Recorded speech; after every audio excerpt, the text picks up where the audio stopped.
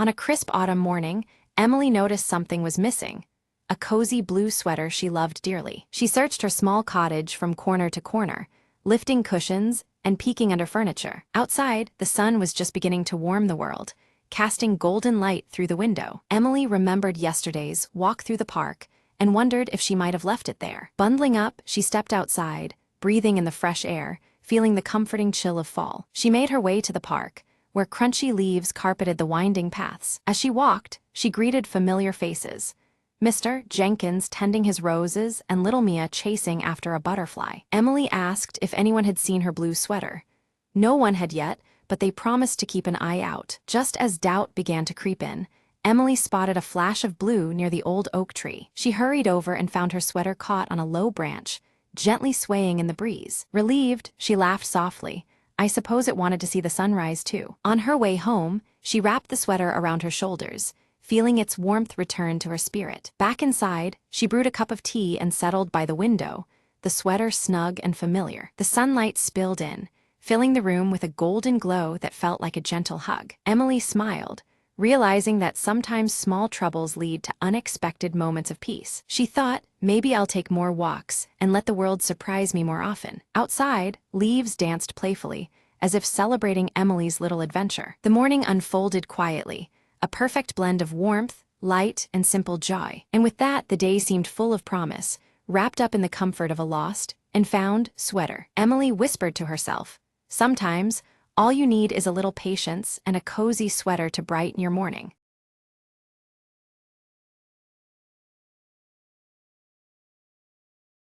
The rain tapped rhythmically against the cracked window of Jake's cluttered office, a pale glow from the street lamp slicing through the fog. Jake lit a cigarette, the smoke curling upwards as he wondered why the dame had walked in looking like trouble with a capital T. She slid a photograph across the desk, eyes darting nervously. Find him, she whispered, voice trembling more than her hands. Jake examined the photo. A man with a crooked smile, standing in an alleyway Jake knew too well. No questions asked, no promises made, but the cash in her hand decided the rest. The trail led to neon-lit bars and shadowed backstreets. Whispers of the crooked smiles, misdeeds crawling through the city's underbelly. A bartender with tired eyes passed a coded note between gritted teeth. He's not alone. Jake's fingers brushed the cool barrel of his. 38 under the coat, a quiet reassurance in the stormy night. At the docks, moonlight danced on water slick with oil. A meeting was set, stakes higher than ever. The crooked smile appeared, flanked by two goons whose silence screamed danger. Quick words exchanged, then a sudden scuffle, fists and fears colliding in the mist. Jake ducked, rolling beneath a swing, the crackle of gunfire sinking with his pounding heart. Amid the chaos, he caught a glimpse of the dame, eyes wide, fighting shadows of her own. A flash of steel, a gasp, and then the crooked smile's desperate plea for mercy. Jake stepped back, breathing heavy. This city's got secrets, he said, but it's time someone told the truth. With the crooked smile tied up and the dame safe, dawn began to pry open the night's secrets. Jake watched the horizon blush with morning, the rain finally stopping. Case closed, he muttered, pocketing the last of the damning evidence, the city breathing easier for a moment. As the dame disappeared into the awakening streets, Jake lit another cigarette, ready for whatever night would throw next. In a city of shadows, he mused, sometimes the only light is knowing you did the right thing.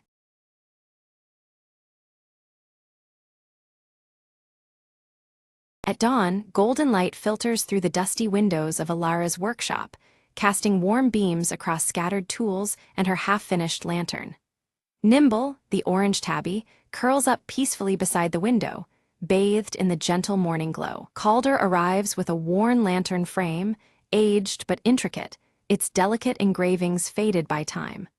With a hopeful smile beneath his silver hair, he hands the ancient piece to Alara, entrusting her with its restoration. Alara carefully inspects the lantern frame, her fingers tracing the engraved patterns as if reading a forgotten language.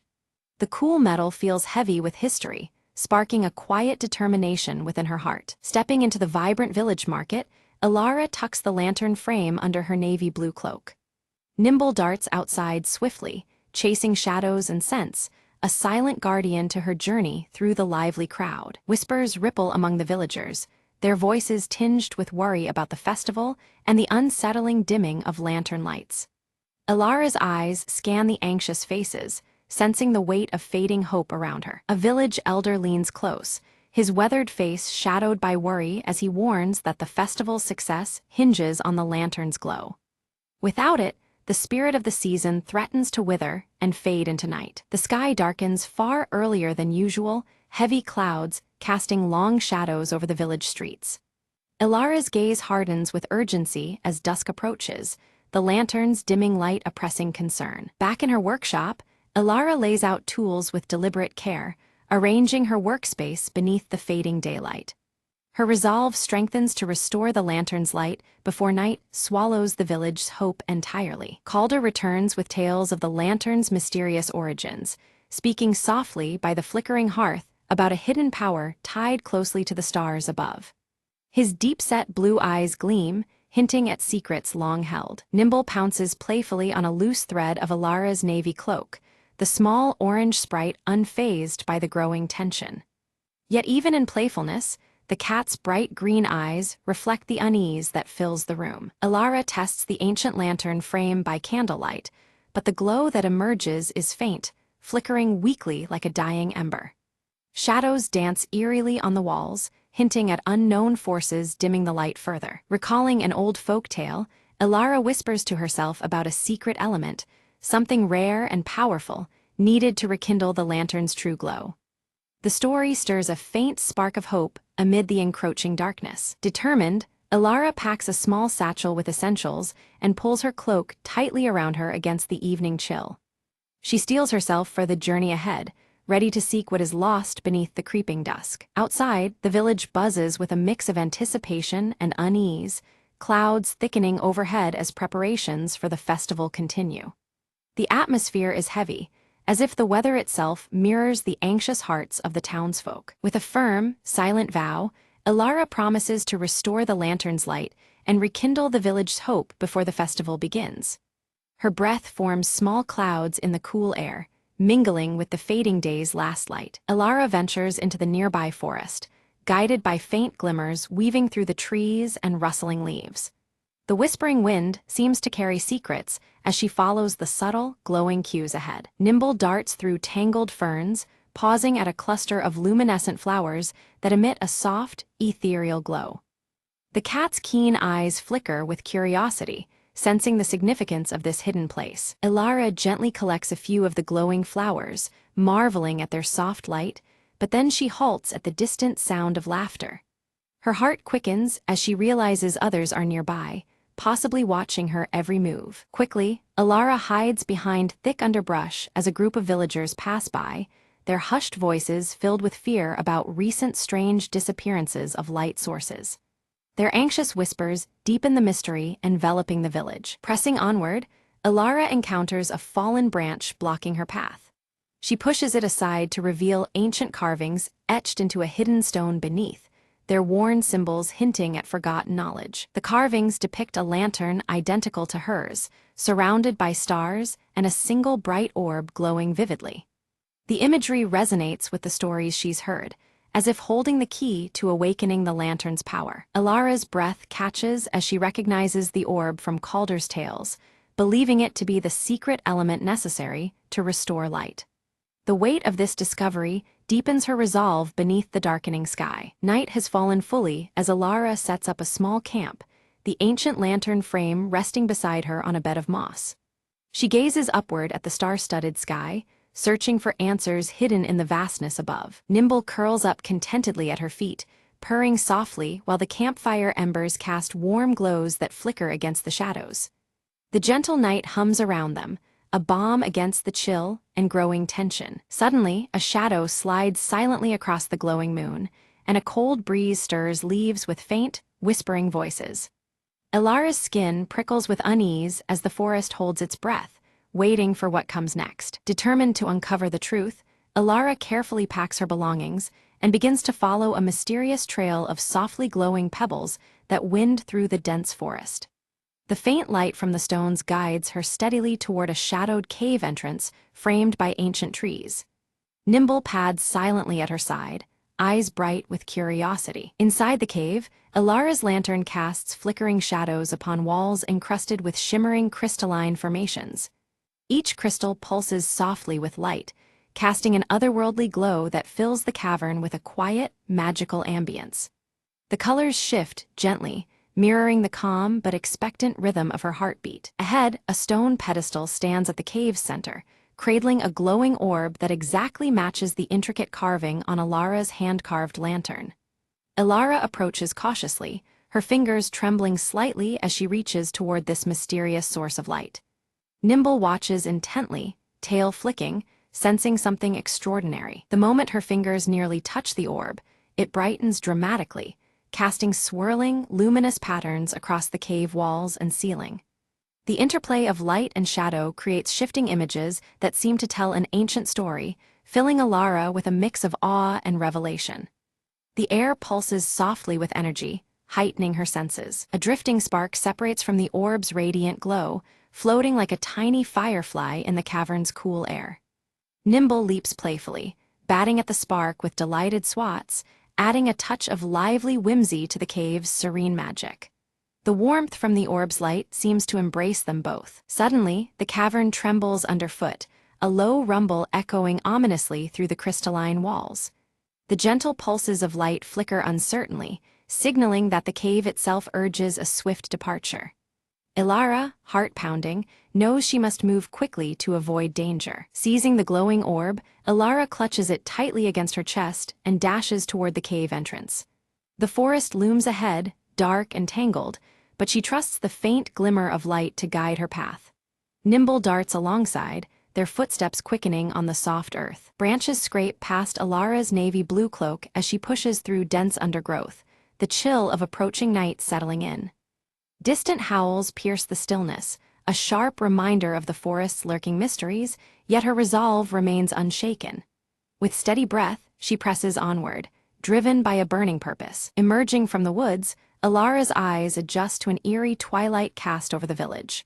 Lanterns flicker dimly, their usual warm glow weakened, and anxious faces ponder the fading light. A hush hangs over the cobblestone streets, as if the very air holds its breath in anticipation. Calder steps forward, his own lantern emitting a hesitant, trembling flame. Together, the pair examine the orb in Ilara's hands, its steady glow contrasting sharply with the village's dwindling lamps. Their shared gaze conveys a silent determination to restore light and hope. Ilara carefully fits the orb into Calder's ancient lantern frame, and instantly, a radiant blaze bursts forth, bathing their faces in brilliant warmth. The restored light seems almost alive, infusing the space with vibrant energy and stirring feelings of wonder. Around them, shadows retreat, replaced by glowing assurance. The orb's luminous power spreads swiftly, traveling to other lanterns throughout the village. One by one, the lights reignite, casting warm hues across the cobblestone streets and rekindling festive spirits in the hearts of villagers. A gentle breeze carries whispered excitement and renewed hope far and wide. Nimble weaves expertly through the gathering crowd, his bright green eyes catching smiles and receiving gentle pats from delighted children. The cat's playful antics lift the villagers' spirits, uniting them under the tender glow of the revived lanterns. Joy blooms as naturally as the light around them. Ilara stands beside Calder, sharing a quiet moment amidst the celebration. Their eyes meet with a newfound bond forged through shared trials and triumph, an unspoken promise reflected in their steady gazes. The warm light envelops them both, a symbol of achievement and hope renewed. Above, the sky clears to reveal stars twinkling brighter than ever, mirroring the village's restored radiance. The shift from twilight to starry night feels like a blessing, as if the universe itself acknowledges their triumph. The changing sky and lantern light dance together in harmonious celebration. A storyteller gathers villagers beneath softly glowing lanterns, recounting the ancient tale of the Lantern Keeper with vivid passion. The story weaves a tapestry of resilience and faith, urging all to hold on to light even during the darkest times. Ilara listens, the tale resonating deeply within her heart. Ilara notices a small fray along the edge of her navy blue cloak, a subtle testament to the journey she has endured. Rather than dismay, she embraces the mark as a symbol of growth and courage. The silver clasp gleams steadily, holding fast as she prepares for whatever lies ahead. As dawn begins to touch the horizon, the village quiets under the soft glow of still-burning lanterns. The promise of a light kept through the night lingers in the air, comforting and steadfast. Ilara feels the weight and warmth of this promise settle in her soul. Calder presents Ilara with a small gemstone pendant, shaped like the glowing orb she carried from the cave. The gift is a heartfelt token of gratitude and trust, its light pulsing gently as if alive with shared memories. Ilara accepts it with a grateful smile, the bond between them shining as brightly as the pendant. Nimble curls contentedly beside the warm hearth as Ilara prepares to rest, the flickering lantern light casting soft shadows in the room. A calm satisfaction fills her heart, mingling with quiet hope for the days to come. Outside, the world waits silently under the watchful stars. Days pass peacefully as Ilara eagerly teaches village children the art of crafting lanterns, passing down the story of light and perseverance. Their eager hands and shining eyes reflect the knowledge and hope she now carries.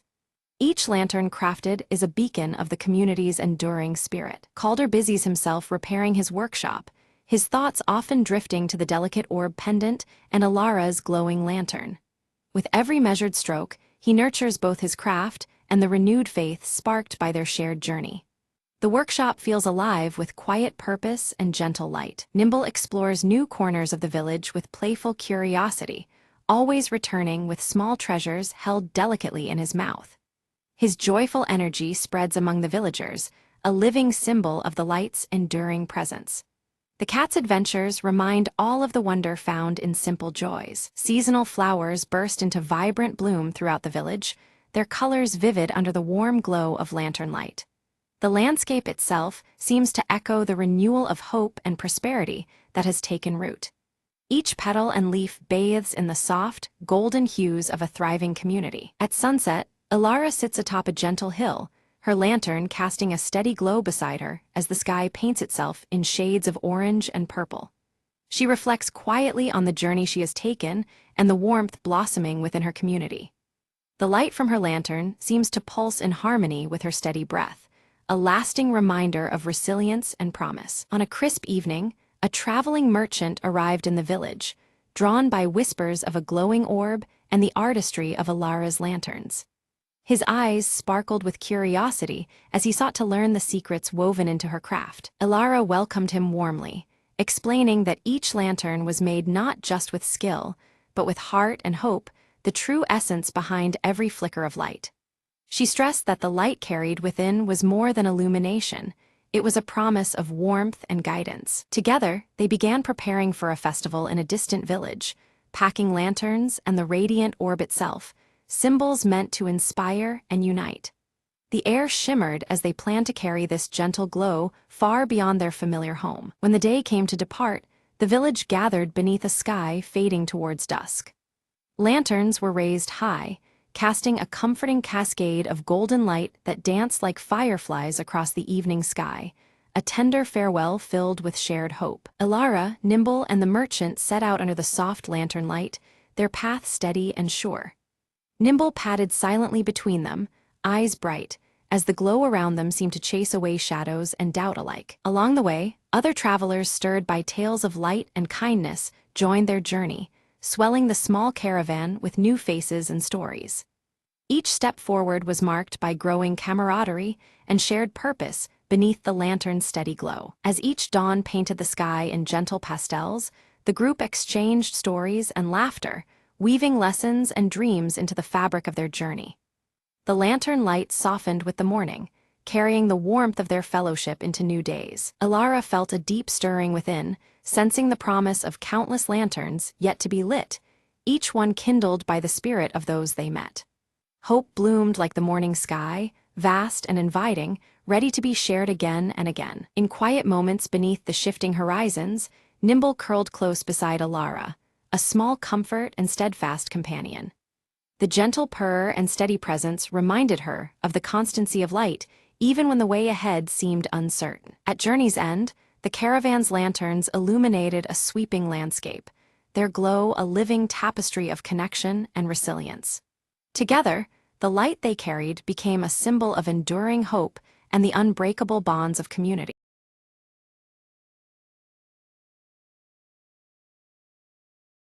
The console blinked to life in the silent command room, a single message flashing on the screen. Captain Arya leaned forward, reading the coordinates aloud. An unknown signal from the edge of Xylon 9. Without hesitation, she ordered the ship to change course, curiosity outweighing caution. The crew scrambled, boots echoing as the cargo bay doors sealed behind them. Hours later, the starship approached a derelict vessel, its hull scarred by cosmic storms. No signs of life, the sensors reported, but the signal persisted.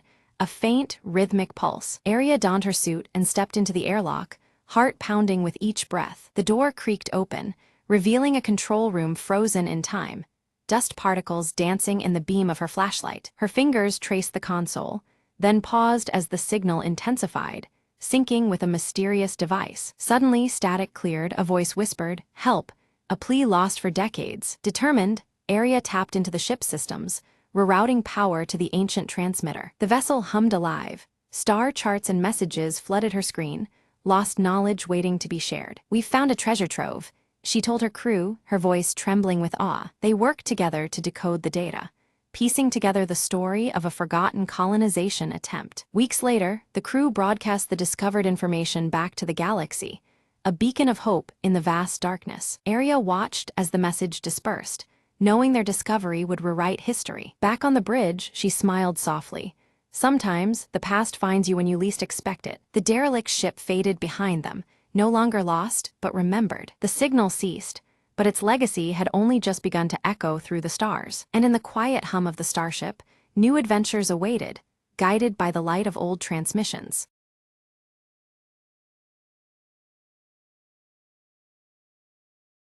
Mara's small bakery smelled of cinnamon and warm bread as dawn crept in through the windows. Today was no ordinary day.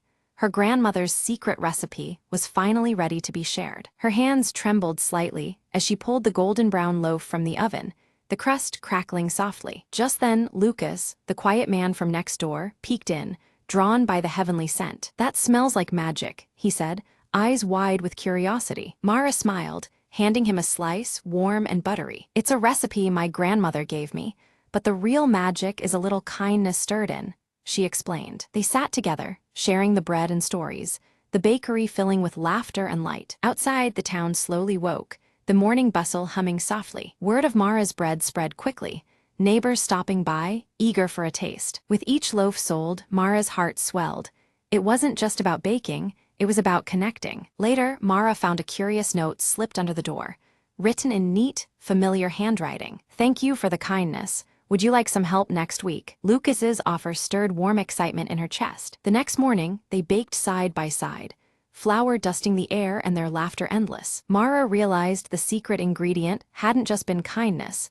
It was friendship blossoming with each batch. As the sun set, the bakery glowed softly, a beacon of warmth in the quiet street. Mara and Lucas shared a satisfied smile, the promise of many more mornings like this shining bright. "It's amazing what a little kindness can do," Mara whispered, as they packed up for the day. And in that cozy little bakery, magic wasn't just in the bread.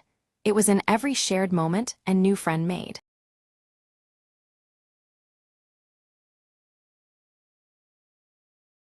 At twilight, Emma found the old elm tree glowing faintly in her backyard, an eerie blue light pulsing from its trunk. Drawn closer, she heard soft whispers, words floating like leaves in the wind. "Help us, trapped." Emma reached out, touching the bark, and suddenly the world twisted, colors inverted, sounds warped. She landed in a shadowy realm beneath the bark, where ghostly figures shimmered, fading in and out like mist. One spirit, a woman with eyes full of sorrow, spoke.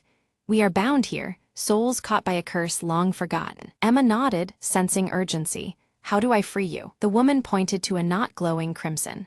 "Find the root talisman buried beneath the roots, a relic holding our chains." Emma crawled through twisted branches and gnarled roots, each step uneasy, as whispers grew louder, pressing on her mind. At the base, she unearthed a small, ancient box, carved with symbols pulsing with power. Inside lay a pendant shaped like a crescent moon, shimmering with otherworldly energy. As Emma lifted it, the whispers shifted to screams, the spirit's forms becoming more vivid, desperate. She placed the talisman back against the knot, Light exploded, the spirits howled, then stilled. A wave of calm washed over her as the blue light turned warm and golden, the whispers now gentle murmurs of thanks. The woman smiled, fading peacefully. "You've given us rest, the curse is broken." Emma emerged from beneath the tree, the night feeling softer, lighter than before. She glanced back at the elm, its bark now ordinary, but in her pocket the talisman pulsed faintly. "Some stories need a believer," she whispered, and as she walked inside, the wind carried a gentle sigh, no longer a plea but gratitude. The next day, neighbors noticed the tree seemed taller, stronger, like a silent guardian watching over the street. Emma smiled, knowing some secrets weren't meant to stay buried forever.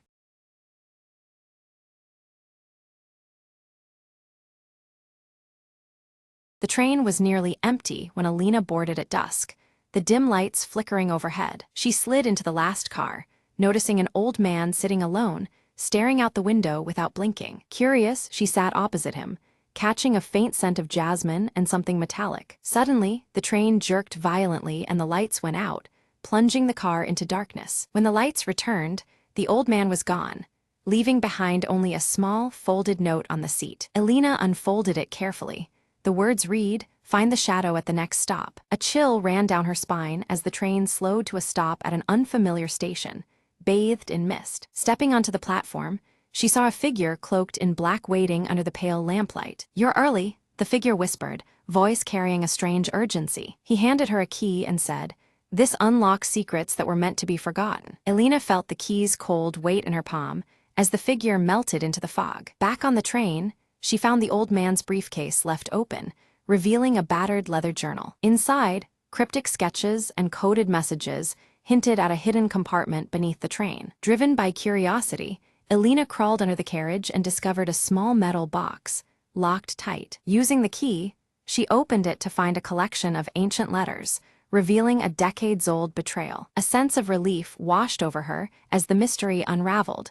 The old man had been protecting these truths. As the train rolled onward, Alina placed the letters safely in her bag, resolved to bring the story to light. The final verse in the journal read, "Truth rides the rails, unseen but never gone." Alina looked out the window, the horizon glowing with the promise of a new day. With a quiet smile, she whispered to herself, "Some passengers leave more than footprints behind."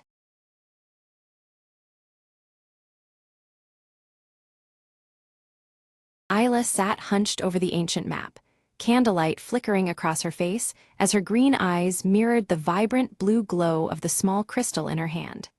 Every line and symbol held secrets she was desperate to unravel before darkness could claim more ground. The heavy wooden door creaked open, and Eldrick entered, clutching an old scroll marked with the ancient tree symbol.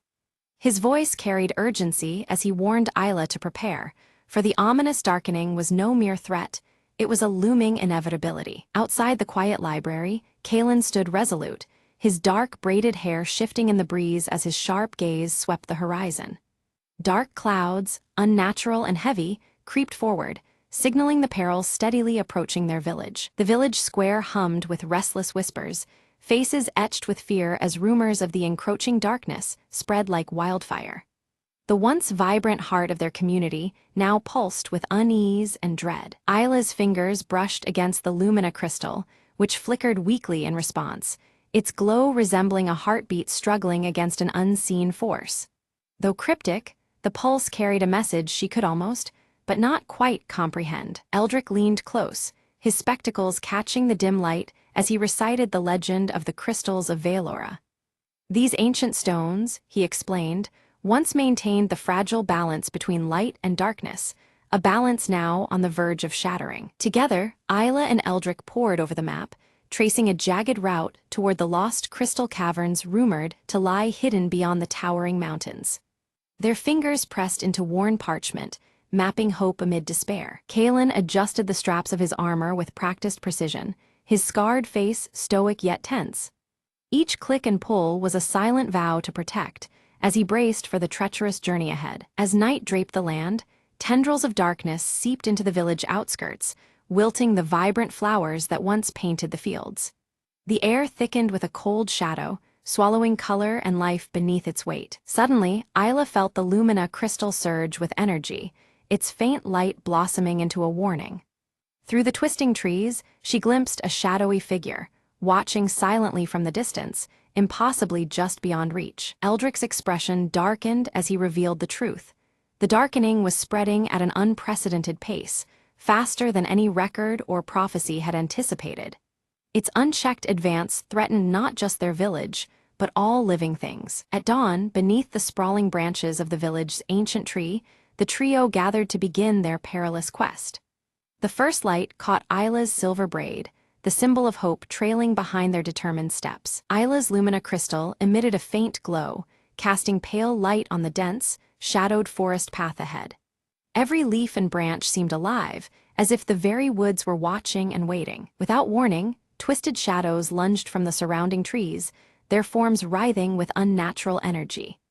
Kalen sprang into action, drawing his sword to fend off the encroaching darkness with swift, precise strikes. They barely escaped the ambush, breaths ragged as the gravity of their mission settled heavier. It was clear now. The stakes of their quest extended far beyond personal safety. The fate of their world hung precariously in balance. Deeper within the forest, Isla noticed faint symbols glowing on the bark of ancient trees, their light pulsing gently like guiding stars. These marks seemed to respond to the crystal's resonance, carving a path through the dense wilderness. As Isla's crystal pulsed with growing strength, the forest around them shimmered, charged with a tangible magic. The air thrummed between light and shadow, filling their journey with both wonder and warning. Ahead, an ancient stone doorway emerged from the overgrowth, its surface etched with the familiar tree symbol, worn by time but defiantly intact. The passage beckoned them into secret realms forgotten by most. Eldrick lifted his amulet, its faint glow synchronizing with the door's carvings. With a whispered incantation, the stone doorway slowly creaked open, revealing a hidden cavern sparkling with countless shimmering crystals. Inside, a suffocating silence enveloped the trio, unnatural and heavy, broken suddenly by a deep, distant roar echoing from the cavern's depths. The sound reverberated through stone, stirring dread and resolve alike. Careful and deliberate, they descended into the cavern's heart, the walls illuminating softly as Isla raised the lumina crystal higher. The gentle light danced over their surroundings, revealing secrets whispered in stone. Without warning, tremors shook the cavern violently. A large section collapsed behind them, dust clouding the dark air and sealing their only known exit, trapping them deeper within the earth's embrace. Kalen's keen eyes scanned ahead, noting faint footprints etched in the glittering dust, mingled with ominous claw marks. The signs whispered of creatures unknown and dangers lurking just out of sight. A spectral figure materialized briefly before them, translucent and ethereal, its voice a faint whisper carrying a cryptic warning. Then, as suddenly as it appeared, the apparition vanished, leaving behind a chilling silence. Driven by instinct, Isla placed her crystal upon an ancient altar. The stone vibrated beneath it, resonating deeply until a hidden pathway pulsed into revelation before them. With a mixture of fear and hope, they prepared to step into the unknown. The trio steps cautiously into a vast chamber where the darkness coils and writhes as if alive, swallowing the faint gleam of their crystals. The air is thick with unease, and every shadow seems to pulse with hidden threats. Isla tightens her grip on the lumina crystal, its glow dim against the oppressive blackness. From this living darkness emerged twisted creatures, their bodies contorted and corrupted, yet their eyes glint faintly, tethered to some remaining spark of light. Their eerie forms shift unpredictably, reflecting a balance twisted toward shadow. The chamber feels alive with the struggle between illumination and void. Kalen draws his sword with a steely resolve, engaging the creatures in frantic battle, his scarred face set in a determined grimace. Isla and Eldrick seize the moment, scouring the cavern walls for another glowing crystal said to hold power over the darkness. Their search is urgent amid the clashing chaos around them. Eldrick's keen eyes catch sight of a smaller crystal embedded deep within a jagged stone, its faint light flickering like a heartbeat. He strains to dislodge it, fingers grasping the ancient rock, but the crystal resists, locked tight as if bound by the cavern itself. Isla moves closer, ready to aid his efforts. As they free the crystal, a swell of darkness rolls through the chamber like a tidal wave, intensifying and pushing against them with relentless force. The shadows creep closer, alive with a malevolent hunger that threatens to overwhelm their fragile light. The lumina crystal flickers, mirroring the rising tension. Isla carefully aligns the two crystals, their glow melding into radiant beams that carve through the shadow like swords of light.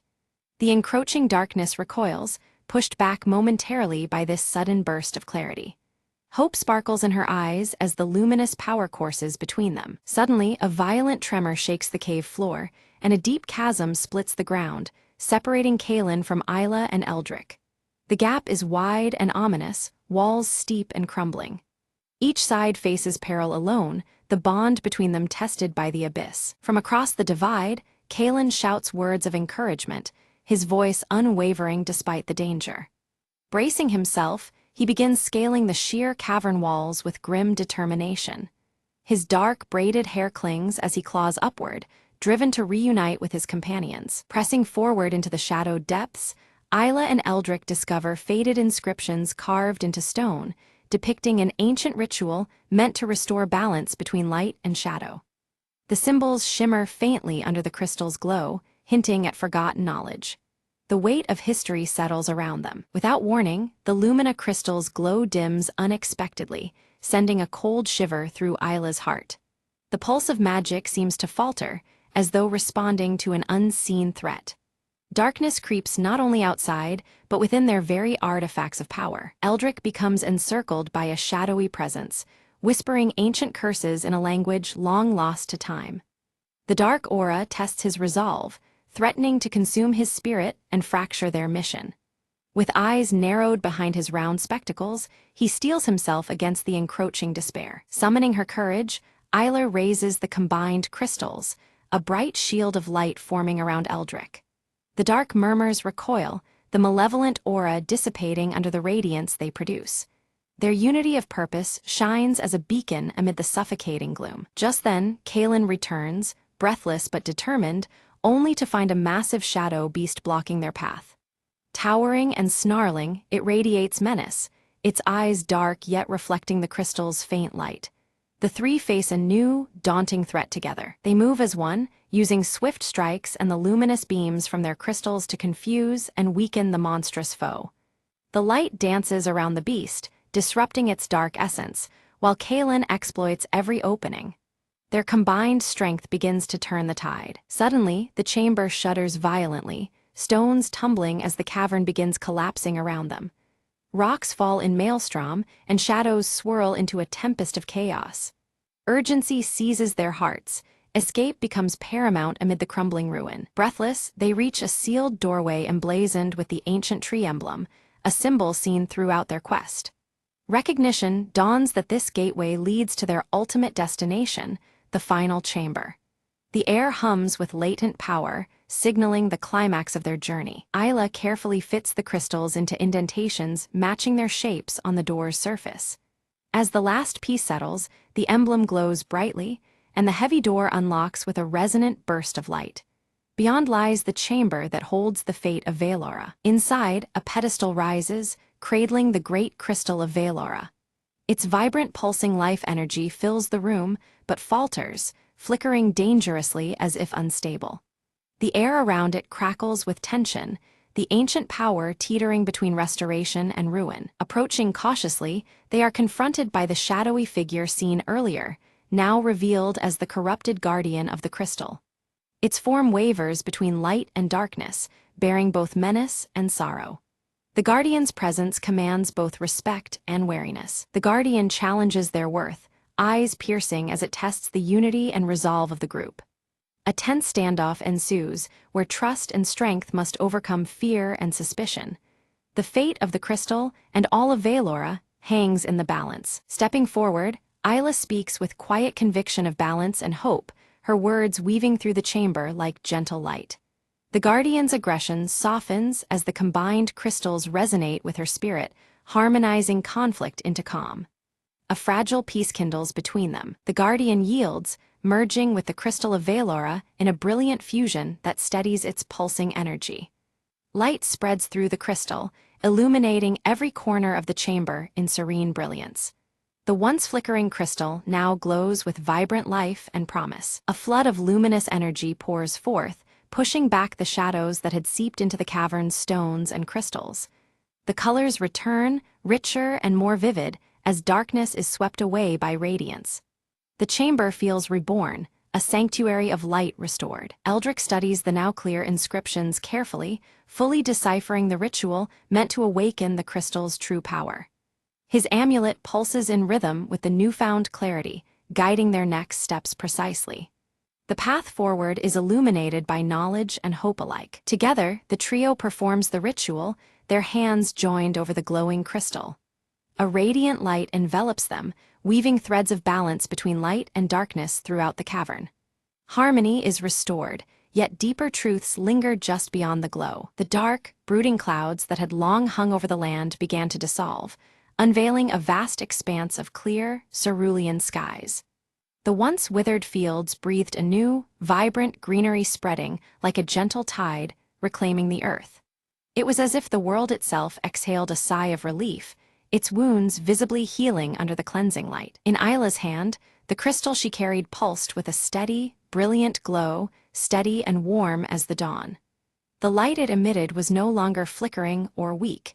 It symbolized a renewed hope that now radiated within every heart. This was the gleaming promise that darkness had been overcome. At the heart of the village, the ancient tree, their timeless guardian, began to pulse with gentle waves of life energy. Its leaves shimmered with renewed vitality, reflecting the balance restored between light and shadow. The symbol etched into its bark seemed to glow faintly, a beacon of harmony reborn. One by one, the villagers stepped from their homes, eyes wide in cautious wonder at the transformed landscape. The tense silence that had gripped them was replaced by a tranquil peace as smiles slowly returned. They felt, deep within, the promise of safety and renewal settling over their homeland. Eldrick gathered the villagers near the ancient tree and shared stories of their arduous journey. His voice, steady and enriched with wisdom, spoke of courage tested and the strength found only in unity. He reminded them that this harmony was won through the bravery of each soul who dared to stand against the darkness. Kalen stood solemnly at the edge of the gathering, his vigilant gaze sweeping the horizon. The scar across his left cheek caught the sun's rays, glowing faintly as if touched by the lingering magic in the air. His presence was a steadfast sentinel, reflecting the warrior's unwavering resolve. By the ancient tree, Isla sat quietly, the gentle breeze tugging softly at her silver braid as she smiled with peaceful reflection. Her vivid green eyes shone with gratitude and quiet strength, knowing the cost of their victory. In this serene moment, she felt a deep connection to the land and to her companions. With great care, the trio placed the Lumina crystal at the very center of the village, where it radiated a protective light. Its steady glow served not only as a symbol, but as an enduring safeguard for generations to come. The crystal's brilliance became a beacon, promising light in any shadow that may arise. Together, Isla, Eldrick, and Kalen prepared for a new adventure, their spirits fortified by the trials they had faced. The bonds forged through hardship had deepened into unbreakable trust and shared purpose. With renewed hope and heartened resolve, they set their sights beyond the village's edge. As the sun dipped low, casting a golden glow upon the distant mountains, the trio moved forward with steady steps. Their silhouettes merged with the vibrant landscape, a testament to journeys past and those yet to come. The horizon shimmered with promise, and they were ready to embrace whatever fate awaited.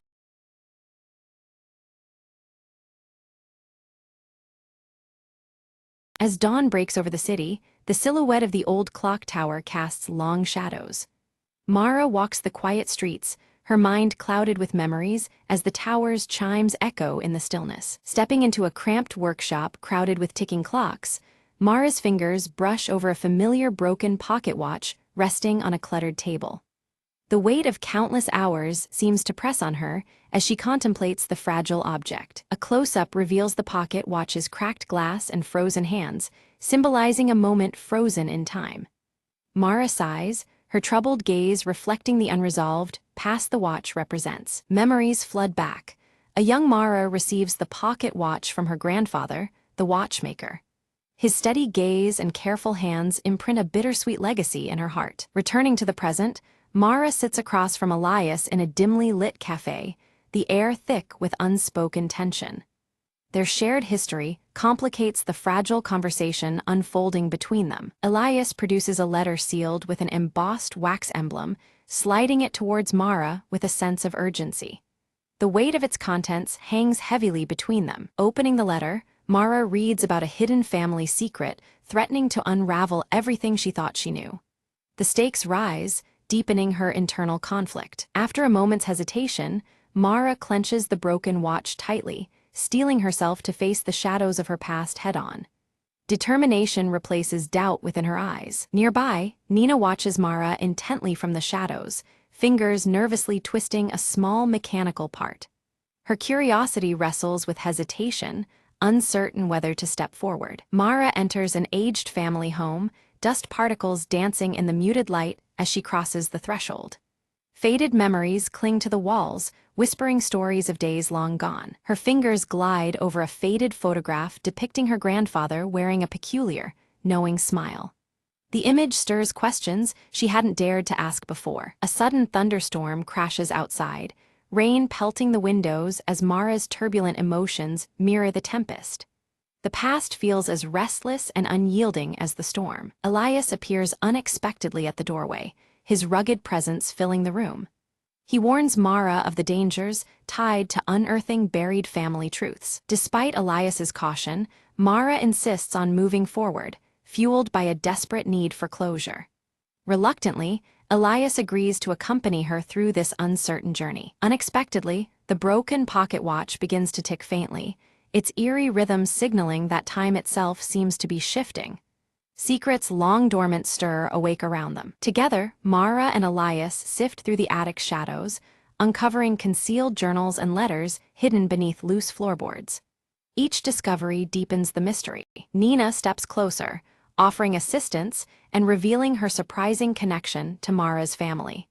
Her presence introduces new dimensions to the unfolding story. Tensions flare as Mara and Elias clash over trust, fracturing their uneasy alliance. Old wounds open amid accusations and doubt. In a haunting dream, the watchmaker appears, his cryptic gaze inviting Mara to look beyond the obvious. His steady hands gesture toward truths yet uncovered. Awakening with newfound resolve, Mara discovers a secret compartment within the pocket watch containing a small, enigmatic key. Hope and fear intertwine in her grasp. The key fits an ancient chest hidden beneath the house, which they open to reveal letters and artifacts long concealed. Each piece reshapes Mara's understanding of her family's past. Among the findings is a letter referencing a lost sibling, challenging everything Mara believed about her lineage. This revelation forces her to reconsider her identity. Elias confesses his own ties to the family's history, adding layers of complexity and raising the stakes. His rugged exterior cracks, exposing vulnerabilities tied to shared secrets. Mara's mind flashes back to forgotten or misunderstood childhood moments, fragments of memory swirling like puzzle pieces. Clarity and confusion intertwine as the past resurfaces. Suddenly, the pocket watch stops ticking once more, announcing a crucial turning point. Time's fragile thread seems to hold its breath, awaiting what comes next. Nina sat cross-legged on the floor, delicately examining the intricate pieces of the broken pocket watch. As she adjusted a tiny gear, her fingers brushed against a faint engraving hidden deep inside the casing. Leaning closer, she realized it was a message, carefully etched in an elegant script that had gone unnoticed until now. The message spoke of a meeting place tied to Mara's grandfather, hinting at old alliances and betrayals long buried. The words suggested that answers lay buried within forgotten walls, places where time seemed to stand still, yet memories whispered endlessly. Mara's mind raced as the past began to entwine more tightly with their present quest. Under the cloak of night, Mara, Elias clad in his worn leather jacket, and curious Nina ventured toward an abandoned train station. The cold air was thick with anticipation, and the shadows cast by the flickering lantern grew longer with each step. Guided by the secret message, their footsteps echoed into the darkness of a place forgotten by time. Unseen eyes seemed to watch their every movement as vague silhouettes moved beyond the station's broken windows. The atmosphere thickened with unease, signaling that danger was closer than they realized. Each glance shared was met with silence, warning them that they were not alone in this pursuit of truth. Tension surfaced between Elias and Mara, their voices low but edged with frustration over past decisions and recent risks. Bitter words hinted at cracks forming in their once solid partnership, revealing fears and doubts beneath their steely exteriors.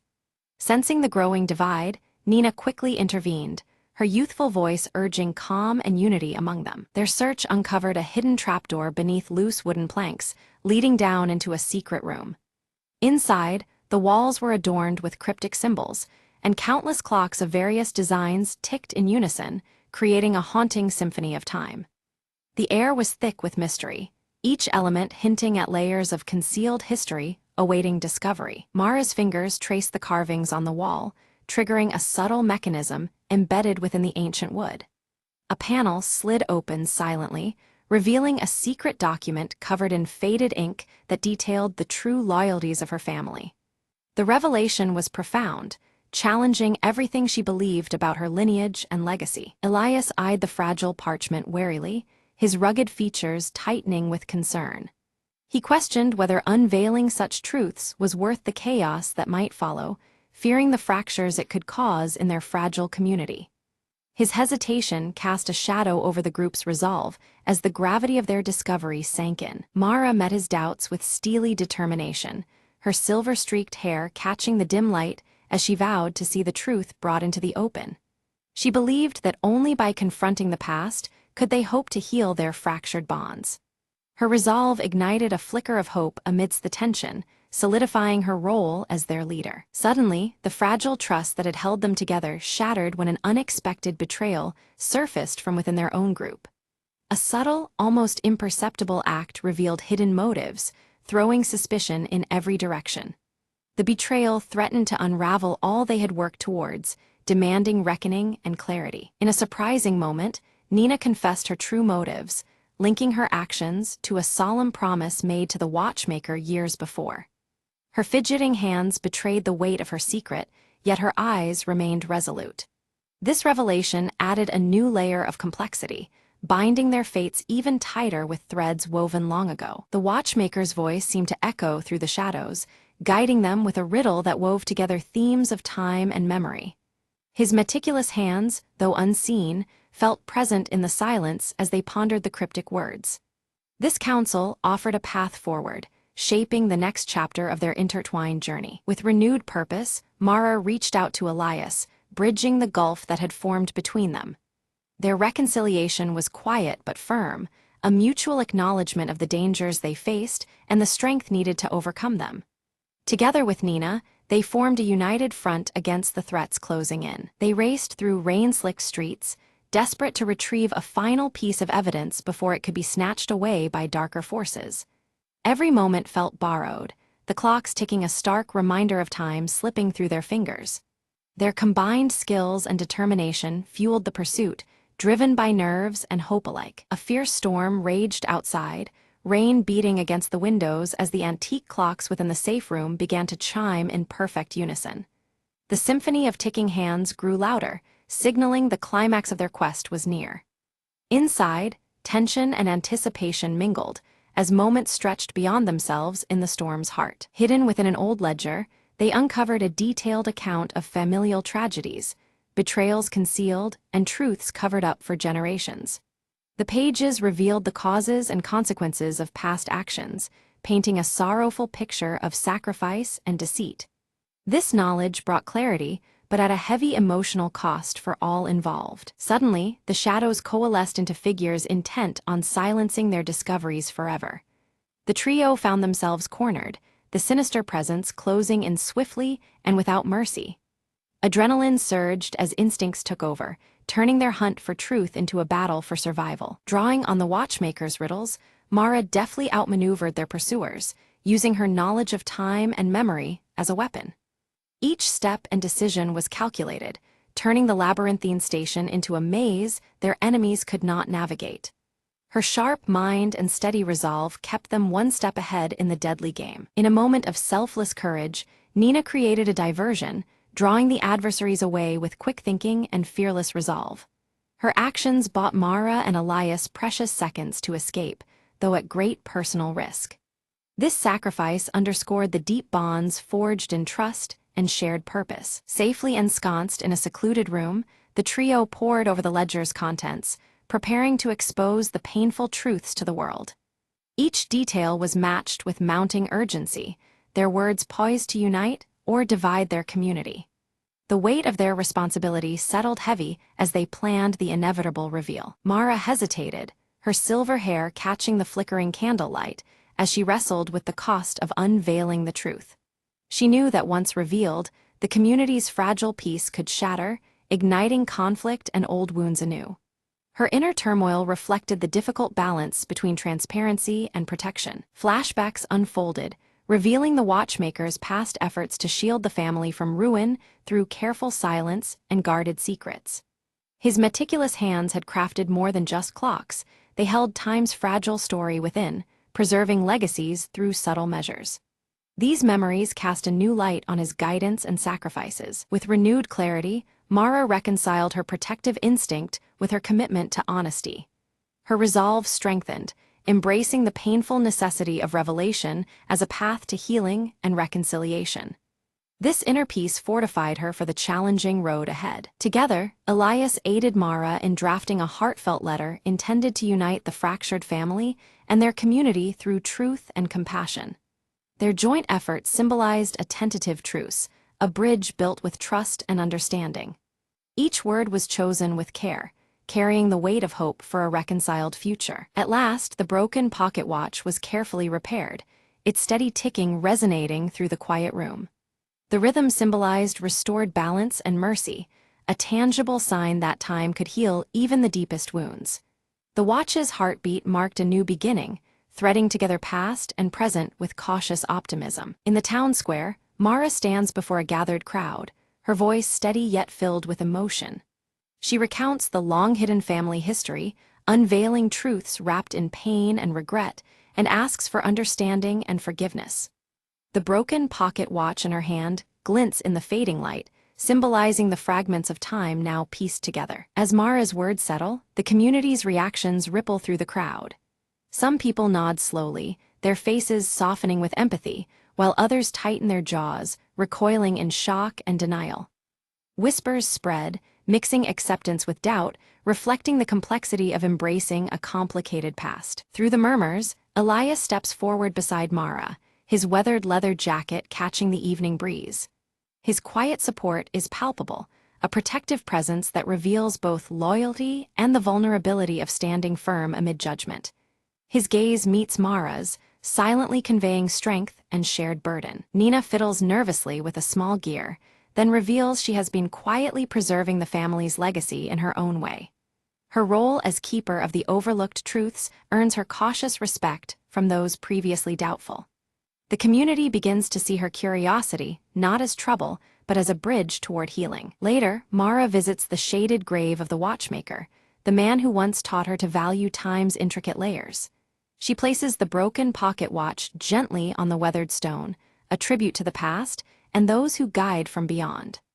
The watchmaker's grave seems to hold the silent wisdom of countless hours and secrets shared. As twilight turns into night, the old clock tower in the heart of the town chimes, its sound clear and true. Miraculously, all the clocks in town align with its rhythm, their hands moving in synchronized harmony. This resonance breathes new life into the community, symbolizing unity restored after long discord. Walking through familiar streets, Mara senses a subtle transformation around her. The air carries a quiet promise, as neighbors exchange tentative smiles and old rifts begin fading like shadows at dawn. Her heart swells with hope, recognizing the first threads of rebuilding woven through everyday moments. In a moment of shared silence, Mara and Elias stand side by side beneath the glow of the clock tower. They acknowledge the scars etched by the past, but also the new beginning forged from honest surrender. Their connection deepens, a testament to enduring resilience amid change. Back in the dusty workshop, Nina carefully begins mending aged clocks, her nimble fingers coaxing life back into broken mechanisms. Her curiosity has shifted from restless questions to a healing craft, bridging the community's fractured timeline. Each ticking clock she restores is a quiet melody of renewal and hope. The story closes on the restored pocket watch, its delicate hands moving steadily and softly marking time. Its gentle ticking echoes the endless cycles of life, memories, and truths that layer one upon another. In this sound lies the subtle promise of forgiveness, continuity, and new stories yet to unfold.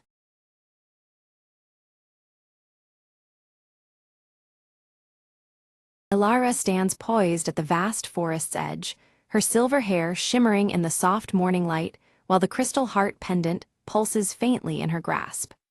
The pendant's gentle glow reflects her determination as she prepares to venture into the unknown. A whispering wind stirs the leaves, carrying faint, ethereal voices that echo from deep within the forest. The voices seem to blend promise with warning, beckoning Elara onward, yet hinting at lurking dangers ahead. By a cracked stone altar, Elara encounters Phelan, whose amber eyes scan the dense trees warily, his scar reddened by the crisp morning air.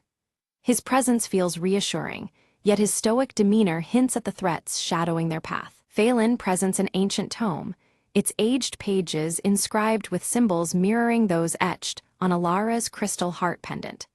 The book seems to hold forgotten knowledge vital to navigating the mysteries ahead. Myra bursts into view, her iridescent wings casting shimmering patterns as she grins mischievously. She challenges Elara with a riddle born from the forest's secrets, teasing her to unlock hidden truths. Unseen, the shade lingers among the shadows, its deep violet eyes glinting with calculated patience as it traces Elara's every step through the twisting trees. Its silent presence casts an uneasy pall over the group. Elara's fingers brush the pendant, prompting beams of radiant light to shoot forth, painting a luminous map across the ancient tome's pages. The glowing paths lead deeper into the heart of the forest, guiding their next steps. A sudden rustle stirs the underbrush, startling all as elusive forest creatures vanish swiftly among bioluminescent mushrooms that pulse in rhythmic beats. The eerie glow seems to synchronize with the pendant's faint pulse of warning. Phelan's voice carries a grave warning of an impending storm, his scar intensifying in color beneath the darkening, swirling clouds above. The tightening air presses upon them as tension mounts. Elara steps carefully across a crystal-clear stream, her gaze drawn to the water's surface, where reflections shimmer and shift unnaturally. The warped images hint at hidden enchantments manipulating reality around them. Guided by Myra's fluttering light, they reach an ancient tree with serpentine roots twisting wildly and ancient symbols carved deep into its bark, symbols matching those in the tome. The tree seems alive with history and magic. From Myra's palm appears the silver key, glowing softly against the tree's bark as it slides effortlessly into a concealed lock. A silent mechanism stirs, unlocking passage to secrets guarded for centuries. A hollow within the tree opens to reveal a passage glittering with multicolored crystals. The pathway beckons the trio forward, deeper into a shadowed realm alight with flickering colors. Elara hesitates, clutching the crystal heart tightly as dancing shadows flicker around them, and the forest's usual chorus falls into an eerie, unnatural silence. The stillness presses, warning of unseen threats. Suddenly, the shade emerges from the shadows, blocking their retreat with an aura of chilling silence.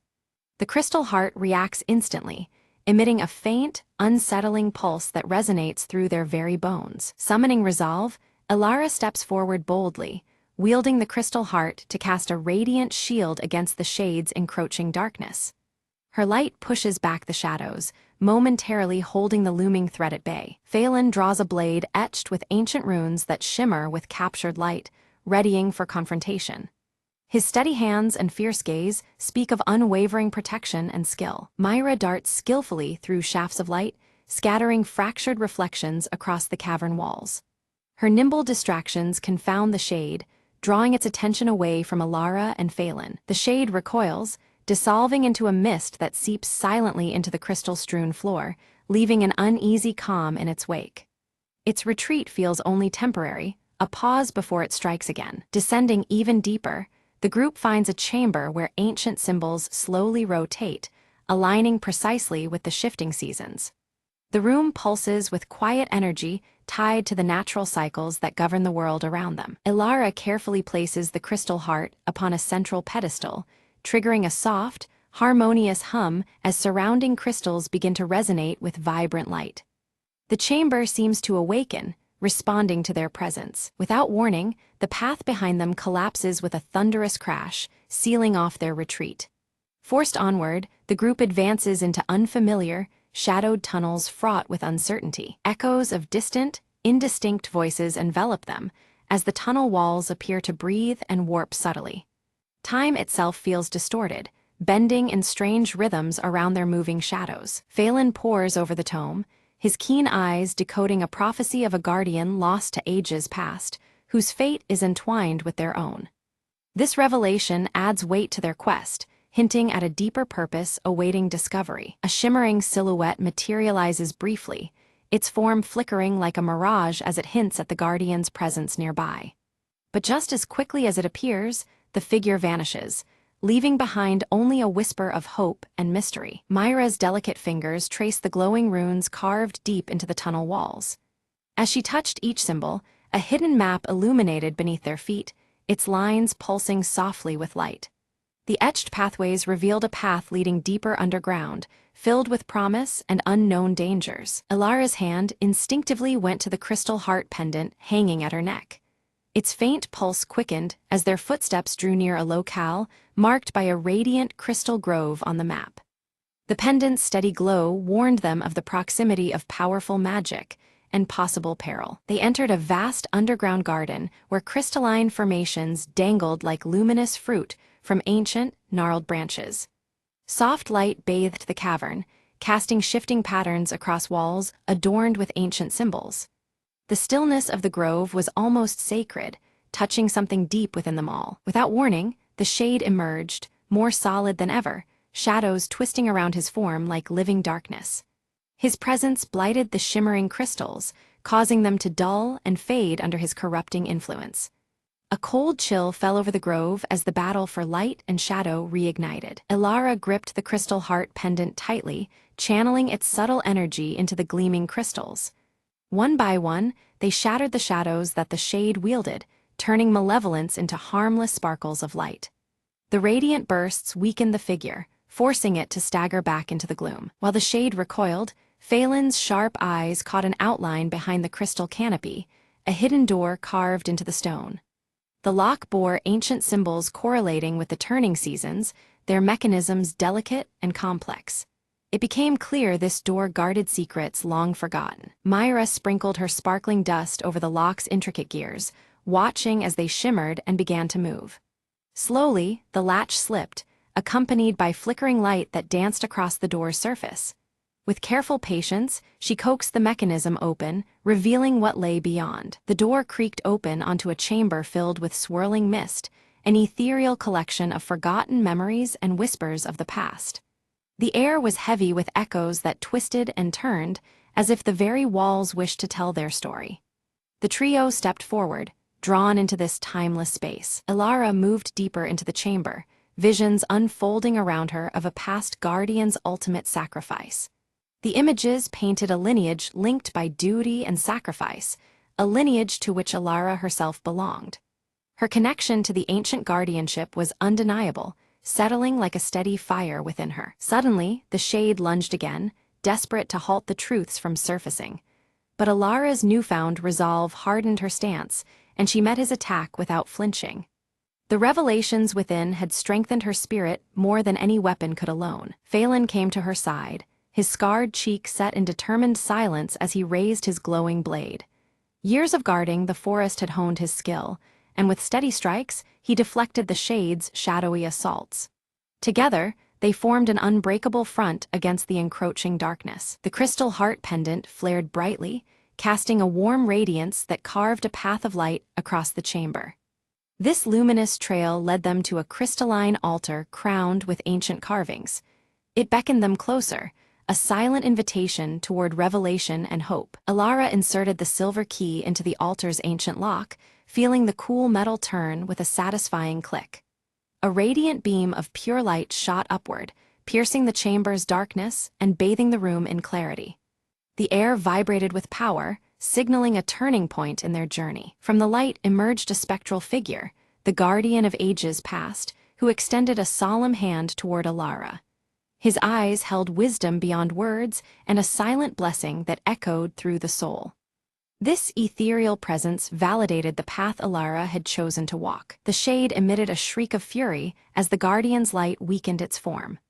Shadows began to loosen and disperse into harmless motes, drifting away like smoke on the breeze. Its hold on the grove faltered, nearing the end of its dark reign. With the shade vanquished, the crystal grove blossomed into radiant life, colors vibrant and light pure. The forest itself seemed to breathe anew, the ancient balance restored. Every crystal shone with a brilliance that promised renewal and protection for seasons to come. Phelan explained that the cycle of seasons and light must remain in harmony to keep shadows at bay. This eternal balance was the key to sustaining peace and preventing the shade's return. Understanding this duty deepened Alara's commitment to her newfound role. Alara stood tall, her emerald eyes shining fiercely with determination and hope. She fully embraced her role as the guardian, a protector woven into the forest's very essence. The weight of responsibility settled comfortably on her shoulders, a mantle she was ready to bear. Myra flitted back toward the high canopy, her iridescent wings catching the light as she laughed gently. She promised to watch over the forest's secrets, the mischievous sprite forever entwined with the grove's magic. Her presence was a joyful reminder that even in darkness, light could be found. Outside, the storm clouds parted to reveal a sky brilliant and clear. The forest vibrated with renewed energy, every leaf and branch alive with possibility. The changing seasons whispered of new chapters, of growth and healing just beginning. Alara and Phelan stood together at the edge of the blooming grove, the crystal heart pendant glowing with a steady, calming pulse. Its gentle rhythm echoed the quiet strength of the land they now protected. Side by side, they watched as light and life intertwined in endless cycles. They uncovered an ancient mural depicting generations of guardians intertwined with the forest's destiny. The images showed eternal duty, sacrifice, and the delicate balance of nature and magic. Each painted figure bore symbols that felt deeply familiar, connecting past and present. Alara studied the mural carefully, realizing that every choice made would echo through future seasons like turning a page in a living book. The weight of their decisions stretched beyond the moment, rippling out over time. This understanding brought clarity and caution to her heart. Phelan shared stories of past challenges faced by guardians before her, reminding Alara of the strength found in unity and unwavering trust. These tales of perseverance reinforced the partnership they had forged. Together, they would face whatever trials lay ahead. The pair began setting protective wards around the crystal grove, using knowledge from the ancient tome and the pendant's power. Each ward hummed with light and magic, a barrier against future threats. Their collaboration marked the beginning of a vigilant and hopeful era for the forest. Alara carefully flipped through the ancient tome, her fingers trembling as she discovered a hidden compartment nestled between the worn pages. Inside, a delicate parchment glowed faintly, revealing a message left by the original guardian, filled with words of hope and guidance. The ink shimmered with an ethereal light, echoing the path that lay ahead. The message spoke of belief and courage as the greatest powers to overcome the darkness lurking beyond the forest's protective borders. It urged the reader to trust in the strength within and the light that shines even in deepest shadows. These words filled Alara with a newfound resolve, binding her heart to the destiny before her. Taking a deep breath, Alara stepped forward into the radiant light filtering through the crystal grove. The glowing crystals pulsed softly around her, welcoming her presence as she embraced her role as protector and guide of this sacred place. The air buzzed with energy, marking the beginning of her journey to safeguard the balance of the forest. Beside her, Phelan knelt with solemn determination, the scar on his cheek catching a stray ray of sunlight. He pledged his unwavering loyalty and support, knowing the challenges ahead would test their very limits. Their alliance forged anew, they prepared to face the trials awaiting beyond the grove's shimmering borders. The grove itself seemed to breathe, its pulsating light resonating with life and harmony. Ancient symbols etched into the bark of the surrounding trees glowed faintly, celebrating the restoration of balance and the promise of renewal. Every crystal shimmered as if acknowledging the dawn of a hopeful era. Suddenly, a flutter of iridescent wings announced Myra's return, her golden hair catching the light as she approached. In her tiny hands, she offered Alara a vial filled with shimmering, magical dust, a gift to be used only in moments of greatest peril. The sparkles within the vial seemed alive, a tangible token of friendship and aid. With reverence, Alara knelt at the heart of the grove and gently planted the silver key into the fertile earth. This act symbolized a new beginning, one rooted deeply in strength, sacrifice, and the enduring bond between guardian and forest. The ground pulsed faintly beneath her touch, welcoming the key as a beacon of hope. Together, the trio watched in awe as the seasons turned swiftly around them. Blossoms burst forth in radiant colors, while emerald leaves twisted into autumn hues. The cyclical dances of nature played out seamlessly, signifying harmony restored and the continuous flow of life. Their eyes reflected the timeless rhythm of the world's heartbeat. Bathed in the golden light of the afternoon sun, Alara's silver hair shone with renewed brilliance. The crystal heart pendant resting against her chest emitted a soft, comforting glow, a steadfast symbol of protection that would endure through all trials. In that moment, she embodied the forest's enduring spirit and strength. As twilight descended, the crystal grove sparkled under a canopy of twinkling stars, its gentle glow casting a serene beacon across the land. It stood as a testament to hope, resilience, and the courage to face the unknown for all who sought sanctuary. Quiet and steadfast, the grove promised that light would always prevail even in the darkest times.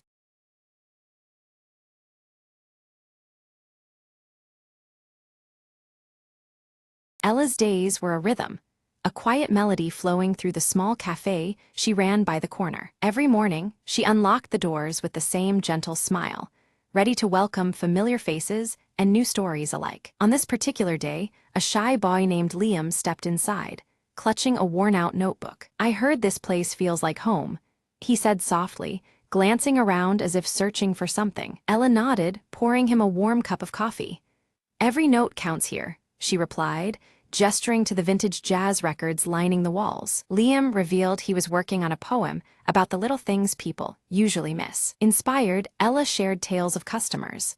The baker who hummed while kneading dough, the old man who tapped his cane like a drummer, the young artist who sketched the laughter in the air. Together, they found stories in ordinary moments, like the steam rising from a cup or the clink of teaspoons mixing sugar. As the afternoon light shifted, so did Liam's confidence. His words began to flow smoother, capturing the subtle melodies Ella had described. When it was time to leave, he handed Ella the notebook.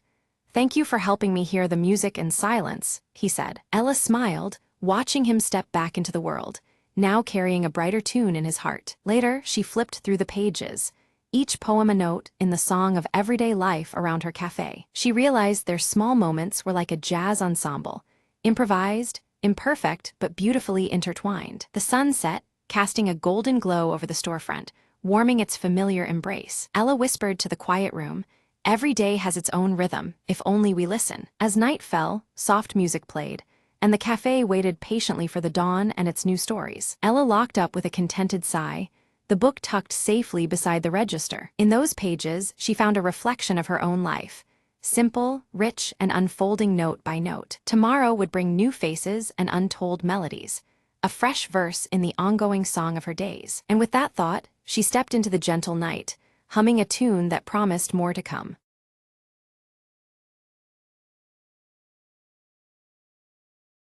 It was past midnight when Sarah finally found the courage to open the old door in the attic, a door she'd never noticed before. The air that spilled out smelled of dust, and something colder, darker, breathing beneath the floorboards. Sarah stepped inside, her flashlight barely cutting through the thick shadows cloaking the room. Whispers curled around her ears, unintelligible but insistent, drawing her deeper into the darkness. Her hand brushed something soft on the floor, a diary, old and leather-bound, trembling in her grip. Opening it, she found faded letters scribbled hastily, telling of a family trapped inside this very house, years ago, never leaving. Suddenly, the door slammed shut behind her, sealing off any hope of escape. The whispers grew louder, transforming into voices, pleading, angry, lost. Sarah's heart pounded as a cold breath brushed her neck, and the room seemed to shrink around her. She remembered the last phrase from the diary, "Only the truth will free us." Clutching the diary, she spoke aloud, "Tell me what happened. I want to help." The voices overlapped, forming a story of betrayal, silence, and a secret hidden beneath the floorboards. With shaking hands, Sarah knelt and pried at the worn wooden planks, revealing a small, locked box. Using a hairpin, she managed to open it. Inside lay a tarnished locket and a faded photograph of the trapped family. She whispered, "I see you. I won't let you be forgotten." The atmosphere shifted. The room breathed easier, the voices softening into grateful sighs. Suddenly, the attic door creaked open, sunlight flooding in for the first time in decades. Sarah stepped out with the locket in hand, feeling the weight of the past lift from the old house. As she descended the stairs, the whispers faded, replaced by a serene silence. Looking back once more, Sarah smiled softly. "Rest now, you're free."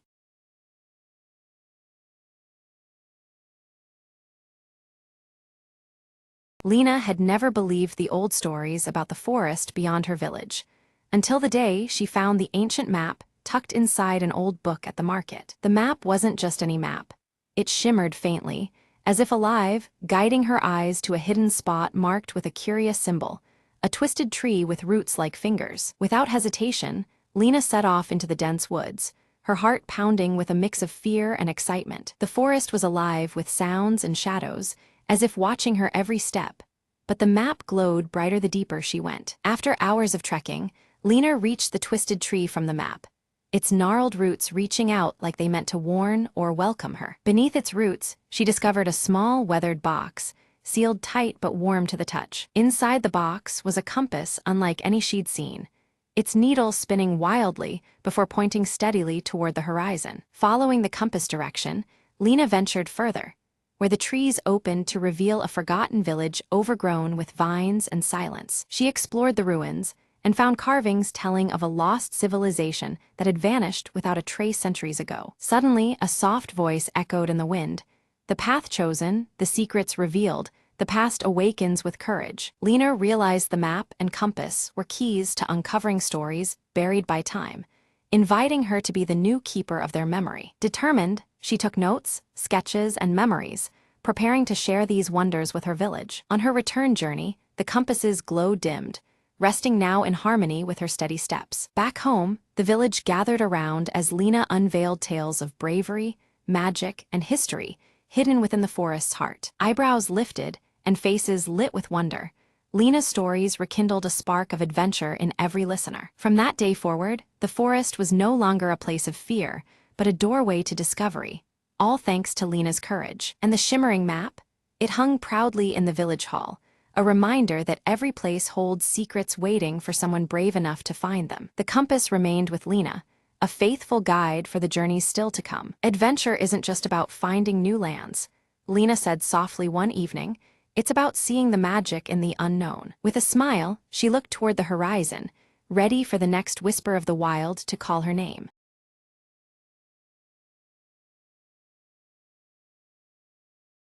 Under flickering streetlights, Clara Voss lights a cigarette outside the dim jazz club.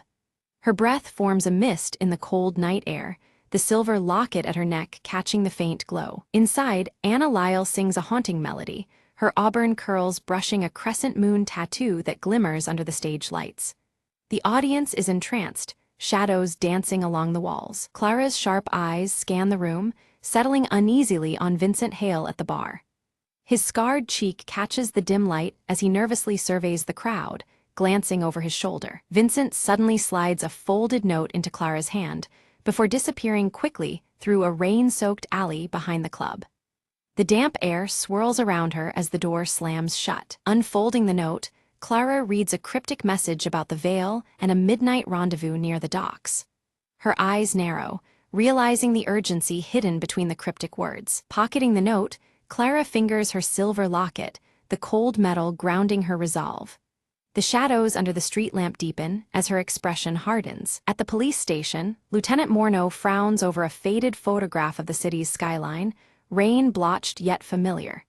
He explains the unsolved disappearances with a stern voice, tension thick in the air. Clara exhales smoke from her cigarette, jaw clenched, promising Morneau she'll uncover the truth. The flickering bulb overhead casts long shadows on the worn walls. Later, Elias Crane emerges from the mist near the docks, his gray fedora low and gloves pristine against the damp night. His silent approach seems almost spectral in the fog. Clara approaches Elias cautiously, noting his cold demeanor and the gleam of his gloves in the muted light. Their whispered exchange carries weight, secrets hovering between them. Elias warns of unseen forces lurking beneath the city's surface, cryptically mentioning the Midnight Veil as something to fear. His words hang heavy in the chill air. Suddenly, a shadow detaches. Vincent appears, urgency in his whisper as he speaks of a meeting that could expose everything. The three share a tense glance, aware of the risks. From their hidden vantage, Clara, Elias, and Vincent watch as shadowy figures gather in a clandestine assembly near the docks. Blurred reflections ripple off the water, obscuring faces. Gunfire shatters the silence. Chaos erupts with frantic movement. Clara narrowly escapes amidst the turmoil, clutching a torn piece of fabric stained with shadows and rain. Back in her dim apartment, Clara examines the fabric's emblem by the fading light, a match to Anna's crescent moon tattoo. A chill runs through her at the unexpected connection. Anna confronts Clara, suspicion flickering in her eyes as she questions the emblem's link to her past performances. Her voice trembles with a mix of fear and anger. Clara recalls rumors of a secret society, veiled references caught in old jazz lyrics passed down through whispers. The city's darkest corners seem to pulse with hidden meaning. Vincent admits his past affiliation with the society, revealing its deep reach into city officials and even the police force. His tone is haunted, remorse threading each word. Clara's silver locket glints faintly as she recalls her father's mysterious disappearance years ago, a dark thread now entwined with the society's shadow. Determination steals her gaze. At dawn, Elias reveals a concealed entrance beneath the city, a hidden passage that promises answers. They plan their exploration carefully, the weight of secrecy pressing down. Descending into twisting tunnels, shadows strain into ominous shapes, whispers curling from unseen corners. The faint glow of the locket marks their path against the oppressive darkness. A sudden mechanism slams shut behind them, sealing the entrance tight. Trapped, the group clings to the faint light emanating from Clara's locket as panic stirs. The locket's glow illuminates cryptic symbols carved deeply into the stone walls. The group leans in, realizing the warnings etched in stone might hold crucial meaning. Vincent interprets the symbols as grave cautions, but Elias pushes forward undeterred. They uncover a hidden chamber, its air thick with decades of secrets. Inside, stacks of documents expose layers of corruption, officials entwined with mysterious disappearances linked to the secret society. The full scope of their enemies' reach becomes chillingly clear. Suddenly, distant footsteps echoed through the tunnel, sharp and unyielding. Instinctively, the group melted into the shadows, blending with blurred reflections cast by flickering lights. Lieutenant Morneau's stern voice called out, slicing through the silence and betraying their hiding spot. Morneau appeared, his square jaw set rigidly as he demanded Clara hand over the evidence immediately. His tone left no room for negotiation, threatening charges of insubordination if she refused. The air thickened with tension, the flicker of cigarette embers nearly forgotten. Clara stepped forward, her eyes unwavering as she opened her coat to reveal her own badge beneath. Her voice was steady as she declared a commitment to justice that transcended mere orders. The silver locket around her neck caught the low light, a quiet emblem of her resolve. Morneau hesitated, a flicker of conflict crossing his features beneath his stern facade. Before the standoff could deepen, a sudden structural tremor rocked the tunnel, sending debris crashing down and forcing them into chaos.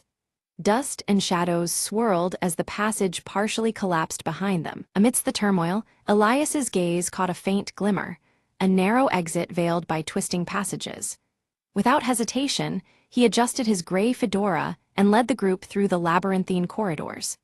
Their steps echoed faintly against wet walls, the silver locket and crescent moon tattoo glimpsed in fleeting reflections. At last, they emerged near the city's riverside, where shadowy figures in trench coats awaited under dim street lamps.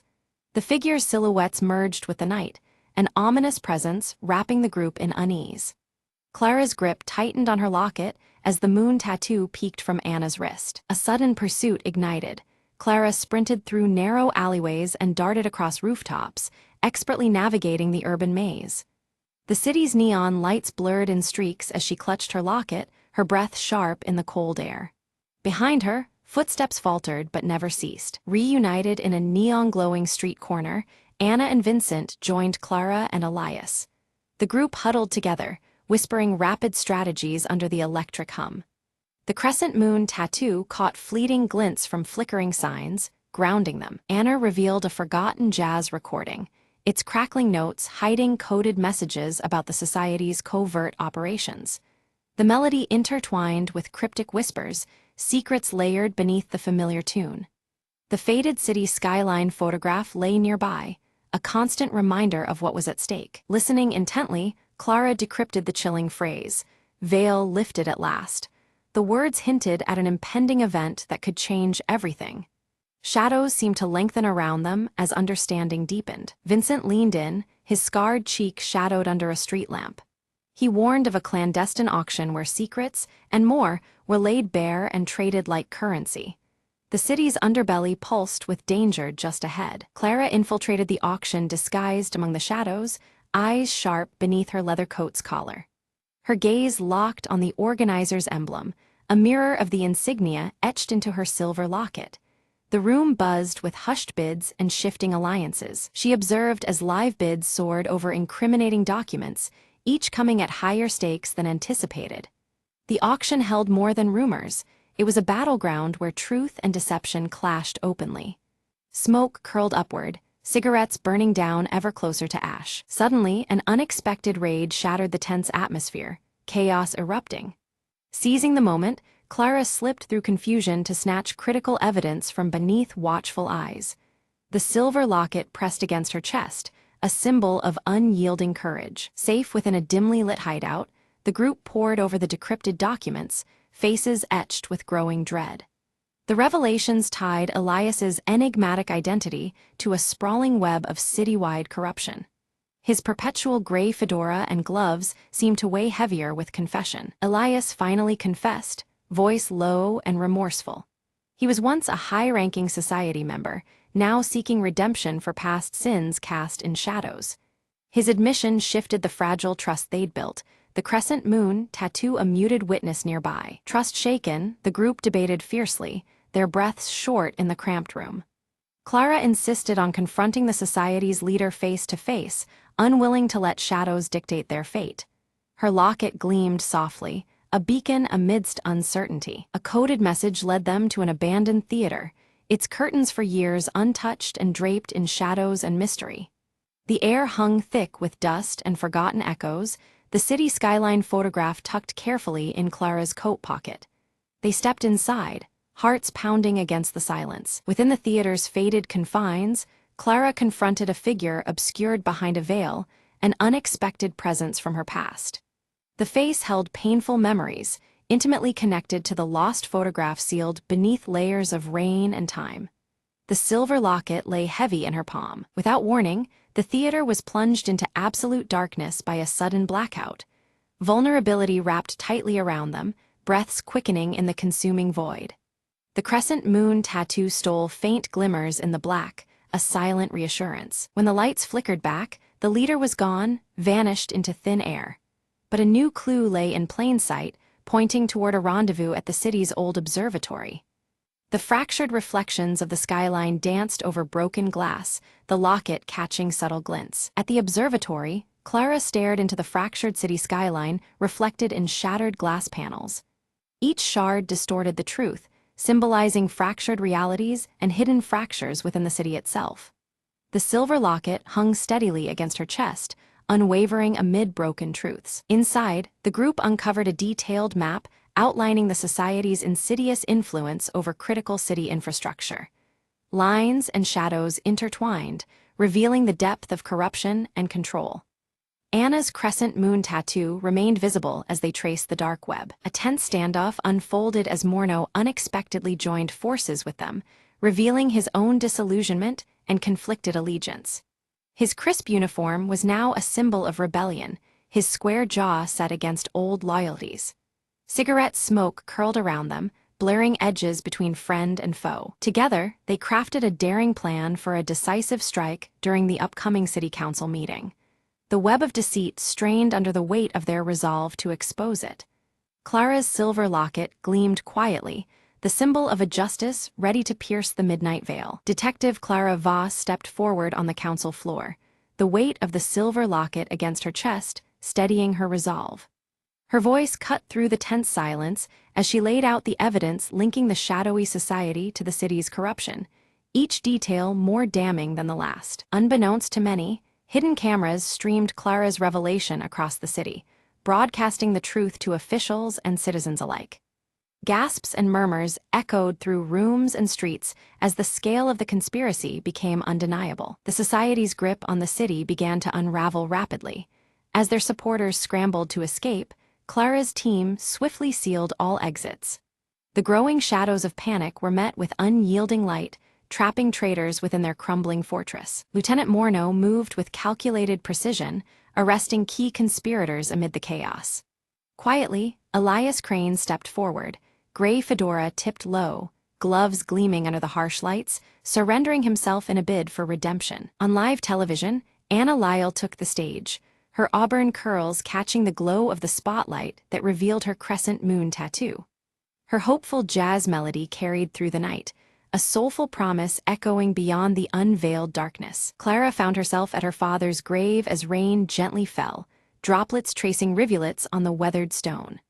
Resting the silver locket against the headstone, she felt the weight of loss and the strength of purpose intertwined in the quiet moment. The city exhaled with cautious relief, the oppressive veil lifted from its streets and alleys. Shadows remained, but they no longer dictated the rhythm of the night, leaving space for a fragile peace to grow. Standing atop a rain-slicked rooftop, Clara watched as dawn stretched over the city skyline, the familiar photograph safely tucked deep in her coat.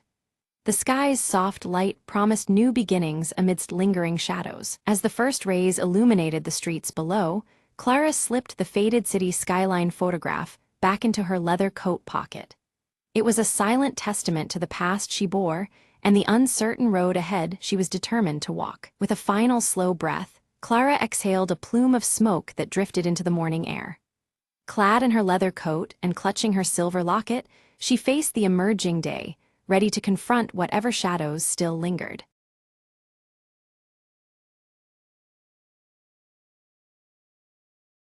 At midnight, under the flickering street lamp, Lana slipped the tiny black card into her jacket pocket. The vault was said to be impenetrable, but Lana had something no one else did, a whisper on the wind and nerves made of silk. She checked her watch.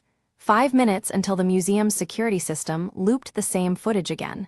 Perfect timing. Inside, the silence was a different kind, heavy, expectant, like the air itself was holding its breath. She moved with precision, avoiding laser grids, as if dancing to music only she could hear. At the heart of the room, the ancient artifact glowed faintly behind bulletproof glass. It was beautiful, almost alive. Lana's fingers worked quickly, disabling the alarm with a hacked signal she'd crafted over weeks. A soft click and the glass slid open, the treasure now within her grasp. But then a shadow shifted. Someone else was there. Not security, but a rival, her own mirror image in ambition. Their eyes locked. Lana whispered, "I guess this is the part where they say may the best thief win." Words were needless as they darted and weaved, each trying to outsmart the other in a silent battle of wits. Lana's hand closed around the artifact just as footsteps neared. She bit her lip, time was running out. Thinking fast, she triggered a smoke flare hidden in her sleeve, filling the room with blinding mist. Using the chaos, Lana slipped out through the emergency exit, heart pounding but victorious. Outside, rain began to fall, washing away the night's tension as if it had never happened. Another day, another dance, Lana mused, glancing back at the glowing artifact safely in her bag. She didn't look back to see the rival slip out too, nursing a grudging respect for Lana's skill. The city was quiet again, but Lana knew the game was far from over. She smiled, already planning the next move, the last lure just the beginning of a thrilling tale. In the shadows, the evening's heist already becoming legend.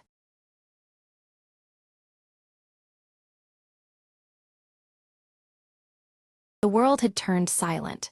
Cities buried under ash and memories, and I was one of the few who still wandered. I stumbled through the ruins, scavenging what little life remained beneath the gray skies. Amid the debris, a soft hum caught my ear, a sound I hadn't heard since before the fall. Following the melody, I entered what was left of an old library, the last sanctuary of human knowledge. There, a small device flickered faintly, projecting a hologram of a woman speaking words I barely understood. To those who find this, she said, hope is not lost, even in the darkest times. Her message was a whisper from the past, a spark through the gloom that clung like a second skin. Determined, I set out to find others who might still listen, carrying the hologram and its promise of hope. Days passed, and the ash continued to fall, but so did the weight from my chest. At a dilapidated radio tower, I managed to revive an ancient transmitter, sending her message into the void. Static answers crackled back at first, then words, faint but unmistakable. "We hear you," came the reply, like a balm to my weary soul. Life, I realized, had not ended. It was merely waiting beneath the ash, ready to rise again. Together, we found strength in shared voices and the fragile technology of the old world. Communities began to stir, where once there was only silence and dust. The hologram's final words echoed in my mind. Never forget, even ruins can root new life. From hopelessness, a network grew, grounded in trust and the desire to rebuild. The ash storm slowed, revealing a horizon touched with pale light for the first time in years. I smiled as the first green shoots emerged from cracked concrete, a testament to endurance, and in that fragile dawn, the echoes beneath the ash became the heartbeat of a new beginning.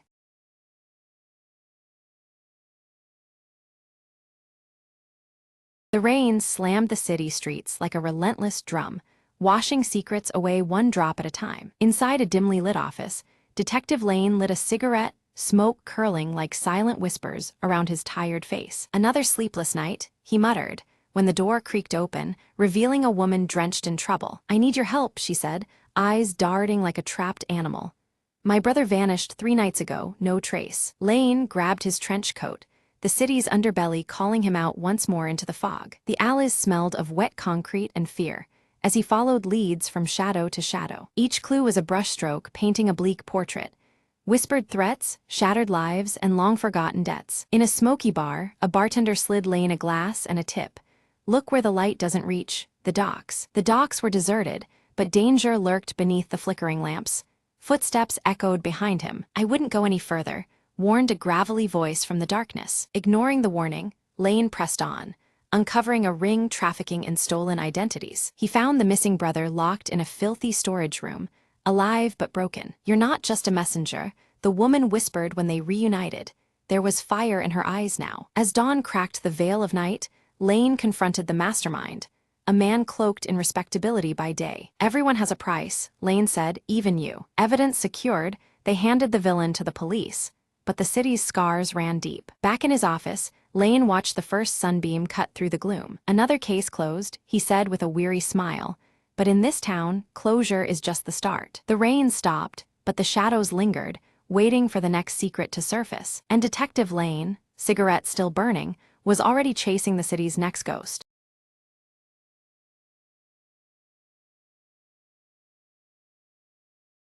In the heart of a forgotten village stood an old mansion, wrapped in ivy and shadow. Alina, curious and fearless, had always been drawn to the mansion despite the villagers' warnings. One evening, armed with only a lantern, she slipped through the creaking gates and into the dim hallway. The air was thick with dust and silence, until a faint whisper drifted from the wall at the end of the corridor. There, hanging crookedly, was a portrait of a woman whose eyes seemed almost alive, gleaming in the lantern light. Alina stepped closer, feeling a chill as a soft voice echoed, "Help me." Startled but intrigued, she reached out, tracing the woman's delicate features with trembling fingers. Suddenly, the room spun, and Alina found herself in a sunlit garden, centuries past, standing before the very woman from the portrait. The woman introduced herself as Isolde, trapped between worlds by a jealous curse. Alina realized the whispers were cries for freedom, her only chance to break the spell and release Isolde's soul. To succeed, she had to solve a riddle hidden somewhere in the mansion,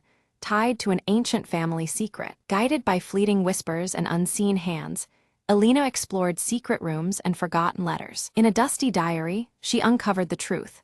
Isolde's love was betrayed, and jealousy bound her spirit to the painting. With a steady voice, Alina recited a passage from the diary, invoking the words of forgiveness and release. Light flooded the room as the portrait shimmered, Isolde's form slowly stepping out, free at last. "Thank you," Isolde whispered, her smile warm as she dissolved into a cascade of petals. The mansion sighed, the weight of centuries lifting in an instant. Alina stepped back into the present, the portrait now a simple painting of a serene garden. Outside, the villagers noticed the mansion's gloom had lifted, its mystery gently unraveled. Elena smiled, knowing some whispers carry the power to heal and set free.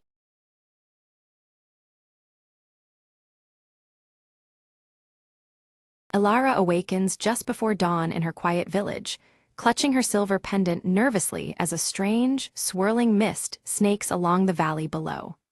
The air feels heavy, almost charged, and the usual morning stillness carries an unsettling edge. Stepping outside, she joins villagers busily preparing for the annual harvest festival. Yet whispers ripple through the crowd, their voices laced with unease about the mist's ominous arrival and what it might portend for the season ahead. Suddenly, Kale appears among the villagers, his dark, curly hair tousled from travel. Beneath his rolled sleeve, the mysterious tattoo on his wrist glows faintly, drawing curious and wary glances from those nearby. Ilara approaches Kale, her piercing green eyes locked onto the glowing mark. She demands answers, suspecting he knows far more about the mist and its dangers than he admits. At the village's edge, a figure emerges, the veiled seer, cloaked in shimmering azure robes. Her face remains partially hidden as she glances toward the mist before vanishing silently back into its swirling depths. Fear takes root as villagers begin falling ill without explanation. One collapses amidst the bustling marketplace, sparking panic and confusion. The mist seems to thicken around those affected, as if feeding on their plight. Ilara clutches her silver pendant, which tingles against her palm. A faint connection stirs inside her, linking the pendant's energy to both the spreading illness and the encroaching mist enveloping the village. Kale confesses he journeyed to seek the veiled seer, hoping to understand the mist's true nature. Yet he hesitates, unwilling to reveal the full scope of what he learned, casting doubt on his trustworthiness. Night descends with unsettling sounds, whispers and shifting shadows that crawl alongside the thickening mist, wrapping the village in ghostly veils. The air chills, and unseen eyes seem to watch from within the haze. Resolved and unyielding, Ilara decides she must venture into the mist alone to find the veiled seer and unlock the secrets hidden beneath the veil. Her heart pounds with determination as she prepares for the unknown. While packing, Ilara notices Kale watching silently from the doorway. His expression unreadable, yet the glow of his tattoo suggests he contemplates following her into the perilous mist. A mysterious symbol glows faintly on Ilara's silver pendant, pulsing in time with the swirling mist outside their homes. The rhythm feels alive, as if the mist itself breathes beside them, warning and beckoning. The village elder confronts Ilara, issuing grave warnings about the dire consequences if they tamper with the veil.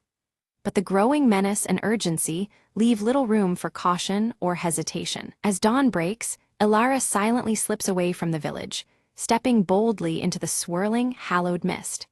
The world around her shifts as the mist envelopes her, the familiar colors of her clothing deepening in tone with resolve. Kale follows her trail, his tattoo on his wrist glowing brighter as he approaches the mist-cloaked forest. The glow intensifies with each step, signaling the rising presence of supernatural energy. Within the mist, Ilara is engulfed by shifting shadows that whisper cryptic warnings and riddles. The eerie voices toy with her mind, testing her courage and determination at every turn. Her silver pendant begins to glow softly, illuminating hidden paths and spectral images of past travelers caught within the mist's eternal grasp. These visions offer clues, but also deepen the enigma surrounding the veiled seer. Meanwhile, Kale confronts illusions crafted to undermine his resolve. As darkness presses in, his tattoo pulses rhythmically, forming an unseen protective barrier against the encroaching shadows. They reunite briefly amidst the swirling haze, sharing fragmented clues about the veiled seer's intentions and the mist's formidable power. Yet mistrust lingers, their clothing hues subtly shifting as uncertainty colors their alliance. Suddenly, the mist warps violently, separating Ilara and Kale and plunging each into personal trials. The swirling veil becomes an imprisoning labyrinth, testing their resolve and deepest fears. Ilara faces harrowing visions of her deepest insecurities and loss.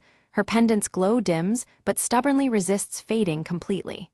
She steels herself, drawing on inner strength to withstand the spectral torment. Kale battles relentless shadow creatures that claw at his defenses, His tattoo flares with an intense blue light, granting bursts of strength as he fights to survive the relentless onslaught. In a hidden clearing, Alara discovers the veiled seer's glowing hourglass, resting reverently atop a pedestal shrouded in the swirling mist. The artifact emanates a powerful energy that seems to bind the realms together. Approaching cautiously, Alara senses the hourglass controls the delicate balance between worlds. The mist pulses in response, alive and watching as the seer's pact weighs heavy over the fragile veil. Flashbacks reveal the veiled seer's ancient history, a solemn pact made eons ago to guard the veil between realms. Her burden is immense, safeguarding the veil's secrets even as darker forces seek to unravel the balance. Kale approached a door emanating ethereal light, unlike any tangible barrier he had seen before. As his tattoo began to glow fiercely, a burst of energy surged forth, unlocking the door with a resonant hum.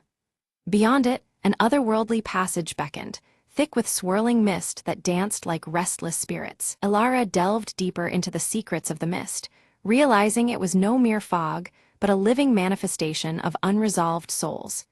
They drifted between seeking release and clinging to vengeance, trapped in an eternal limbo. This haunted mechanism hinted at deeper forces at play beneath the village's calm facade. The unrest within the mist intensified, shadows lengthening and whispers growing harsher as the village teetered on the precipice. Every heart seemed caught in the delicate balance between peace and disarray, their fate intertwined with the spectral unrest. Only by restoring fractured harmony could destruction be averted. Kale and Alara exchanged faint signals, messages hidden within the spectral energies that enveloped them.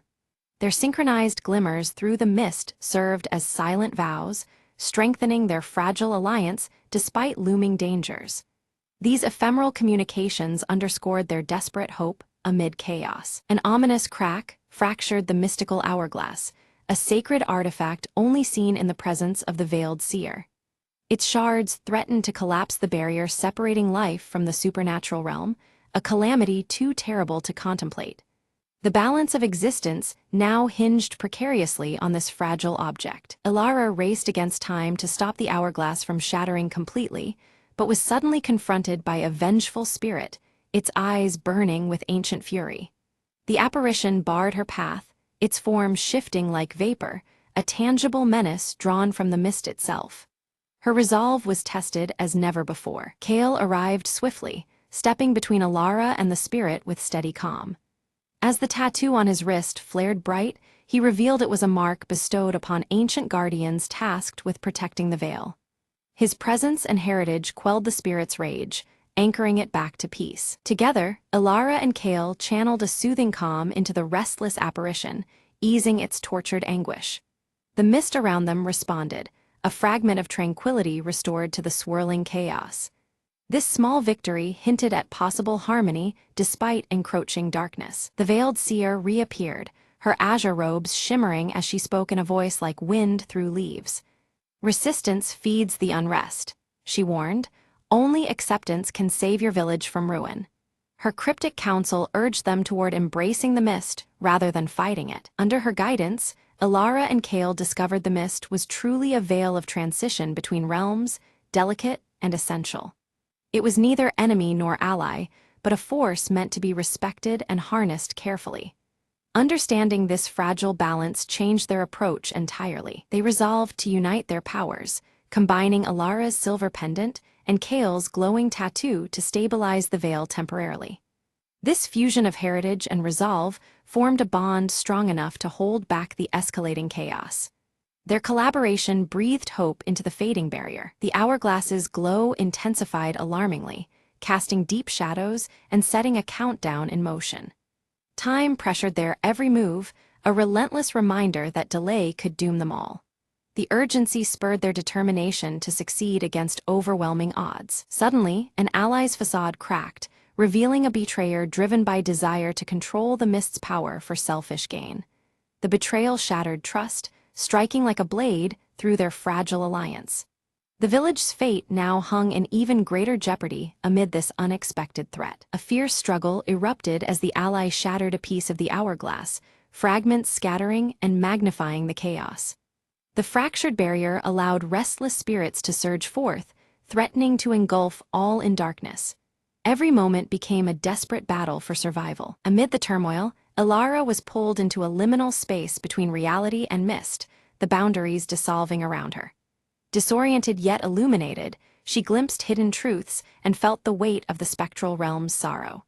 This revelation deepened her understanding of what must be done. Kale fought fiercely on the village's borders, holding back spirits emerging through the weakened veil.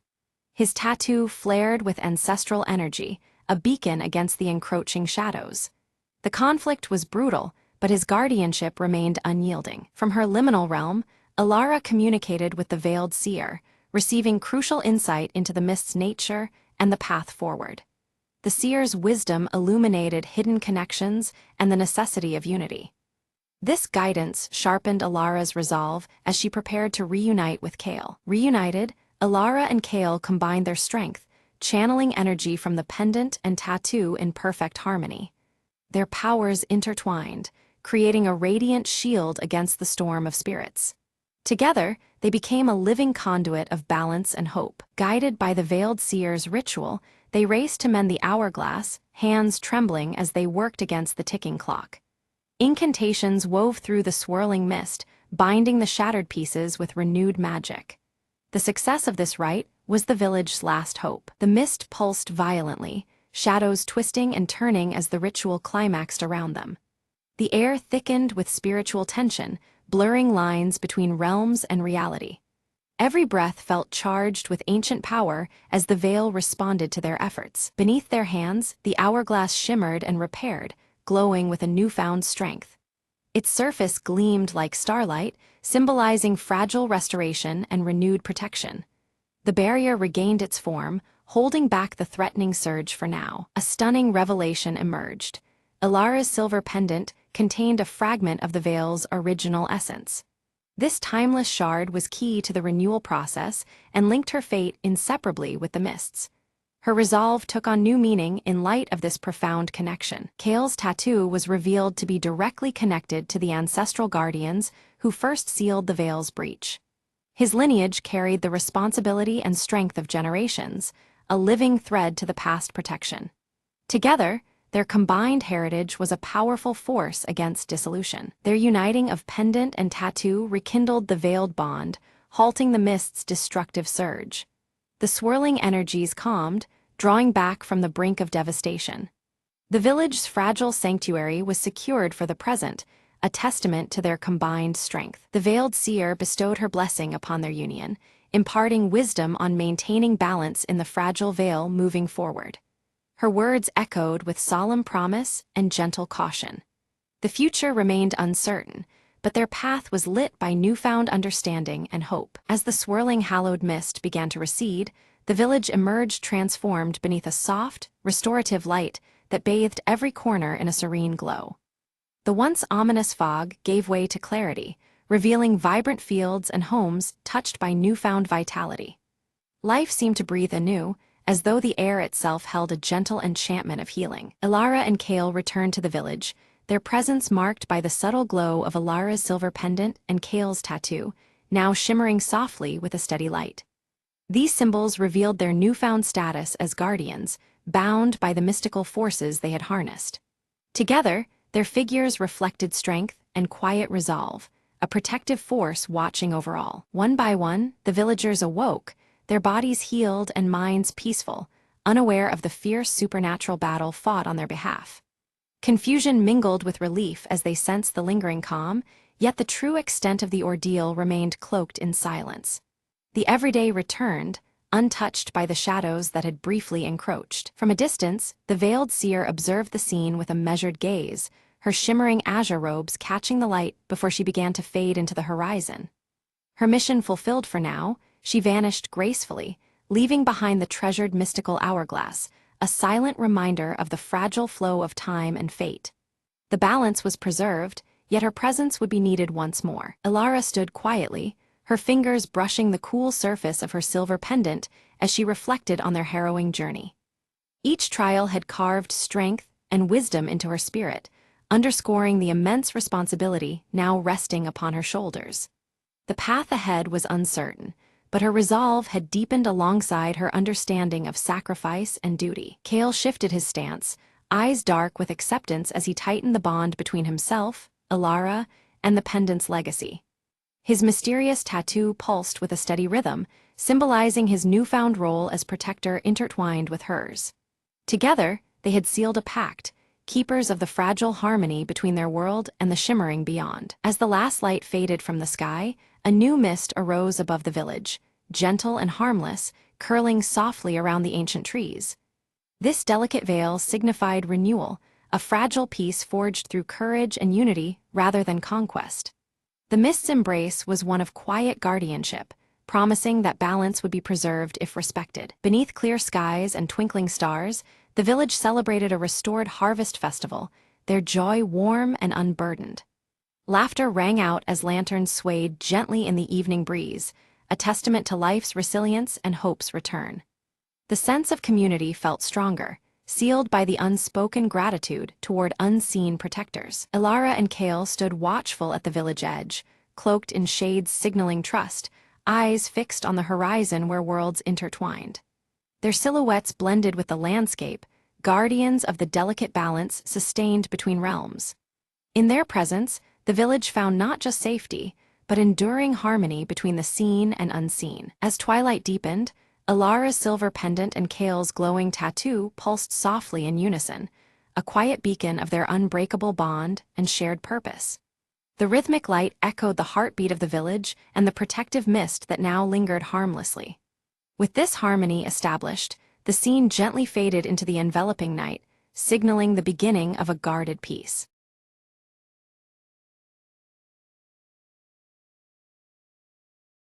Under the cloak of midnight, Mira slipped effortlessly through the shadows of the abandoned clock tower, her eyes fixed on the glowing orb nestled within the highest chamber, a legendary gem rumored to manipulate time itself. Every step was calculated, every breath measured. One wrong move and the old gears would betray her. She heard a faint click behind her, a trap primed decades ago, waiting for an intruder. With a swift leap, she dodged the descending blade just inches away, the air slicing past her cheek. Heart pounding, she reached the chamber door, its ancient lock rusted but unyielding. Mira produced a slender tool, her fingers dancing expertly as the tumblers fell into place. The door creaked open, revealing the orb pulsing with an ethereal glow, suspended above an ornate pedestal. She reached out, the tip of her glove brushing the gem's surface. Suddenly, the gears around her began to grind and whirl, time itself reacting to her touch. For a moment, the world slowed, the moon hanging motionless in the sky. Mira seized that instant, grabbing the orb and slipping it into her satchel. Alarms blared through the ancient tower, but the slowing seconds gave her the advantage. She navigated hallways shifting in and out of sync, outrunning guards caught in temporal loops. Bursting through a side exit, she disappeared into the city's veins before the clocks could catch up. Safe in her hideout, Mira examined the orb, its glow steady now, a whisper of untold power. A new clock has begun ticking, she murmured, eyes gleaming with possibilities. Plans formed quickly. This was no mere treasure. It was a key to rewriting fate itself. Her crew awaited beyond the door, ready to dive into the next chapter of their audacious journey. Together, they vanished into the shadows once more, the legacy of the last ember ignited anew.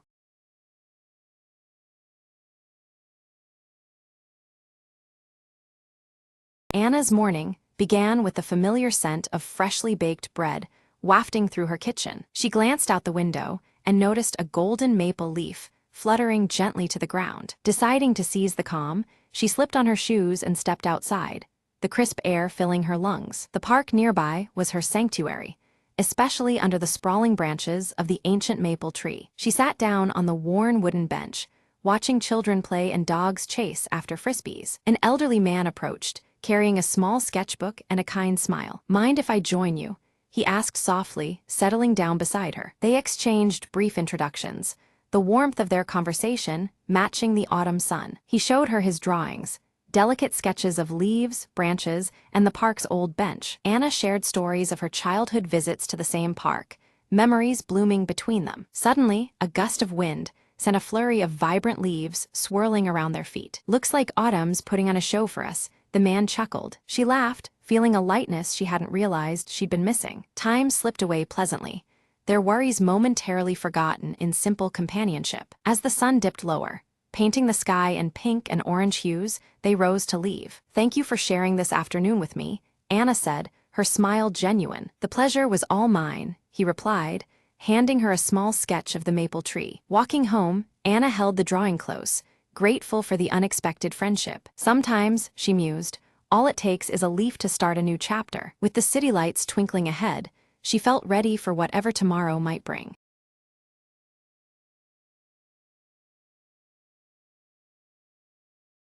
At the stroke of midnight, Emma heard a soft knock on her apartment door. Curious and cautious, she approached slowly, peeking through the peephole. There was no one there, but a cold breeze whispered through the hallway. Suddenly, a shadow flickered in the corner of her eye near the staircase. Emma blinked, and a translucent figure of a young woman appeared, shimmering faintly. "Don't be afraid," the spirit whispered, voice like the wind through autumn leaves. Emma's heart pounded, but she found herself nodding, unable to look away. "I'm called Leela," the apparition said. "I need your help to find peace." Leela explained she was trapped between worlds, bound by a forgotten promise. Emma felt an unexpected warmth, despite the ghostly chill around her. "What promise?"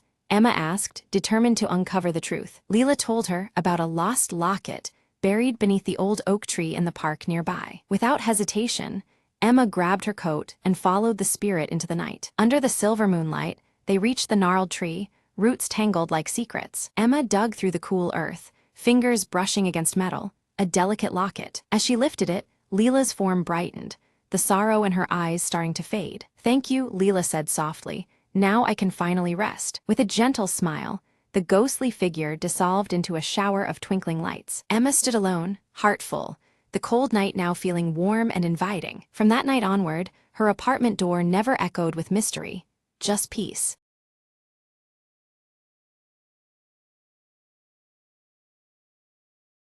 Rain slicked Alice's blurred areas quick steps as she clutched the small red data chip tightly, anxiety flickering in her sharp eyes. Behind her, city lights cast fractured shadows, broken clocks ticking faintly in the distance. She slipped through the cracked doorway of a dim apartment, where Dex awaited, his tattooed sleeve visible beneath the rolled-up fabric. His impatient gaze met hers, the tension thick in the cramped room. Under the flickering overhead light, Dex inspected the red data chip, suspicion brewing between them. Words were exchanged sharply, betraying their fragile trust in the dangerous game they played. Outside, beyond the rain-streaked window, shadowy figures lingered unseen. Their fleeting reflections shimmered within a cracked mirror hanging awkwardly by the entrance, silently observing. Mara's gloved fingers danced expertly over the security terminal, cracking through dense encryption with ease. Her eyes fixed, determined, as the locked secrets began to yield. A broken clock on the wall ticked uneven rhythms, its hands stuttering in defiance of time. Suddenly, the quiet was pierced by a beep, signaling an incoming encrypted message. Aria's fingers traced the message's cryptic lines, revealing chilling warnings tied to the red data chip's unknown dangers.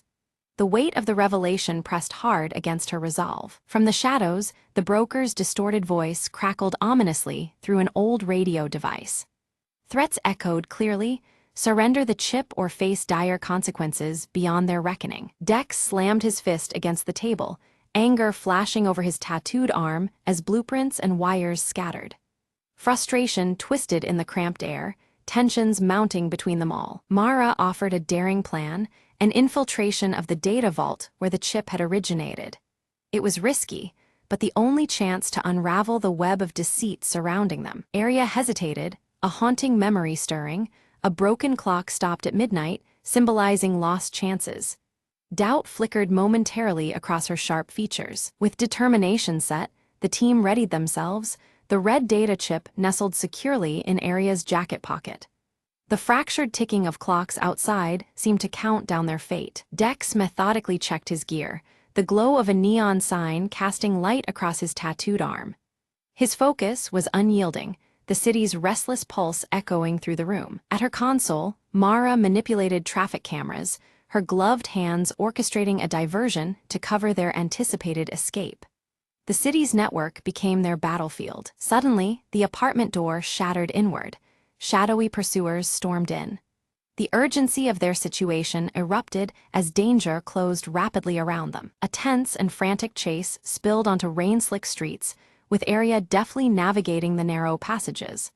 The red data chip's burden weighed on her as every second counted. Dex engaged assailants with striking prowess, his tattooed arm a blur in the melee, while Mara remotely sabotaged their pursuers' escape routes. Their coordinated efforts kept hope alive. They dove into an abandoned warehouse, greeted only by a haunting trail of broken clocks stopped at various fragmented times. The eerie stillness deepened the mystery they faced. Among the debris, Arya spotted a silver locket, its clasp cracked and worn, stirring unsettling familiarity. Suspicion gnawed at her. Was this a link to a ghost from their past? Mara's gloved hands delicately decoded the intricate engravings etched into the locket. Hidden messages emerged, revealing a betrayal by an informant they had once trusted. Dex confronted the informant through a faceless hologram, the broker's looming presence cast as a dark shadow over the exchange. The unseen enemy tightened its grip. Forced to divide, the team pursued scattered clues tied to the broken clocks dotting the city. Each path carried risk, threading deeper into the web of deception woven around them. Arya uncovered a hidden shipment manifest connected to the origins of the red data chip, intensifying the stakes.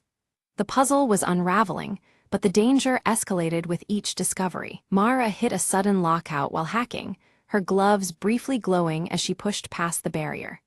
Innovation and persistence became their only weapons against digital defenses closing in. Suddenly ambushed, Dex narrowly escaped, using his tattooed arm's hidden signal to summon a shadowy ally.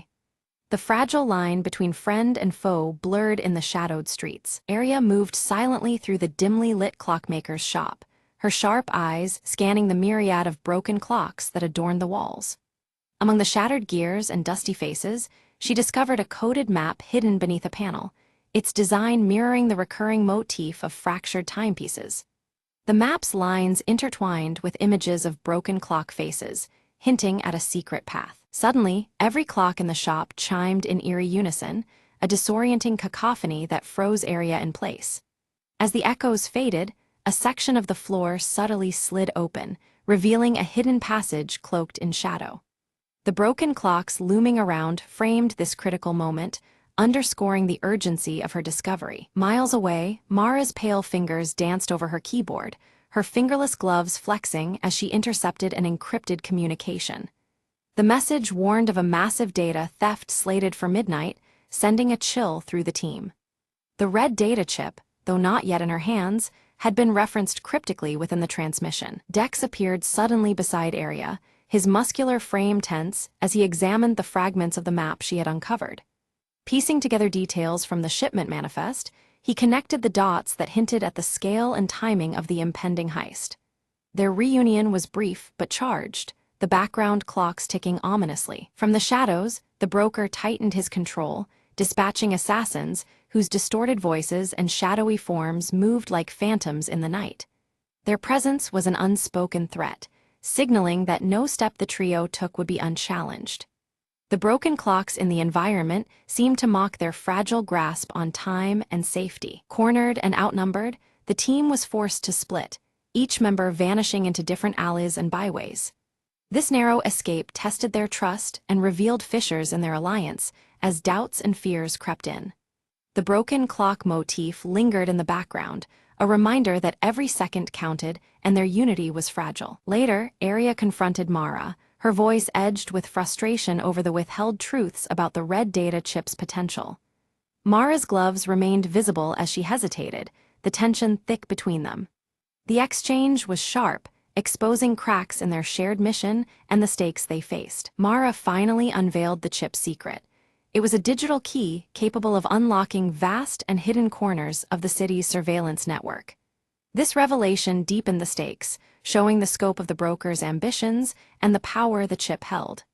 Their breath hung heavy in the air, punctuated by the distant ticking of broken clocks. Meanwhile, Dex grappled with his own conflicts, memories of the intricate tattoo sleeve on his left arm flashing in his mind.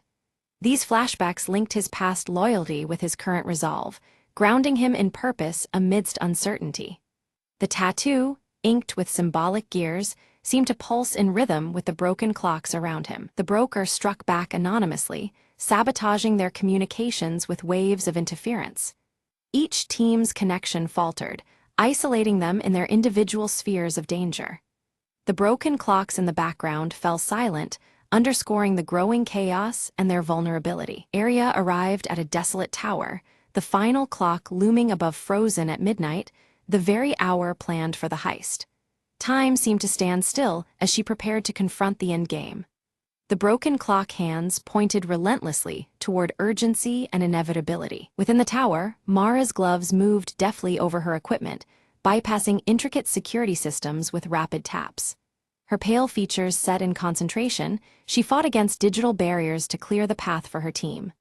Around her, faint clock faces flickered on monitors, their fractures echoing the theme of fractured time. Dex intercepted a courier clutching a red envelope, the color matching the data chip that had come to symbolize their mission. This envelope held a critical piece of the broker's plan, shifting their understanding and strategy. Even as neon lights flickered, broken clocks hung ominously nearby, framing the hidden threat. Together, the team narrowly avoided a trap set beneath the tower's foundation, illuminated just enough by failing neon signs to reveal danger. They moved swiftly, the atmosphere thick with tension and uncertainty. Broken clocks in the area seemed to almost count down their fleeting chance for survival. Mara disabled a swarm of surveillance drones overhead, her gloves glowing faintly as she fought digital battles. This gave Arya and Dex a narrow window of opportunity to advance, their movements urgent and calculated. The broken clock motif lingered, a silent witness to their desperate push forward. Inside the tower's heart, Arya's eyes caught a cracked mirror reflecting her tense, focused expression. The fragmented glass paralleled the fractured timeline they struggled against, reminding her that time was slipping away. The palpable pressure of the impending heist bore down as the clock struck closer to midnight. Dex confronted a shadowy figure cloaked beneath a hood, a mask shaped like a broken clock hiding the intruder's identity. Their brief encounter was charged with danger and uncertainty, the clock motifs on the mask echoing the pervasive theme of lost time. The silhouette's movements were swift, leaving Dex questioning who stood before him. A fierce struggle revealed the broker's true agenda: dominion over the city's invisible digital web, manipulating every unseen strand. This battle was not just physical but ideological, the broken clocks serving as a backdrop to a power struggle over time and control.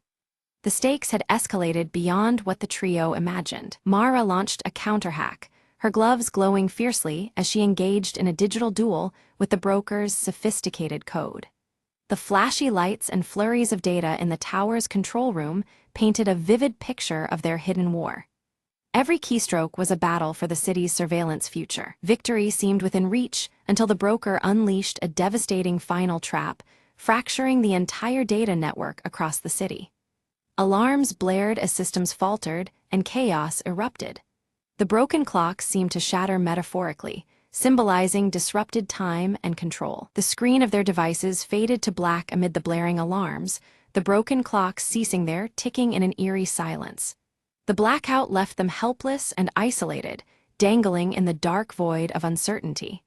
Time itself felt suspended, the motif now hauntingly literal. In isolation, Arya's thoughts drifted to the silver locket with its broken clasp, a tangible symbol of unfinished business and fractured bonds.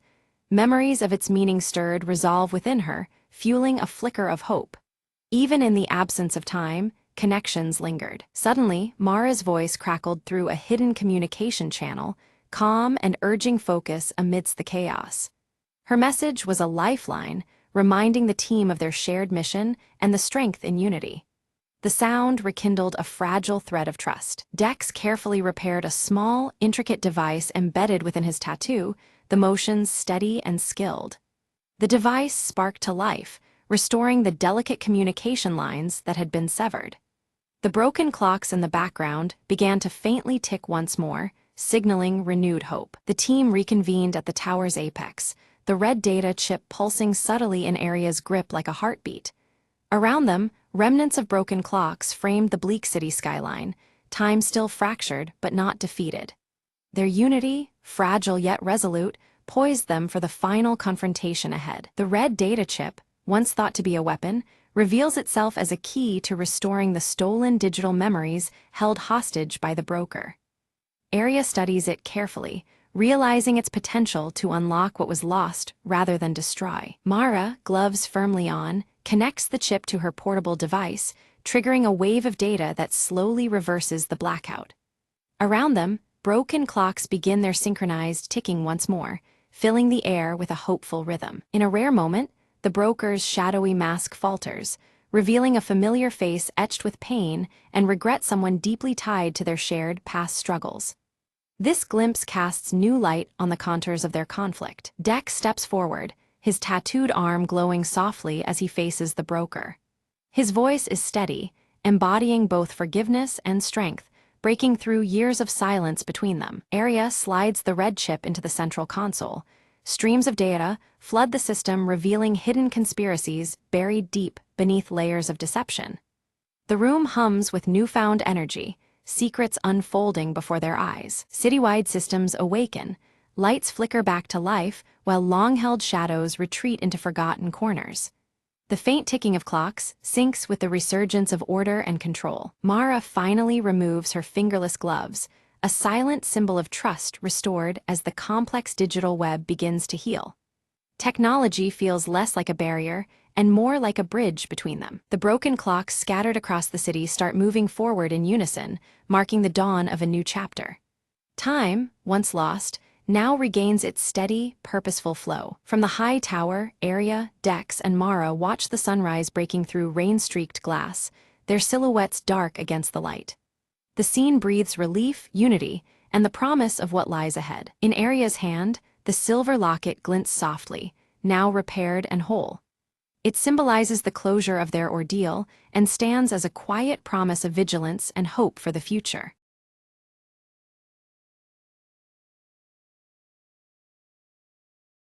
The rain hammered the cracked pavement like a warning, shadows flickering beneath the weak glow of a flickering neon sign. Detective Marlowe lit a cigarette, the smoke curling around his tired face, eyes scanning the empty street beyond the half-open door. Another night, another ghost, he muttered, flicking ash into a rusted ashtray. A soft knock interrupted the silence, followed by a slender figure stepping through the veil of drizzle into his dim office. She wore desperation like a faded perfume, eyes shimmering with secrets and unspoken fears. "I need your help," she whispered, sliding an old photograph across the desk. The photo showed a man with a crooked smile, missing from the city's underbelly for weeks. "He's tangled with the wrong people," she said, "and now I'm next if you don't find him." Marlowe crushed his cigarette, knowing well that some debts didn't pay in cash but in blood. He followed footprints and whispered lies through alleys thick with smoke and regret. Each clue pulled him deeper into a labyrinth of betrayal, beneath flickering streetlights and cold concrete. The city's heartbeat was a dangerous rhythm, but Marlowe played along, tuned to every silent scream. In the back room of a forgotten bar, he found the man, bruised but breathing, shadowed by two dark figures. A standoff flickered like a broken film reel, guns drawn, tensions sharp as razors. "You're done hiding," Marlowe said, voice steady amid chaos. Chaos erupted, but Marlowe's quick reflexes carved a path to safety for the man and the woman waiting outside. The rain washed away the grime and gunpowder as they disappeared into the night, leaving only echoes behind. Back at the office, Marlowe stared at the empty chair across from him and sighed. "Some shadows never leave," he murmured, lighting another cigarette in the dim light. Outside, the neon buzzed, the city asleep but never quiet, ready for its next secret to surface.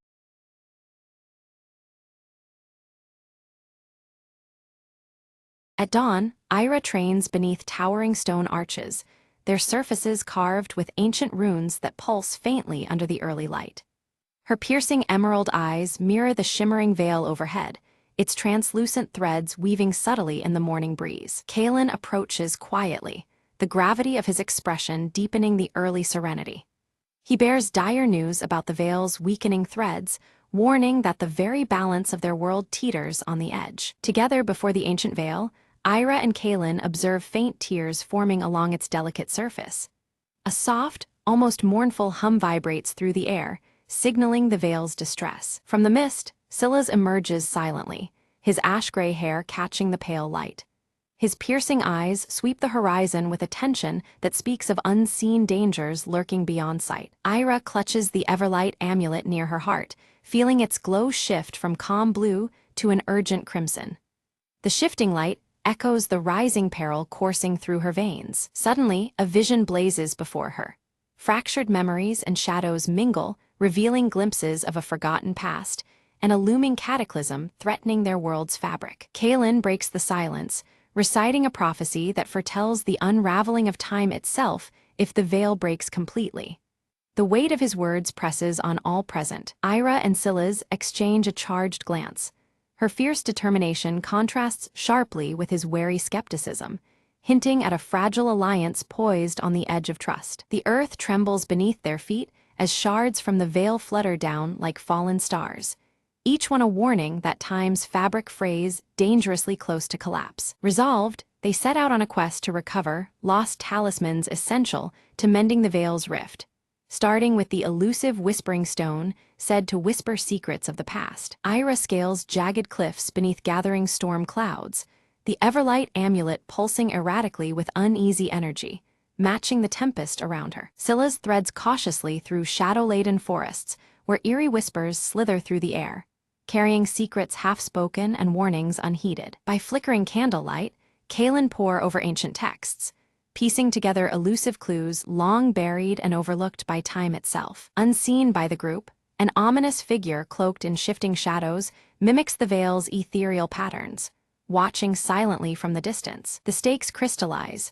Should the veil collapse, time will fracture, trapping souls in an unending limbo between fleeting moments and eternity's grasp. Ira seizes the Whispering Stone, its power awakening hostile spirits that surge toward the group with spectral fury. Scylla's moves like a shadow, his scar glinting sharply as he fends off the spirits with swift precision, each blow a testament to battles etched in his past. Kaelin observes a familiar symbol etched into the spirits, an ancient mark tied to a long-forgotten betrayal within their own order, deepening the perilous mystery. A sudden storm halts their path, the veil above rippling wildly like a wounded beast thrashing against its unseen tormentor. They seek refuge within a cavern, adorned with ancient murals, foretelling their struggle and hinting at sacrifices yet to be made. In the cavern's uneasy quiet, Ira confides her fear to Scylla's, her emerald eyes flickering with vulnerability as the weight of their quest bears down. Scylla's responds with a glimpse of his own hidden past, revealing a lost bond intertwined with the veil's very creation, forging a fragile thread of trust between them. Deep within a crystalline grove, they uncover the second talisman, the luminous leaf, glowing with otherworldly radiance embedded in icy branches. As Ira extracts the luminous leaf, a burst of blinding light erupts, disorienting them momentarily and awakening ancient guardians bound to the grove's defense. Amidst the chaos, Kaelin's steady voice guides them through darkness, his presence a steadfast beacon anchoring the group to resolve and purpose. In the mist-shadowed depths of the forest, Ira and her companions confront the shadowy figure cloaked in tattered robes. His eyes burn with bitter fury, once a guardian like them, now exiled and bent on unraveling the veil to rewrite history's course. A violent clash ensues as destructive spells cascade through the air, but Ira's Everlight amulet flares fiercely, its radiant glow forming a shield that deflects the darkness.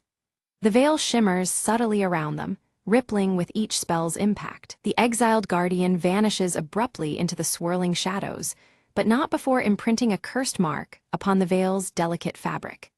This dark sigil pulses ominously, threatening to hasten the veil's decay and unravel time's fragile bonds. Ira's gaze hardens, her resolve crystallizing like the amulet's shifting hues now steady in steadfast gold. The Everlight amulet's light no longer flickers crimson. It signifies strength rooted deep within her heart. Their journey presses forward to the Cradle of Echoes, a place whispered in legend as the resting place of the final talisman capable of restoring balance.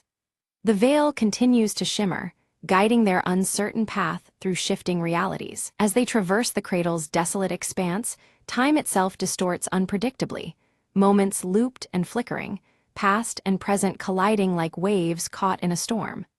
The shimmering veil pulses with uneasy energy at their sides. Suddenly, Scylla's falters, drawn into a haunting memory from long ago, his form caught in threads of the veil that threatened to trap him forever. The scar along his cheek deepens in shadow as the bonds tighten. Without hesitation, Ira reaches toward him, her fingers brushing the amulet resting near her heart.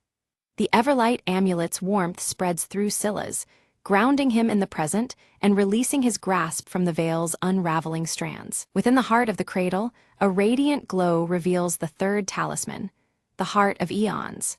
It pulsates with rhythmic energy that seems to measure endless time itself, its light weaving into the shimmering veil. Ira's touch sets the Heart of Eons aglow, triggering a surge that unfolds hidden passageways and long-forgotten truths woven within the veil's translucent fabric. Time's layers ripple visibly, exposing secrets kept for centuries. Kaelin studies the shifting light surrounding them, decoding a cryptic warning etched in luminous glyphs. The veil's restoration demands unity rather than force.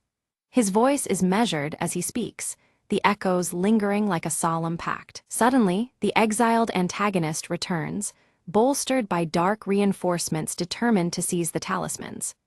Their eyes glint with ruthless intent beneath the restless shimmer of the veil's ever-changing weave. A fierce battle erupts beneath the enveloping veil. Colors and shapes blur and bend unpredictably with each blow and spell cast.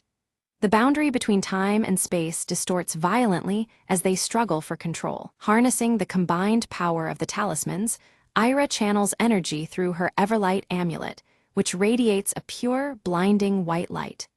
This brilliant glow weaves into the veil, pushing back against the encroaching darkness. Amidst the chaos, Scylla's moves swiftly to shield Kaelin from a lethal strike, their bond deepening past old grudges and wounds. The flickering light of the shattered veil witnesses their growing trust. In desperation, the antagonist unleashes one final, catastrophic spell, but the veil itself pushes back, wrapping around the group like a protective shroud. The shimmering fabric pulses with renewed strength, resisting the attempt to break it apart. Time seems to settle momentarily. The veil's tears stitch themselves slowly with radiant threads of light. A fragile peace fills the air as the shimmering fabric regains some of its former resilience. Ira places each talisman carefully into ancient sockets carved along the stone arches where their journey first began. The veil shimmers brightly around them, responding to their unity and the completed ritual. A harmonic resonance fills the air as the veil shimmers more brilliantly than ever before, patterns of light and shadow weaving complex tales across its surface. The fabric of time glows with renewed vitality, a testament to their combined strength. Stripped of power, the antagonist fades into a fracture of time, leaving behind only a silent warning that lingers in the air. The shimmering threads of the veil flutter softly, cautious but undefeated. With the veil stabilized yet still fragile, Ira reflects quietly on the cost of their victory and the delicate balance they have preserved. The Everlight amulet hums steadily, its light a gentle reminder of hope amidst lingering uncertainty. Scylla's and Kaelin, framed by dawn's soft light, swear a solemn vow to watch over the veil. Their silhouettes form a steadfast guard, united in purpose beyond past conflicts. Ira's eyes fall upon the Everlight amulet glowing softly against her chest, its steady hum now a symbol of hope renewed. The golden light pulses gently, echoing the heartbeat of time itself. The ancient stone arches begin to pulse faintly as runes etched into their surfaces come alive with protective magic.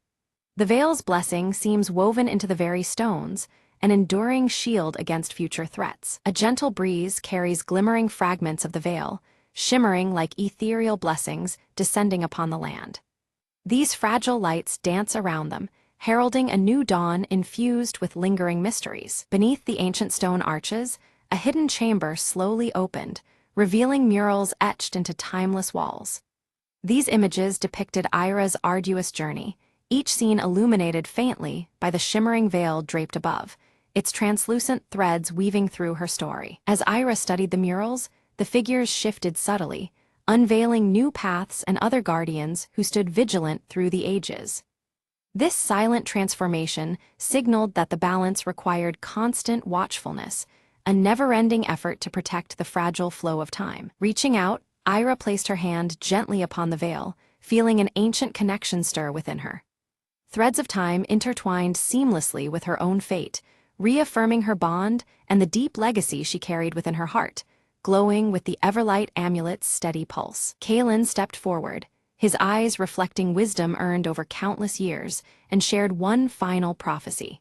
He spoke of balance as a cyclical force, explaining that with every turning of the veil, new challenges would arise, testing the strength and resolve of those who guarded it. Without a word, Silas turned toward the horizon, his ash-gray hair catching the fading light.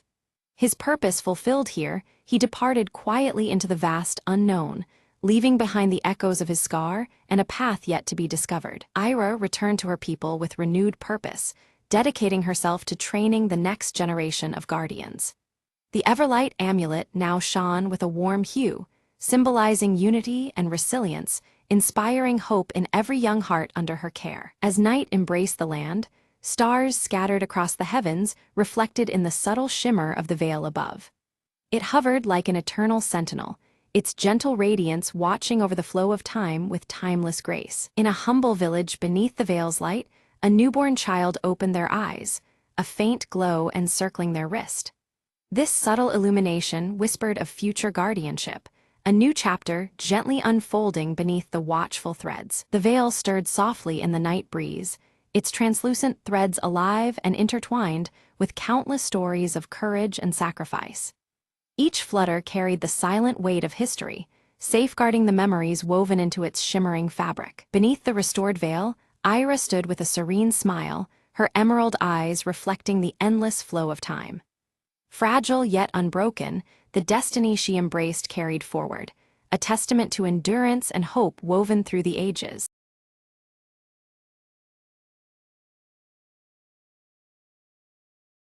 The sun struggles to pierce the thick ash clouds blanketing the barren cityscape, casting a muted glow over shattered rubble and twisted metal remnants of a once thriving world. The silence is heavy, broken only by the occasional creak of unstable structures. Mira moves cautiously through a collapsed alley, each step stirring dust that swirls in the dim light. She clutches her pendant tightly, a faint comfort in the oppressive gloom and rising ash that darkens the sky further. From the shadows, Joran steps forward, his mechanical arm clicking softly with each movement. His grave expression reflects the weight of their situation as he approaches Mira silently. They exchange whispered plans about a rumored safe zone beyond the ash fields, weighing the risks of venturing into the unknown. The promise of refuge sparks a cautious hope amidst the desolation. Nearby, Elias bends over a weathered map beside a flickering campfire, tracing convoluted routes with a gnarled finger. The firelight casts soft orange hues, contrasting the cold air and shadows around him. Following closely behind Mira and Joran, Kala darts nimbly between debris, her wide eyes filled with caution and curiosity about the path ahead. Her small figure moves like a quick shadow among ruins. The group assembles around the makeshift campfire as Mira outlines the stakes, her voice steady despite the peril. The orange glow illuminates their determined faces, a fragile warmth against the cold shadows. Suddenly, the ground trembles beneath them, scattering ash and breaking the fragile calm of their hideout.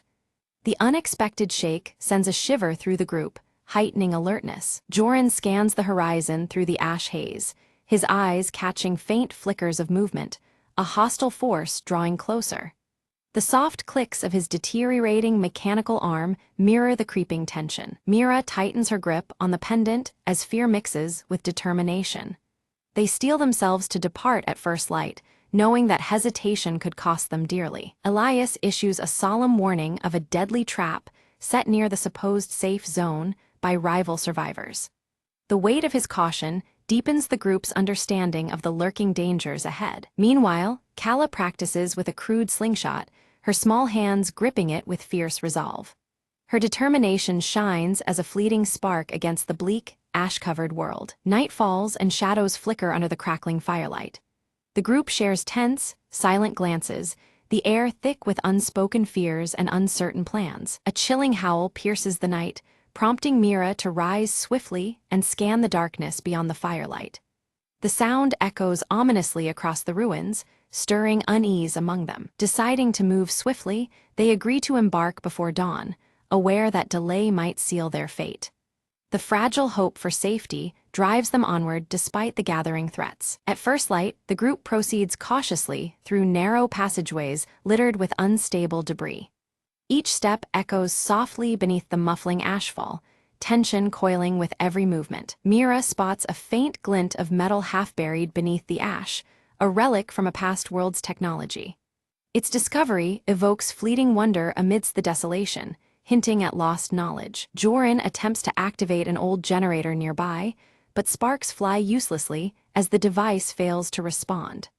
The malfunction deepens their frustration, a stark reminder of the decay surrounding them. Kala ventures ahead but returns quickly, her breath sharp as she warns of aggressive scavengers lurking nearby.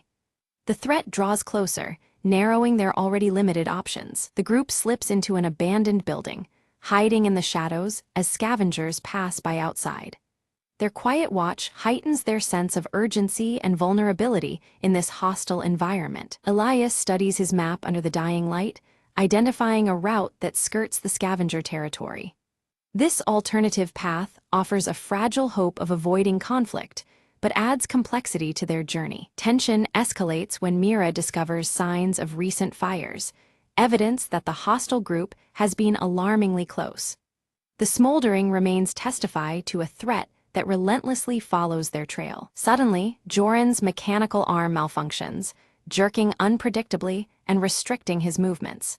The group's risk increases significantly as his primary tool degrades without urgent maintenance. Mira quickly moves to assist, using scavenged tools to repair Joran's arm. Their teamwork in the firelight reveals a bond of trust amidst the peril, a small flame of solidarity in the cold shadows. Kala suddenly points out a small, resilient plant pushing through the ashen ground, a rare sign of life and renewal. Amidst the ruin, this fragile sprout offers a glimmer of hope for the future. Elias's foot barely missed the snap of a hidden snare trap, the sudden clang echoing through the muffled air. Tension surged as the group realized danger lurked closer than anticipated in this ash-darkened world. The ashfall thickened, muting their footsteps yet blurring their eyesight. They quickened their pace, each breath heavy under the sky darkened by relentless ash clouds. Mira's thoughts flickered to tales of old, whispers about an underground tunnel network beneath the city's ruins that might offer shelter. The possibility sparked a fragile hope amid the encroaching gloom. After a tense search, they uncovered a concealed entrance veiled by debris and shadow. One by one, they descended into the cramped, suffocating tunnels, seeking refuge from the relentless ash raining above. Elias lit his lantern, its soft orange glow illuminating ancient markings etched into the tunnel walls. These cryptic signs spoke of past survivors who had navigated these forgotten paths long ago. Joran paused, the finely tuned sensors in his mechanical arm picking up unfamiliar echoes beyond the walls. The tension tightened as the sounds whispered of lurking threats deep within the underground maze. Without warning, a sudden collapse sealed their retreat, chunks of rubble blocking the way back. Trapped, they grudgingly pressed further into the labyrinthine darkness, heartbeats sinking with every cautious step. The air thickened, fetid and foreboding, as visibility faded into near blackness. Mira raised her pendant, its faint, steady glow piercing the dark, a fragile beacon amidst the void. Kala's nimble fingers uncovered a forgotten cache hidden in a recess, a stash of dated yet functional supplies.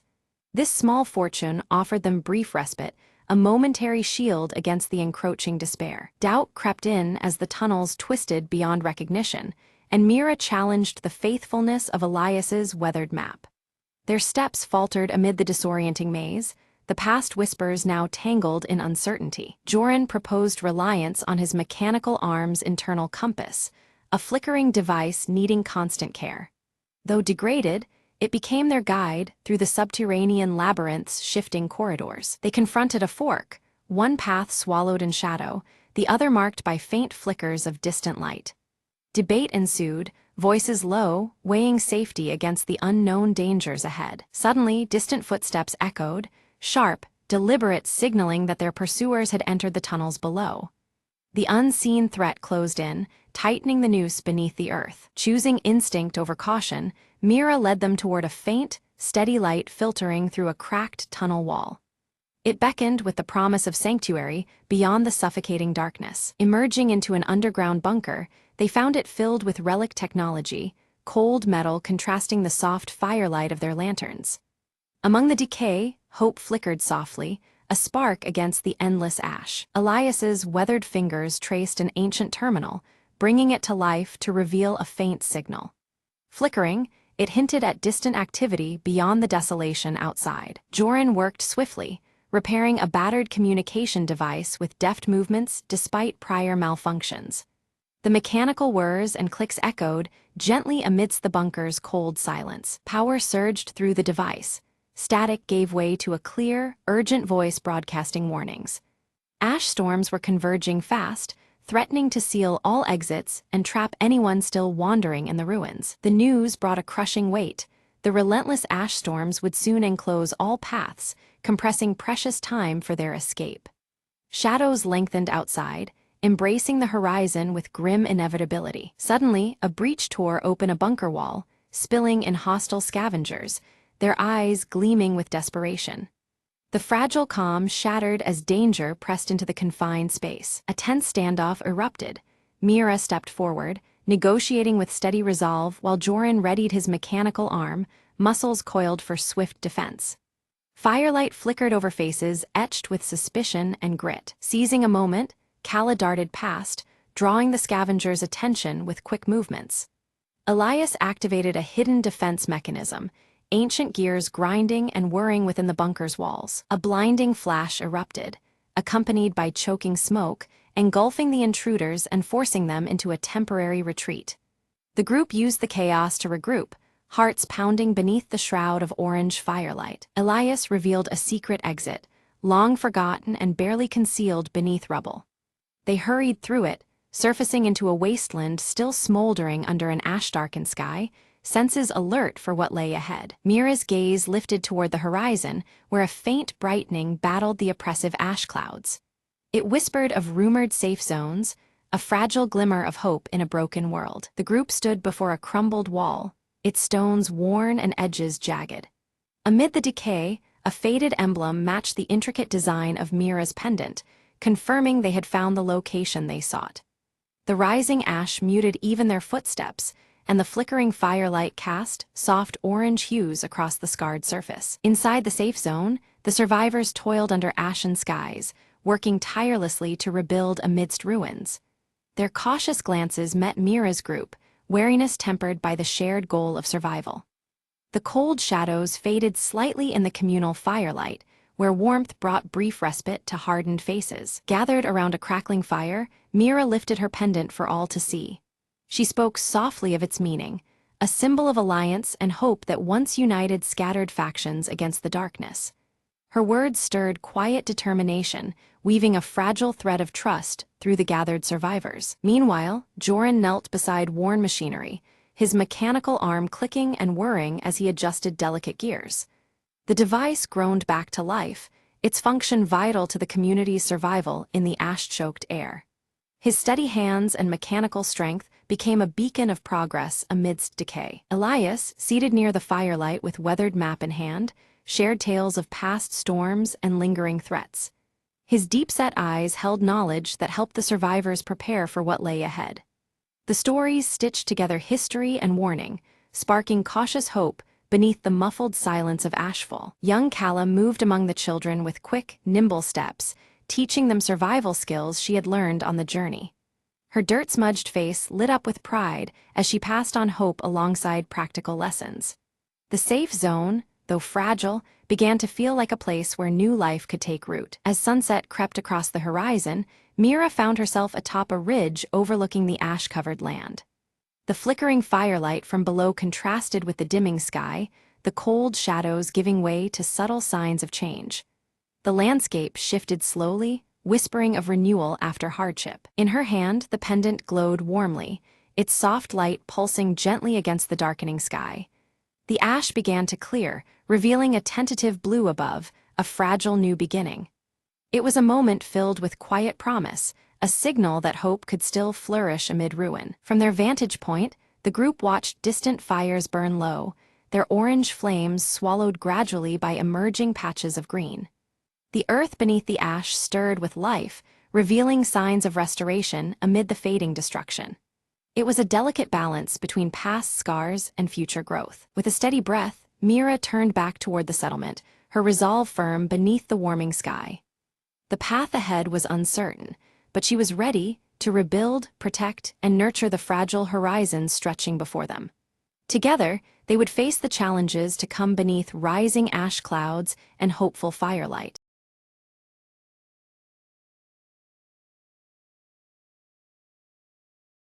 Anna sat by the flickering candlelight, clutching the worn envelope that had arrived that morning. Her hands trembled as she unfolded the letter, the handwriting instantly recognizable. "Dear Anna," it began, "I hope this reaches you before I'm gone." Her breath caught. It was from her father, whom she hadn't seen in years, lost to his travels and secrets. He wrote of regrets, of missed birthdays and silent apologies hidden beneath years of silence. Tears welled as she read how he longed to make things right, even if just through this letter. Outside, rain tapped gently on the window, echoing the ache inside her heart. She remembered the last fight, harsh words, slammed doors, and the walls that grew between them. But here was a chance for healing, fragile as the paper in her hands. She reached for her own pen, her thoughts swirling like the storm outside. "Father," she wrote, "I am still here, and I forgive you." She sealed the letter, feeling the weight of years lift slightly off her shoulders. Days later, a phone call shattered the quiet. Her father's voice, cracked but earnest. "Anna, thank you," he said simply. "Your forgiveness is the light I've needed." They spoke late into the night, stories mingling with apologies, knitting together the broken threads. The distance that once seemed insurmountable began to fade with every word exchanged. Anna smiled softly, realizing that sometimes words could rebuild what silence tried to destroy. As dawn painted the sky, she felt a tentative hope blossoming within her chest. Their journey ahead wouldn't be easy, but it was theirs to take, hand in hand. And sometimes, the smallest letter holds the greatest power, to heal, to connect, to begin anew.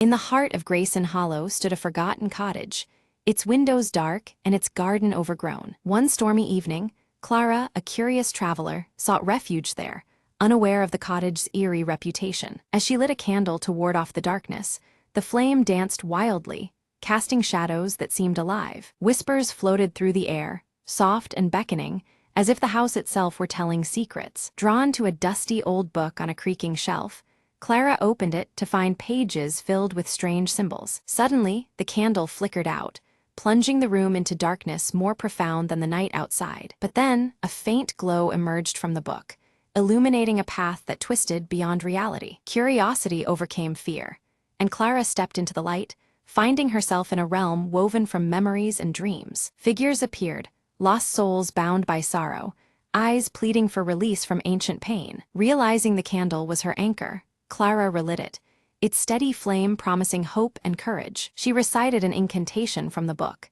each word unraveling the chains of the trapped spirits. One by one, the phantoms faded, their murmurs turning into grateful sighs as they passed into peace. The cottage brightened, the oppressive weight lifting, replaced by a gentle warmth. Outside, the storm ceased, stars glittering like tiny lanterns guiding her way. Clara stepped back through the shimmer, candle in hand, the boundary between worlds softly sealing behind her. Morning light poured through the now clean windows, revealing a garden revived and vibrant. She smiled, knowing the cottage's tale had changed, from a place of sorrow to one of healing. As she walked away, the candle's flame flickered once, then steadied, a silent guardian's promise. Every darkness holds a light, the narrator mused, and every lost soul a path home. Clara disappeared down the road, leaving behind a cottage that would no longer be forgotten or feared.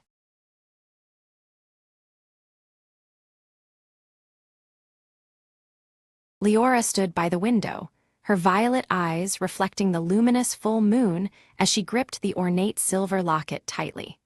The glow of moonlight bathed the room in a serene glow, yet a restless energy pulsed through her veins. From a distant hilltop, Elias watched silently over the sleeping village, his cobalt blue cloak blending with the shadows beneath the moon.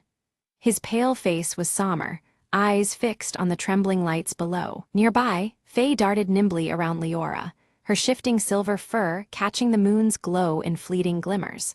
The small creature's amber eyes sparkled with playful mischief as she wove through the shadows. Leora opened the ancient leather-bound book on her lap, pages alive with cryptic symbols and carefully drawn sketches of moons and encroaching shadows. Her fingers trembled as she deciphered the arcane script, searching for a clue. Suddenly, a cold shadow swept across the room, and Leora gasped, dropping the heavy book onto the wooden floor with a heavy thud. The silence that followed was thick, the air charged with unspoken danger. The silver locket in her hand began to vibrate softly, emanating a faint, pulsing light that was caught by the cracked mirror nearby. Reflections danced across the fractured glass, hinting at secrets hidden within its depths. Elias descended the hill, his pale face now illuminated fully by the moonlight as his voice murmured incantations under his breath. The power in his words stirred the night air, weaving shadows into spectral forms. Faye's ears perked up, her amber eyes flashing with warning as a dark presence approached swiftly through the village's edge. Her small body tensed, ready to protect Leora against whatever was coming. Guided by the glowing light from the locket, Leora moved toward the moonlit village square, her steps cautious yet determined. The night seemed to hold its breath around her as the silver glow led the way. As Elias arrived, the shadows woven around the square twisted unnaturally, and his cloak billowed despite the stillness. An unseen wind whispered through the empty streets, as if heralding the coming confrontation. Leora fumbled to open the locket, but an invisible force sealed it shut, resisting her every attempt. Frustration and fear mingled as the object's secret remained just beyond her grasp. Raising his arms, Elias summoned swirling spectral silhouettes that circled ominously around him, their forms shifting and flickering under the moon's pale light. Faye leapt swiftly to Leora's side, a low growl vibrating from her throat as the encroaching darkness thickened. Together, they stood firm against the unfolding threat. The moonlight caught on the cracked mirror across the room, revealing within its fragmented reflection a hidden passage that had previously gone unnoticed.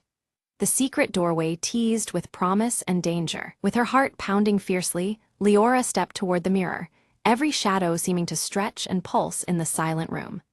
The stakes rose palpably, and she knew the night held more than mere mysteries. The passage unfolded before her, revealing a spiral staircase bathed in an eerie moonlit glow that spiraled downward into unknown depths. Each step seemed to echo with ancient whispers as she descended cautiously. Elias's spectral silhouettes reached out with ghostly fingers toward Leora as she made her careful way down the staircase, their forms rippling with dark intent. The air grew colder, shadows threatening to engulf her. In a fluid movement, Faye shifted briefly, transforming into a small glowing orb that floated ahead, casting a soft light upon the dark stairwell. Her guidance was unwavering, a beacon amid the encroaching gloom. At the base, Leora discovered a chamber bedecked with ornate moonphase symbols, the air thick with silent power. She placed the silver locket ceremoniously upon a stone altar carved with ancient runes. The locket burst forth with a powerful light, waves of radiance pushing back the gathering shadows and causing Elias's spectral forms to dim and recoil under its brilliance. Recoiling but undeterred, Elias shouted a fierce chant, his voice resonating through the chamber as the altar trembled beneath their feet. The darkness rallied, unwilling to concede ground. Fissures appeared in the chamber walls, letting cascades of pure moonlight flood into the enclosed space, strengthening Leora's resolve and weakening the shadows around them. Faye's silver fur brightened intensely, illuminating a hidden inscription etched into the wall, its words glowing softly in the newfound moonlight. The revelation promised vital knowledge on their dire battle. Tracing the inscription carefully, Leora unlocked a secret knowledge about bending the veil between worlds, a power both awe-inspiring and daunting. The weight of responsibility settled heavily on her shoulders as she absorbed the ancient truth. As Elias's cloak flared wildly and the ground shuddered beneath them, the chamber threatened to collapse, the chaotic energies at their peak. The night teetered on the edge of upheaval, every moment fraught with peril. Leora clutched the ornate silver locket tightly, whispering ancient incantations to awaken its latent power. Moonlight spilled into the chamber, its glow stabilizing the shimmering veil that protected the village from encroaching darkness. Her violet eyes reflected determination as the locket pulsed steadily against her heart. Suddenly, the locket's glow intensified, bathing the room in radiant silver light, but from the shadows emerged Elias, weaving darker magic in opposition. His cobalt blue cloak billowed as a swirling storm of shadows erupted, threatening to unravel Leora's protective veil. The opposing forces clashed, casting flickering patterns across the cracked mirror's surface. Shards of the cracked mirror began to float around Leora, each fragment capturing faint images under the moonlight. Memories of the village's history shimmered inside them, festivals, laughter, and quiet nights bathed in silver glow. The reflections whispered stories long forgotten but etched deeply into the land's spirit. One particular shard revealed a startling image: Elias in his former human state, eyes filled with hope before the curse took hold. The once tall and gaunt figure appeared alive, untouched by the shadowy magic that now gripped him. This glimpse unsettled Leora, suggesting there was more beneath his eerie facade. A wave of hesitation washed over Leora as she sensed a conflicted heart within Elias. Doubt crept into her mind, whispering that his intentions might not be purely malevolent. Could the enemy she faced be bound by chains she had yet to understand? Breaking through the tempest of shadows, Elias's voice came, raw and desperate. "Release me," he pleaded, the gauntness fading for a moment to reveal pain buried deep within. His words echoed against the chamber walls, blending with the moonlight's gentle hum. The shadows faltered, trembling under the locket's persistent light, granting Leora a fleeting chance to tip the scales. Seizing the moment, she steadied her breath and focused all her energy on bolstering the veil. The balance hovered delicately as the two forces waged silent war. Faye darted around the chamber in swift circles, her amber eyes blazing with fierce determination. Each burst of her luminescent silver fur pierced the shadows, disrupting Elias's dark enchantments. The small creature's light flickered like a beacon, weaving hope into the battle's chaos. The locket absorbed the swirling memories reflected in the mirror fragments, its light swelling to an almost blinding brilliance. Pulsating with the collective history and pain of the village, it became a radiant nexus of power. Leora felt its energy sync with her own heartbeat, strengthening their bond. Gently, Leora reached out and placed her hand over Elias's pale one, their skin meeting under the moonlight's serene glow. The silver light channeled through them, intertwining their fates as the chamber filled with a warm luminescence. It was a fragile connection, but potent enough to alter the course of their struggle. Suddenly, an explosion of light shattered the lingering darkness, flooding the chamber with purity and revelation. Within the brilliance, a forgotten truth surfaced, revealing threads linking their pasts in ways neither had imagined. The veil lifted momentarily, exposing secrets hidden beneath centuries of shadow. Elias staggered back as his form flickered between ghostly apparition and flesh and blood human. The torment etched on his face began to waver, replaced by flashes of an identity long buried. The battle within him was as fierce as the one fought around them. As moonlight streamed steadily, the chamber began to restore itself. The shadows that had entrapped Elias dissolved like mist at dawn. Walls once darkened by despair shimmered with soft silver hues, cleansing the air of malice. A tranquil calm settled, weaving peace back into the very stones around them. Faye transformed back into her familiar fox form, her fur now a steady silver under the moon. She brushed affectionately against Leora's leg, a small gesture filled with renewed hope and trust. The creature's amber eyes sparkled, reflecting the light of a new beginning. Leora and Elias exchanged a glance heavy with understanding and unspoken apology as the locket's intense glow softened to a gentle pulse. The fight was over, but the journey towards healing was just beginning. In that shared moment, the boundaries of enemy and ally blurred, revealing a fragile alliance. The cracked mirror slowly began to mend itself, the fractures sealing as if healed by the moonlight's magic. Its surface transformed into a flawless reflection, mirroring the serene chamber now free from shadow. It stood as a symbol of restoration, bridging past and present in silent harmony. Outside, the village beneath the moonlight exhaled in quiet relief, shadows retreating from the streets and homes. The night seemed to breathe anew, the air lighter, carrying whispers of hope and renewal. Moon phases above shifted subtly, their glow marking a turning point for all beneath their watch. Leora closed the ancient leather-bound book, its once-filled pages now blank yet warm to her touch. The stories and spells it held seemed to have fulfilled their purpose, fading gently into peace.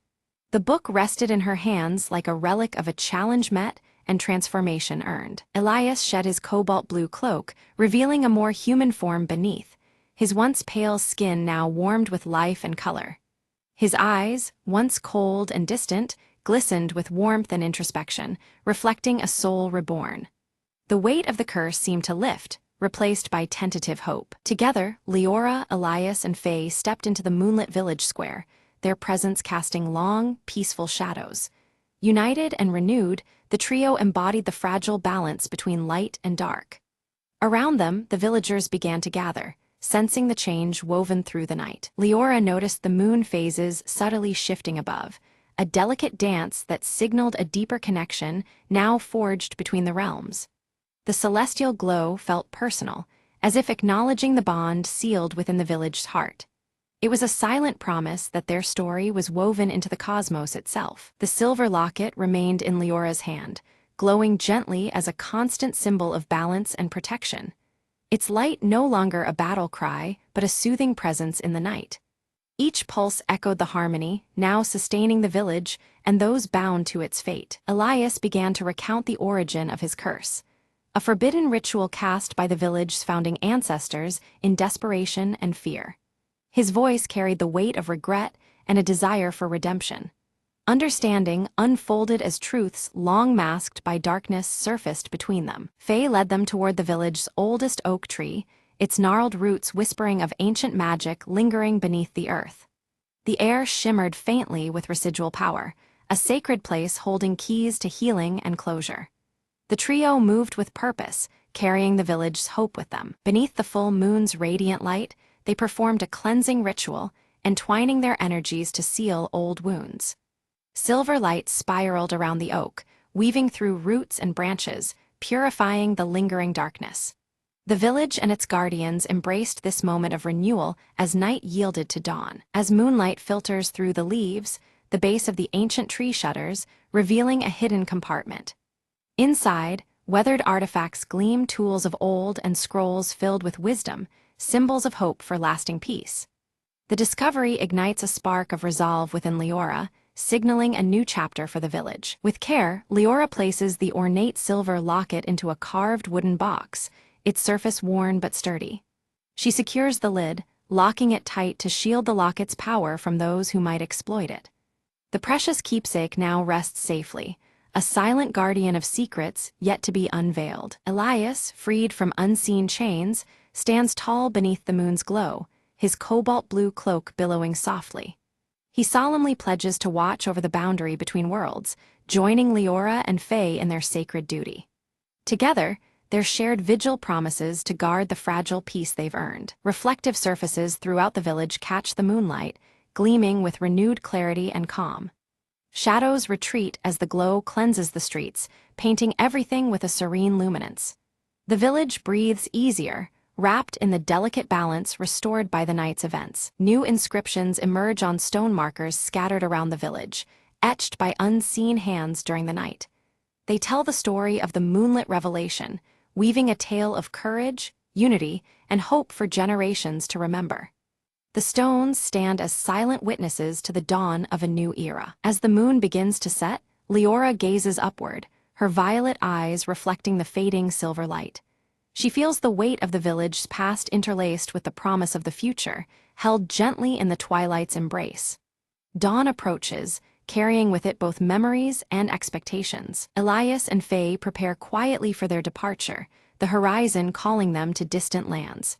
Their roles as guardians continue beyond this village, a journey far from over beneath the ever-watchful sky. Farewells are brief, but filled with unspoken trust and shared purpose. Turning back toward her home, Leora moves with a newfound strength, the locket's faint glow warm beneath her cloak. She carries both the burden and blessing of what has transpired, ready to protect the peace they've secured. Her silhouette melds softly with the awakening village. On her desk, the cracked mirror now rests whole, its surface shimmering subtly in the soft morning light. It reflects not just her image, but the truth of what was mended, broken fragments made complete. The mirror stands as a quiet testament to resilience and transformation. As the sun rises, Leora smiles softly, hope blossoming in her violet eyes beneath the watchful moon's retreat. The village holds its breath, poised for the days ahead filled with promise and guarded dreams.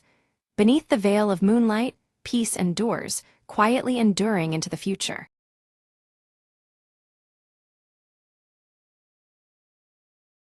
Rain hammered the cracked pavement as Marcus darted down the alley, clutching the stolen briefcase tight. Behind him, footsteps echoed, quick, relentless, closing in with every heartbeat. He ducked into the abandoned warehouse, shadows swallowing his figure. Inside, the stale air whispered dangers. Every creak sounded like a threat. Marcus slid against the rusted wall, catching his breath, eyes scanning for an escape. A low voice called out from the darkness, "You're not getting away this time." He recognized the tone. Victor, the man who had haunted his every move for weeks. Marcus weighed his options: a broken window or the heavy door that groaned ominously. Choosing the window, he smashed the glass and leapt into the stormy night. But Victor was faster, grabbing his jacket and pulling him back. A fierce struggle erupted, the briefcase slipping open to reveal glowing data chips. Marcus shouted, "These contain the truth they want buried." Victor snarled, "Truth, there's only power in secrets." With a sudden shove, Marcus broke free and sprinted towards the riverbank. Drenched and desperate, he activated a hidden transmitter inside one chip. Instantly, drones hovered overhead, broadcasting encrypted files to the world. Victor's expression faltered. Their game was over. Sirens wailed. The chase had ended, but the revelations had only begun. Marcus turned to the rising sun, whispering, "This is just the beginning." In the light of dawn, the city held its breath, unaware the shadows had shifted forever.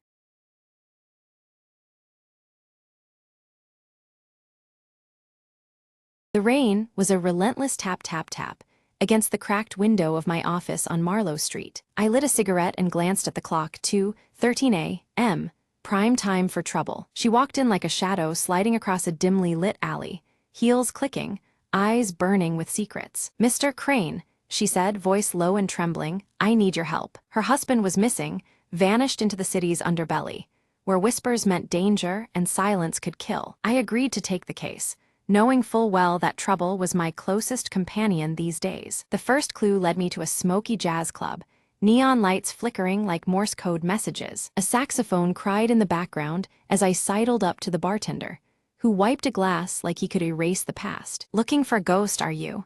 he grunted, sliding me a note. It was a scrawled address and a warning: stay out of the shadows or join the lost. Ignoring the threat, I made my way through puddles and dark alleys toward the haunted address. The door creaked open under my touch, revealing a room filled with smoke, secrets, and broken dreams. At the center, a man with tired eyes and bruises that told a story without words. "I didn't want him to get involved," the man whispered. "They're watching every corner." Suddenly, the room was bathed in red light, a warning or an ambush. I dove behind the battered furniture as footsteps thundered closer. A tense silence followed, broken only by my own ragged breath. When the danger passed, I helped the man escape into the night, vowing to bring the truth into the light. By dawn, the missing husband was safe, shadows lifted by the city waking to a new day. As she thanked me and disappeared into the crowd, I flicked the cigarette butt into the rain and muttered, "Another night, another story ended."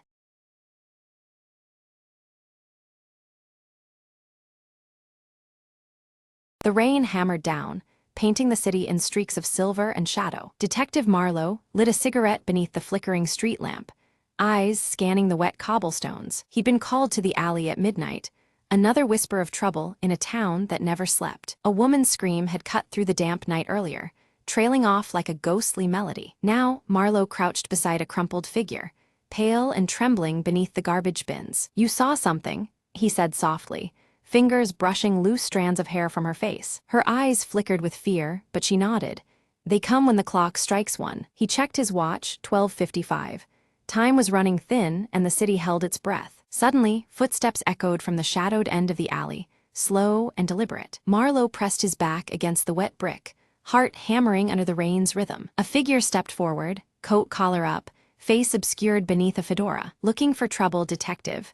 The voice was low, a rasp of menace and challenge. Marlowe cracked a half-smile, only the kind that sells in this city. The stranger lunged, a flash of steel glinting in the dim light. Instinct took over.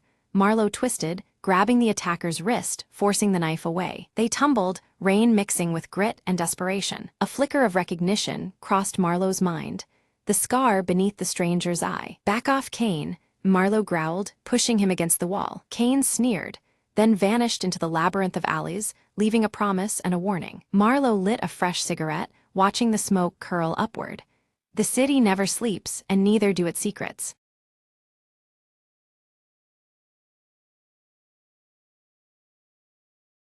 The clock struck midnight as Claire crept through the abandoned mansion, its shadowy corridors swallowing her footsteps. Her flashlight flickered, revealing peeling wallpaper and broken chandeliers swaying gently despite the still air. She paused before a heavy door, rumored to have been locked for decades. Tonight was the night she'd uncover its secret. With trembling hands, Claire searched for the rusted key she'd found in an old diary the day before. Click! The lock gave way, and the door creaked open to reveal a dust-laden chamber filled with old portraits and a single, ornate box. As she approached, whispers grazed her ears, soft, unintelligible murmurs that made her skin prickle. Ignoring the chill, she opened the box to find a faded photograph of a woman with eyes that seemed to follow her every move. Suddenly, the whispers grew louder, morphing into urgent voices. "Remember us, free us," clamored in the shadows. Heart pounding, Claire realized the portrait's eyes weren't painted, but real, trapped souls pleading for release. She glanced around and noticed a diary lying open on a cracked pedestal, the final page stained with tears and desperation. Piecing together the story, Claire learned the mansion's owner had cursed these souls after a bitter betrayal. Determined, she recited the incantations scrawled in the diary, her voice steady despite the mounting tension. The room trembled, the portrait's eyes shining brighter, the air thick with restless energy. Then, silence. The whispers ceased. The oppressive weight lifted as a gentle breeze brushed Claire's face. Suddenly, the box glowed faintly. Inside, a small, ancient key appeared, as if offered in gratitude. Claire took the key, knowing it was the mansion's true secret, a promise of peace for the forgotten souls. As she stepped out, the dawn's light pierced through the broken windows, illuminating a mansion no longer haunted but free. With a soft smile, Claire whispered, "Rest now. Your story is told." The mansion, once a prison, stood serene, its dark past finally dissolved in the light of day. And Claire walked away, carrying the weight of the past, knowing some whispers must be heard to set others free.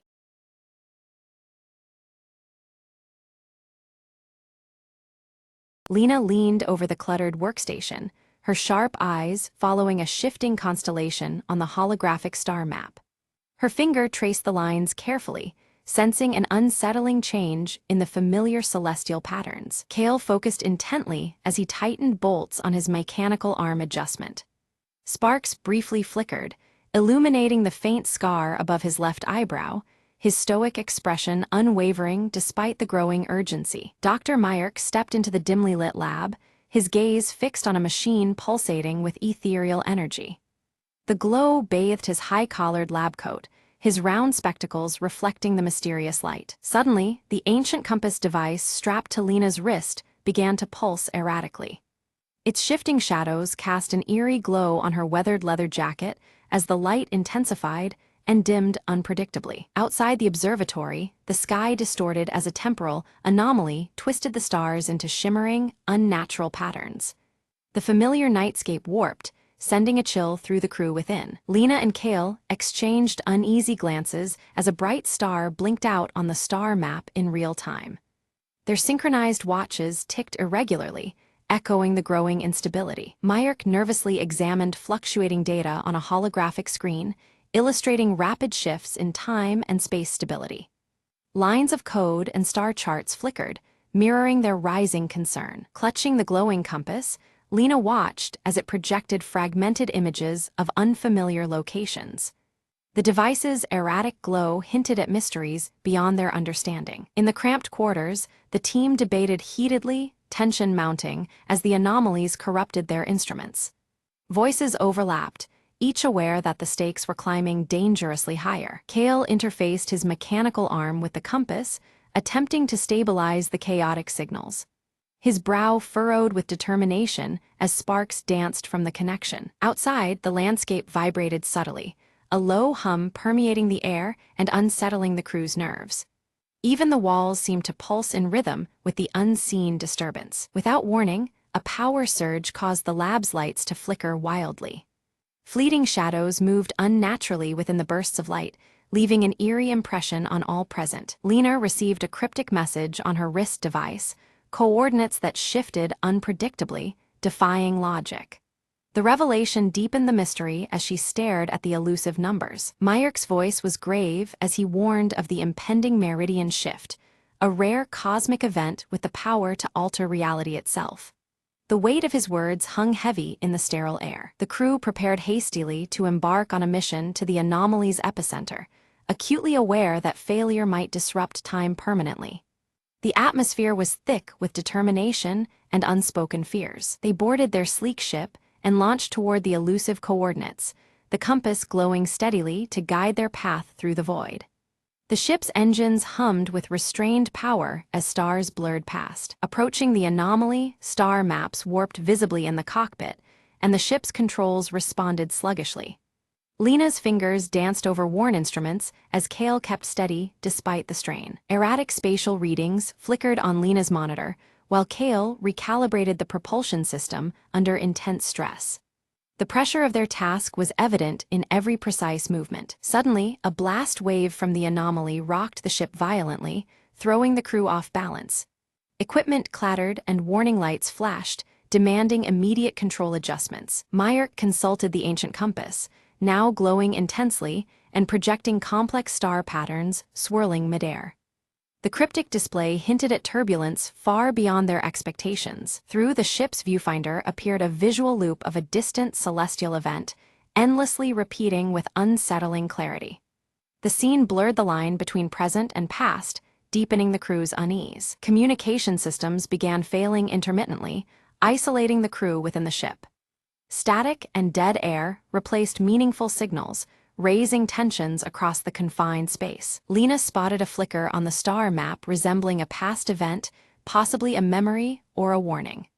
The team debated its cryptic meaning, uncertainty knitting furrowed brows. Ignoring warnings of space-time distortion, Kale attempted a risky maneuver to stabilize the ship's trajectory. His mechanical arm moved with precise urgency as the ship groaned under stress. The ship passed through a shimmering veil, and for a brief moment, the crew glimpsed alternate versions of themselves. The fleeting visions left them questioning reality as their synchronized watches ticked wildly out of sync. Dr. Myrick's voice cut through the ship's low hum with a dire warning. Crossing the meridian threshold risked trapping them in a temporal feedback loop from which there was no escape. He emphasized that the ancient compass they relied upon might be their only safeguard. Lena exchanged a determined glance with Kale, knowing the stakes had just risen immensely. Suddenly, the holographic compass emitted a sharp, high-pitched tone that resonated through the ship's decks. The shifting star maps aligned perfectly for a brief moment, revealing a concealed path hidden within the cosmic tapestry. The corridor through time and space shimmered like an invitation and a perilous gamble. Lena gripped the controls tightly, steering the vessel through the unveiled course. Each moment brought surges of gravitational distortion, the ship straining against invisible pressures that threatened to tear them apart. Her eyes never left the glowing compass, its light flickering as the anomalies intensified. Without warning, alarms blared, systems began to fail one after another. Kale sprang into action, his mechanical arm whirring as he improvised repairs on the erratic conduits amid the fluctuating time streams. Shifts in gravity and time warped his perception, but he worked with relentless precision. The environment around them began to flicker wildly, alternating between the ship's current state and fleeting glimpses of past moments aboard the vessel. Lena caught ghostly images of their distant origin world, fragmented and ephemeral, like echoes trapped in a loop. This temporal dissonance unsettled them all, reminding them of the fragile boundary they now crossed. Myrick studied the ancient compass intently, uncovering new data hidden within its quantum readings. He theorized it was resonating with quantum echoes left by explorers who had ventured here before, their temporal footprints embedded in the device's core. This revelation changed their understanding of the anomaly's depths. The crew gathered to debate their next move, torn between risking a temporal jump out of the anomaly's heart and the terrifying possibility of being erased entirely. Fear mingled with resolve. Any misstep could mean losing not just their lives, but their existence. The dilemma weighed heavily on every mind and soul aboard. As tension thickened, Lena's compass suddenly displayed an unfamiliar symbol, radiating a cool blue luminescence. This new glyph seemed to unlock additional data on the star map, revealing alternate routes and subtle shifts previously obscured. It was a clue, and perhaps a key, to navigating the chaotic currents ahead. Without warning, Kale vanished from view, leaving only an empty echo in the corridor. Moments later, he reappeared dazed, his memories fragmented and tinged with images from an alternate timeline of their journey. His brief absence cast a shadow of dread across the crew, signaling the anomaly's unpredictable reach. Myrick assembled the fragmented clues and proposed a disturbing theory. The anomaly fractured time itself into parallel streams, each threatening to overwrite their singular reality. The fabric of their existence might be unraveling, replaced by alternate versions slipping into their world. This revelation heightened the urgency of their mission. The ship's interiors convulsed in impossible ways. Corridors bent and merged, walls twisted in fractal patterns that defied logic and physics. Stepping through doorways felt like traversing shifting gateways between moments, each more disorienting than the last. Lena clung tightly to the ancient compass as it projected a star map that began to stabilize amid the chaos. The shifting lines slowly formed a coherent path, signaling a tenuous safe route through the temporal labyrinth. With cautious hope, they prepared to follow the compass's new guidance. Kale's voice grew urgent as he warned them all. They needed to act fast before their identities started blending with alternate versions of themselves. The risk of losing one's sense of self became more than theory, it was a looming reality. Time was slipping away faster than they dared imagine. Synchronizing their irregularly ticking watches, the crew set a coordinated countdown to time their leap through the heart of the anomaly. Each second carried immense weight as they prepared for a maneuver that could either save them or condemn their existence. The tension was palpable, the silence before the storm absolute. An intense surge erupted, flinging the ship forward through a kaleidoscopic storm of temporal fragments. Past, present, and future flickered wildly in the vessel's hull, a dizzying swirl of moments collapsing and rebounding against the hull.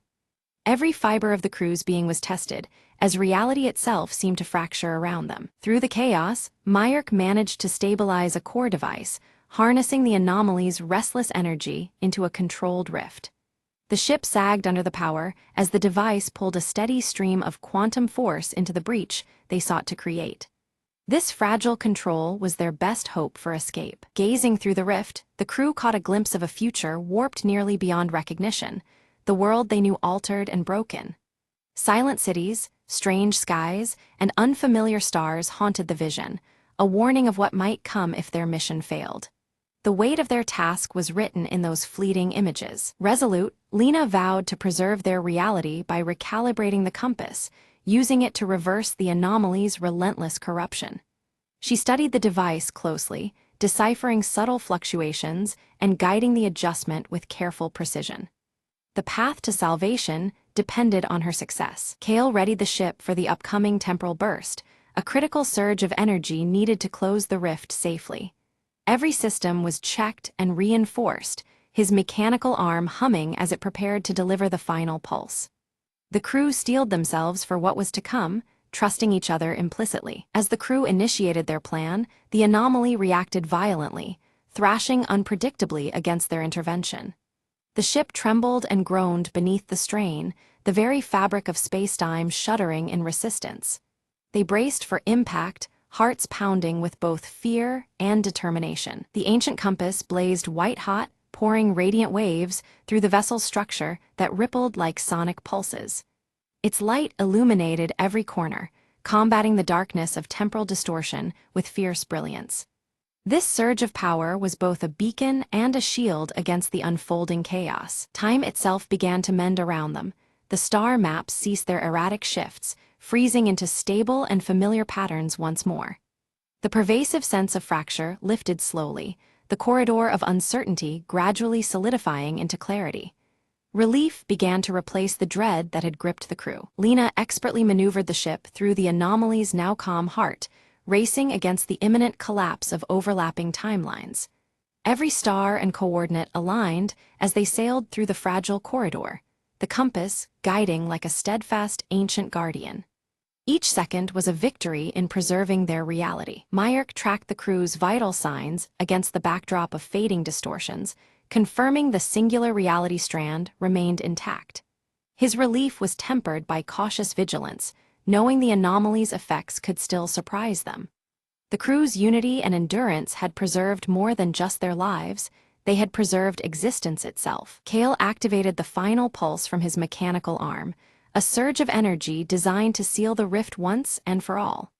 The ship vibrated as the breach closed, the infinite fracturing of time snapping back into a singular flow. Their ordeal was ending, though shadowed by mysteries yet unrevealed. The anomaly finally collapsed in on itself, disappearing like a fading shadow. Outside the observatory's viewport, the stars shimmered steadily, undisturbed for the first time in weeks. Lena's gaze fixed on the holographic compass resting on the table as its glow softened to a gentle pulse. The device's dim light signified that the chaotic flux of time had balanced once more. Kale and Dr. Mayurk exchanged relieved glances, their synchronized watches clicking with steady, even ticks after the previous irregularities. The certainty of normal time flow reassured them both. Back inside the observatory, the star map displayed a stable cosmic skyline, familiar constellations locked in their usual positions. The shifting patterns had ceased, confirming the universe's calm return. The crew methodically logged their experiences in the ship's records, emphasizing the compass's crucial role as a temporal anchor throughout the ordeal. Its importance was undeniable for navigating time's fragile currents. Quietly and with care, Lena slid the compass into her jacket pocket, mindful of its power and the responsibility to protect it. The weight of guarding such a device settled on her shoulders. Meanwhile, Mayurk studied a subtle residual temporal anomaly detected in his lab. Though minor and far less threatening, it served as a sober reminder of their vulnerability to time's unpredictable forces. Kale set to work upgrading the ship's systems, applying insights gained about temporal mechanics and anomaly stabilization. His mechanical arm adjusted tools with practiced precision as innovation took shape. Under a calm and steady night sky, the team shared a quiet moment of camaraderie, their bond fortified by the challenges they'd endured together.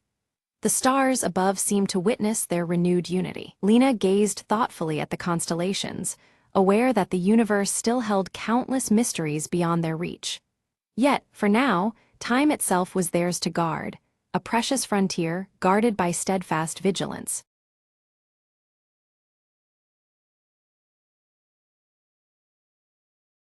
Maya wakes slowly, the morning sun casting a warm, golden glow through the curtains. Her fingers curl tightly around the cool silver locket at her neck, as if drawing strength from it. In the quiet kitchen, Maya moves with purpose, preparing a simple breakfast while the soft, haunting melody of an old music box hums somewhere in the background. The tune feels familiar yet distant, weaving through the stillness. Elias enters silently, his sharp blue eyes immediately fixed on a stack of yellowed letters spread carefully across the table. Concern deepens the furrows on his brow as he reads, sensing the weight these papers carry. Maya reaches out, holding a faded photograph in front of Elias, a smiling woman clutching the very same silver locket. Elias' guarded expression tightens, as if memories long buried stir uneasily. Suddenly, the door swings open and Lita bursts inside, her auburn hair wild from the wind. She announces breathlessly that the entire neighborhood is plunged into darkness, a sudden power outage casting uncertainty over the day. As the last artificial light dies, the room becomes enveloped in shadow. Flickering candles sputter to life, their warm glow painting fleeting images on the walls around them. Maya suggests they make the most of the unexpected darkness, searching for clues hidden in the past that might link to the photograph. An urgent determination settles over the group. Elias retrieves a dusty shelf's lone treasure, an ancient clock, its face cracked and frozen in time. He studies the broken hands with a careful, almost reverent touch, trying to glean hidden meaning. Nervously, Lita begins to hum a melody taught by her grandmother, a haunting tune once locked inside the now silent music box. Her voice trembles softly as shadows seem to gather. Maya pores over the photograph's story, piecing together fragments as flickering candlelight casts shifting shapes across the walls. playing tricks on their eyes and minds alike. A sharp knock at the door jolts them. A weathered messenger, eyes full of caution, hands Meyer an old envelope sealed shut, thick with mystery and silence. Breaking the seal, Meyer unfurls a cryptic note hinting at buried secrets beneath a forgotten garden. Each word seems steeped in shadow, beckoning them onward despite unseen dangers. With exchanged wary glances, the trio silently agrees to follow the lead, tension thick in the air, as uncertainty creeps forward with every heartbeat. They ready themselves with flashlights and warm coats, a protective barrier against the cold, and the unknown looming beyond their threshold. As Maya steps into the cool night, the silver locket catches a sliver of moonlight, glinting like a beacon of hope and determination on her chest. Cautiously, they tread toward the overgrown garden marked on the note, where long shadows stretch and twist beneath the dark sky. Lita's foot strikes something hard. She kneels and finds a shattered clock face half buried in the dirt, mirroring the broken one inside their home. Elias crouches beside her, tracing the jagged hands frozen at a precise time. His brows knit tighter, the weight of this discovery deepening their unease. The faint wind carries Lita's melody anew, now more urgent, almost ghostly. The notes seem to swirl around them, entwined with the night air and unseen presences. Meyer uncovers a weathered wooden box hidden under the tangled roots of a gnarled tree, its surface carved with strange, intricate symbols. Opening it, she finds a yellow journal filled with delicate handwriting and carefully pressed flowers. The fragile pages whisper secrets long kept beneath the earth. As Maya reads aloud, Elias notices the fading photograph clenched in her hand beginning to shimmer faintly, as if awakening from a long slumber. Suddenly, the ground beneath their feet trembles slightly, sending a ripple of fear through the group and testing their resolve. Lita suddenly points toward a figure lurking at the edge of the tree line. Its features are lost in shadow, but its watchful presence unmistakable. The figure vanishes as a gust of wind sweeps through, scattering dry leaves across the soil and wrapping them in a chill that reaches deep into their bones. Maya's voice trembles with resolve as she reads aloud the journal's entries, revealing stories of lost promises and wounds that time has failed to heal. Each word echoes in the quiet room, stirring a heaviness that hangs in the air. The pages seem to carry the weight of sorrow and unresolved pain. As Elias carefully flips through the fragile journal, his sharp eyes catch a torn piece of paper tucked between the pages, marked with the same cryptic symbols etched on the wooden box. His furrowed brow deepens, sensing a connection that beckons deeper investigation. The enigmatic markings hint at secrets yet uncovered. In the dimness, Lita's voice falters as the persistent melody grows louder, its haunting notes seemingly reverberating off unseen walls around them. The music envelops the space, weaving through shadows and stirring an uneasy sense of anticipation. The atmosphere thickens with each passing moment. Clutching the silver locket tightly, Maya finds strength in its familiar weight against her palm. It anchors her amid swirling doubt and a rising tide of fear, its cold metal a reminder of the stakes they face. The locket pulses softly, as if responding to the growing tension. Their discovery beneath the garden floor sends a thrill through the group, a hidden door partially concealed by earth and winding roots. The secret entrance feels like a gateway to truths long buried. They exchange determined looks, ready to uncover what lies beyond. Elias hesitates momentarily, but soon joins the effort, carefully digging away soil to expose cold stone steps leading downward. Each unearthed root and clod reveals the passage deeper into mystery. Despite his reservations, he feels compelled forward by the pull of the unknown. Descending the stairs, their flashlights flicker as the melody shifts into a somber tune, echoing softly against the damp walls. The changing music mirrors their cautious steps, casting an emotional shadow over their journey.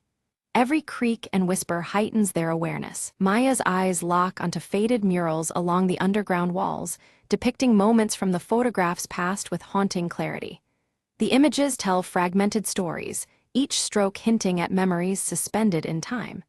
She traces the scenes silently, feeling history's touch. Elias uncovers a cracked mirror embedded in the stone, its fractured surface reflecting distorted images back at them. The broken shards symbolize hidden truths yet to be revealed. He studies the reflections, sensing the mirror as both barrier and revelation. Lita reaches out tentatively to touch the mural, her fingers brushing a loose stone that unexpectedly shifts aside. This movement reveals a small, hidden compartment nestled within the wall, inviting discovery. Excitement and curiosity flicker across her face. Inside the compartment rests a delicate music box, its surface intricately adorned with the same carvings as the mysterious wooden box. The craftsmanship speaks of care and significance, linking past and present. They exchange looks, realizing its importance. Maya wins the music box with reverent hands, unleashing the melody that floods the chamber once more. Emotions long kept beneath the surface rise with the haunting tune, stirring memories and unspoken feelings. The music binds them in a shared moment of vulnerability. As the melody swells, shadows within the chamber coalesce into a faint, ethereal figure resembling the woman from the photograph. She reaches out silently, an apparition woven from memory and longing. The group stands still, caught between disbelief and awe. Elias steps forward, his sharp blue eyes reflecting memories and regrets etched deep within his gaze. Confronting this spectral presence challenges his reserve, revealing the depth of his personal connection. The moment weighs heavily on him, intertwining past and present. The figure slowly dissipates as the music slows, leaving behind a whispered hope that lingers in the chilled air. Silence returns, but the echo of the encounter remains, offering a fragile sense of closure. The trio exhales collectively, their resolve strengthened. They ascend the stone stairs carefully, the weight of revelation settling on their shoulders but lifted slightly by newfound understanding. The path behind them feels less obscure, shadows giving way to light. Together, they step toward dawn's promise. Outside, the first light of dawn breaks over the garden, casting warm hues that soften the quiet landscape. The world seems renewed, bathed in gentle gold and a fresh breeze. This new day feels like an answer to their quest. Meyer opens the journal to a final entry, revealing the woman's last wishes intimately tied to the secret held within the silver locket.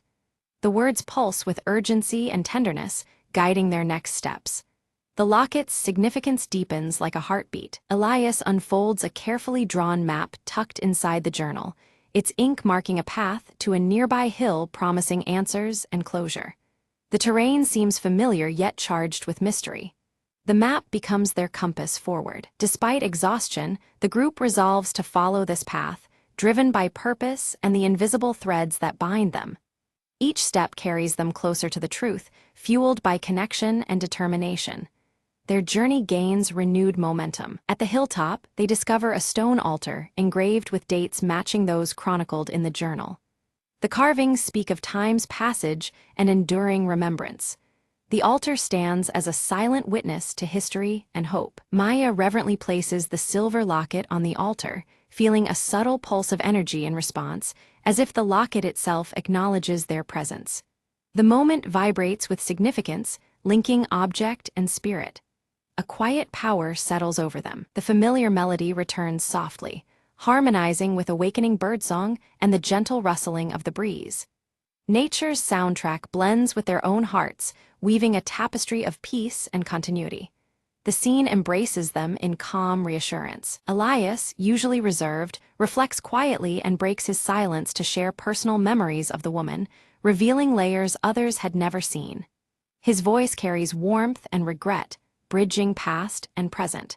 His openness deepens their collective understanding. Lita sketches the serene scene in her journal, capturing the moment for herself and those who may come after.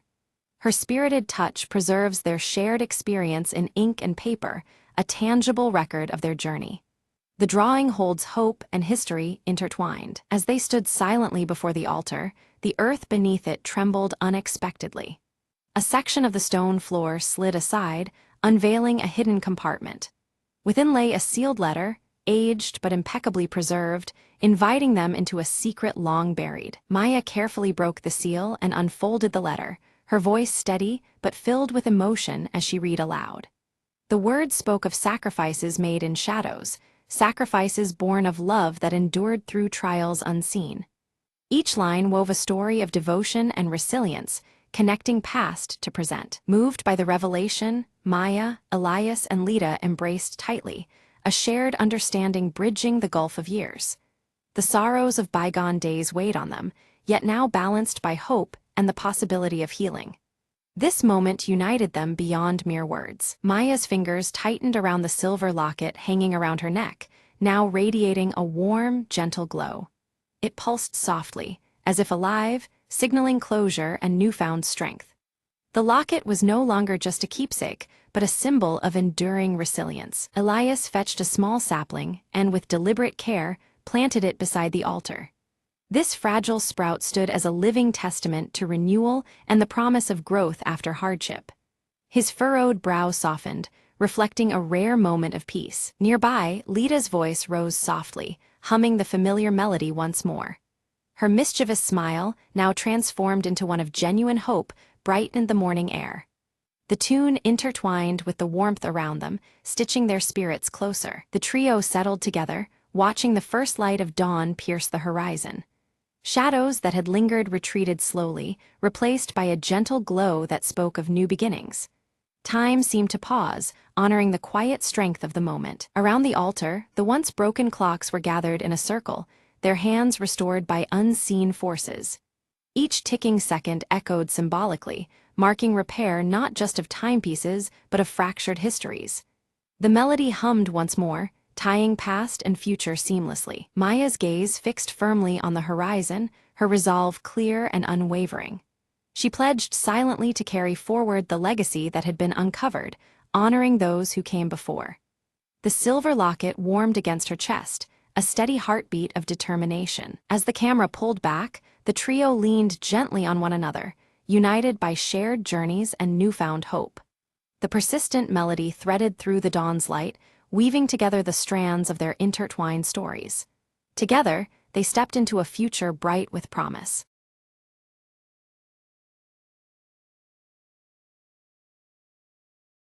Under a deep indigo sky embroidered with twinkling stars, Eris stands quietly, her silver hair catching the soft, celestial light.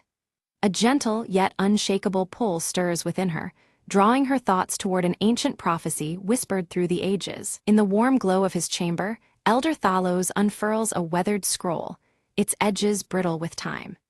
He points to an image of a delicate veil separating two realms, his voice heavy with warning that the veil's power is waning on this very night. Kalen approaches from the shadows, his tall frame adorned with celestial tattoos that pulse gently with radiant light.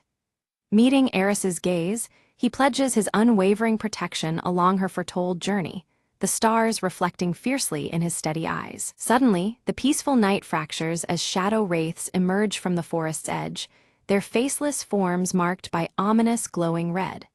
They slide silently, yet threat looms palpable, their presence turning the tranquil hues to sharp crimson. Eris seizes the crystal star staff from Elder Thalos's grasp. Its luminous glow flickers precariously as the wraiths close in. She tightens her grip, the staff's light casting trembling patterns that dance against the surrounding darkness. Before them, the veil dissolves into a visible shimmer, a translucent curtain of ethereal light dividing the celestial stars from the mortal world below. Its presence hums with ancient power, both fragile and infinite. With determination, Eris steps through the shimmering veil, entering a realm alive with swirling constellations and radiant celestial wonders. The air pulses with the energy of countless stars, illuminating her path through the cosmic expanse. Kalen follows closely, his armor catching and reflecting the distant starlight, making him appear as a beacon amidst the unfamiliar celestial surroundings. Together, they move cautiously, eyes alert to the mysteries and dangers that lie ahead. The wraiths cross the veil's threshold, their forms writhing menacingly as the outer realm shudders in response. The cosmic light twists erratically, signaling turmoil and the fragility of the boundary between worlds. A glimmer beneath the stars catches Eris's eye. There, embedded in the ground, lies a radiant star fragment pulsing softly. She senses its importance immediately, as though it carries the very essence of power needed to sway fate. Echoing in her mind, Elder Thalos's dire warning visits her. This glowing fragment holds the dual power to seal or shatter the veil. Its fate now rests uncertain in her hands, burdening her with grave responsibility. Raising the star fragment, Eris feels her violet eyes flare with intensified light, a ripple coursing through the starry realm in resonance. The energy around her vibrates, responding to the fragment's awakening force. Kalen's vigilance sharpens as a wraith lunges toward them. He conjures a shield of brilliant celestial light, intercepting the strike. His tattoos blaze brighter, the shield's radiance momentarily pushing back the encroaching darkness. The veil flickers violently in response to the clash, trembling as if on the brink of rupture. Unseen forces strain against the fabric of the boundary, threatening to unravel the divide between worlds. Eris's heart tightens with realization. Her choice now carries the fate of both realms. Hesitation grips her, weighed down by the rising stakes and the uncertain consequences of her decision. The wraiths close in, surrounding Eris and Kalen with unnerving certainty. Their forms multiply unnaturally, pressing the attack with relentless shadows that grow more menacing with every moment. Kalen's celestial tattoos flare with fierce light as he summons a spear shaped like a constellation. With swift precision, he strikes back against the unseen enemy, the spear glowing brightly as it swings through the air. Drawing upon the star fragment's potent energy, Eris projects beams of shimmering light that sear through encroaching darkness. Her power holds the advancing wraiths at bay, though the effort strains her very being. The veil pulses erratically, its shimmering border quivering under the violent exchanges. The delicate balance between the realms weakens visibly, threatening to collapse with each surge of battle. Out of the veil's trembling surface emerges a shadowy figure, a lost starborn spirit cloaked in faint celestial glow. Its presence is urgent, pleaded eyes, seeking Eris's aid as the cosmos teeters toward greater peril. The spirit's voice trembles as it warns Eris of a looming darkness far greater than the wraiths, one that threatens the entire cosmic order. Its plea ignites a spark of alarm and curiosity within her heart. Clouded with doubt, Eris struggles to decide whether to trust the enigmatic spirit. A deeper mystery seems to unfold around them, shifting the very fabric of their understanding. Momentarily, the wraiths withdraw, retreating into shadows to gather strength.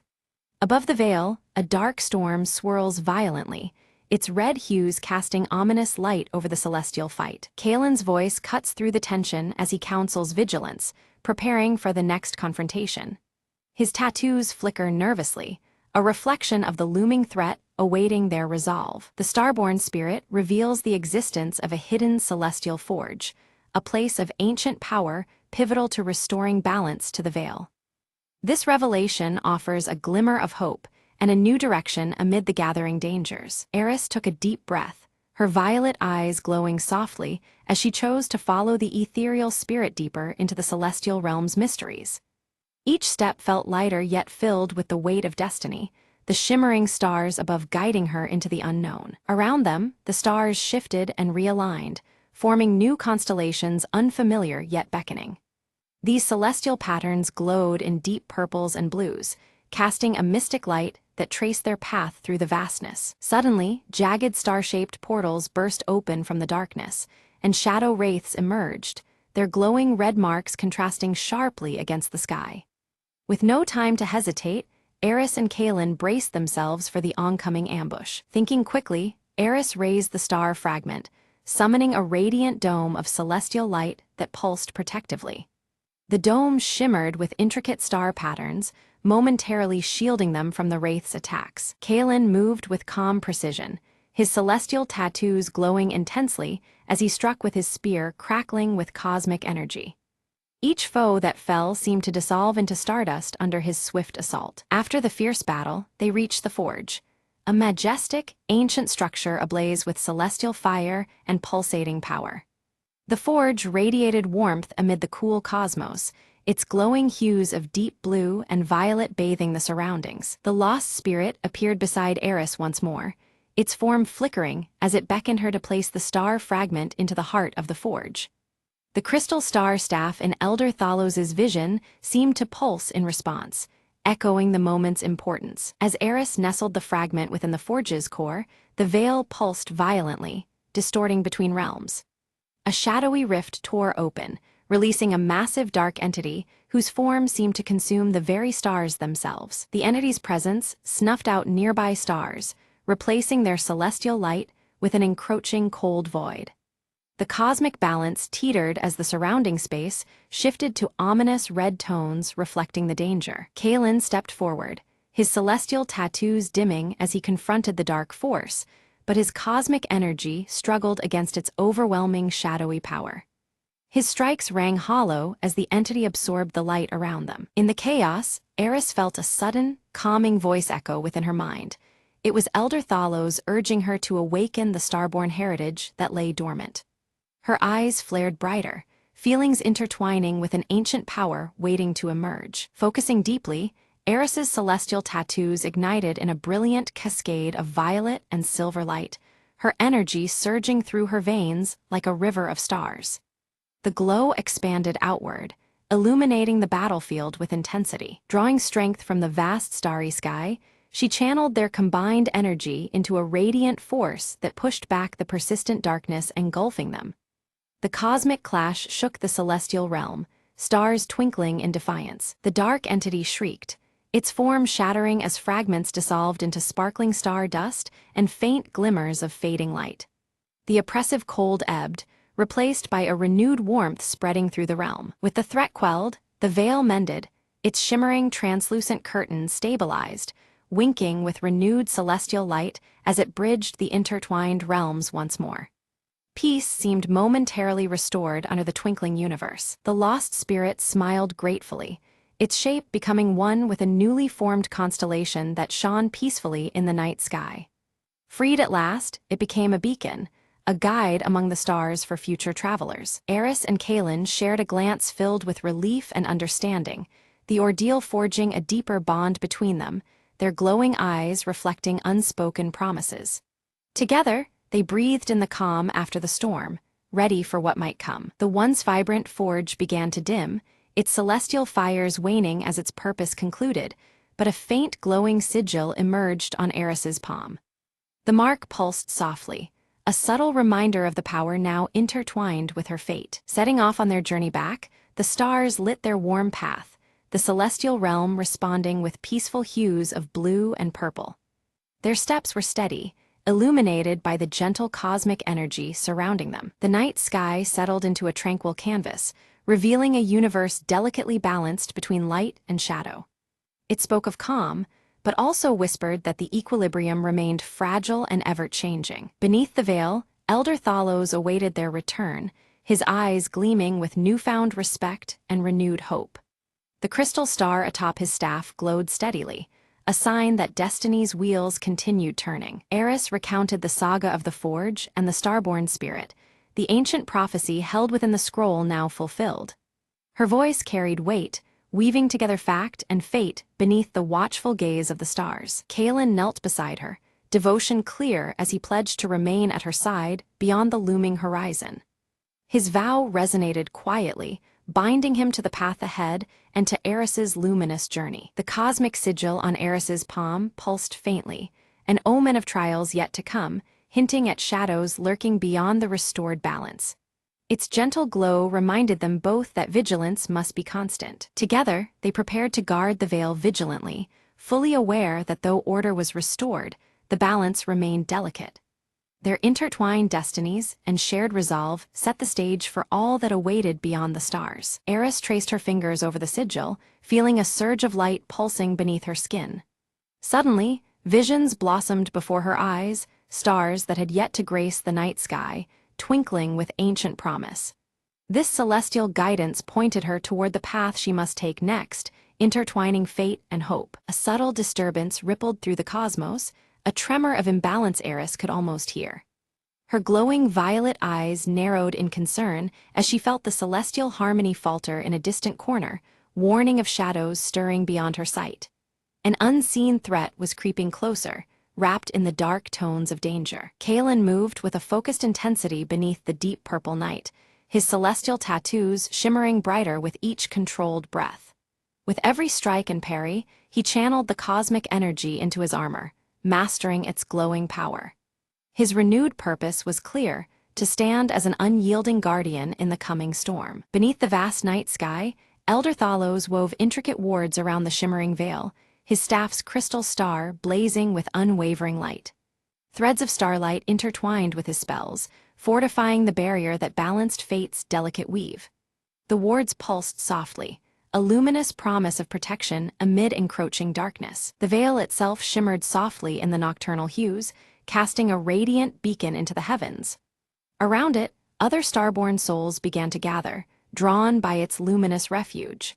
Their forms shimmered faintly as they found solace beneath the veil's protective embrace, a sanctuary amidst the cosmic expanse. Under the open night sky, Eris sat cross-legged, her gaze steady and serene. Her violet eyes glowed gently, a quiet power radiating from within as she meditated on the stars' silent wisdom.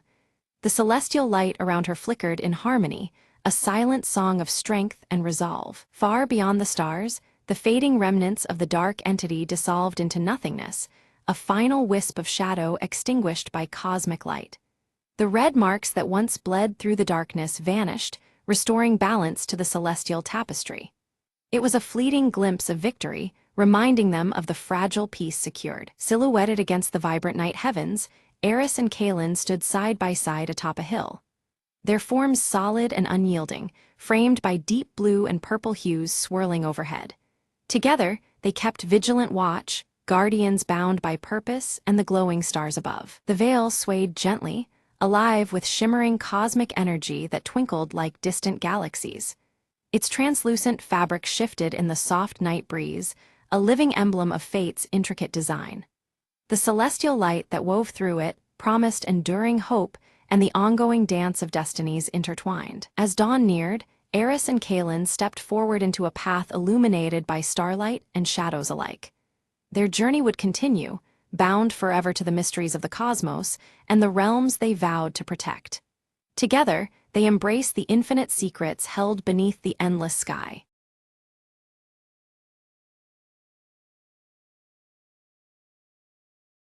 The lights flickered as Dr.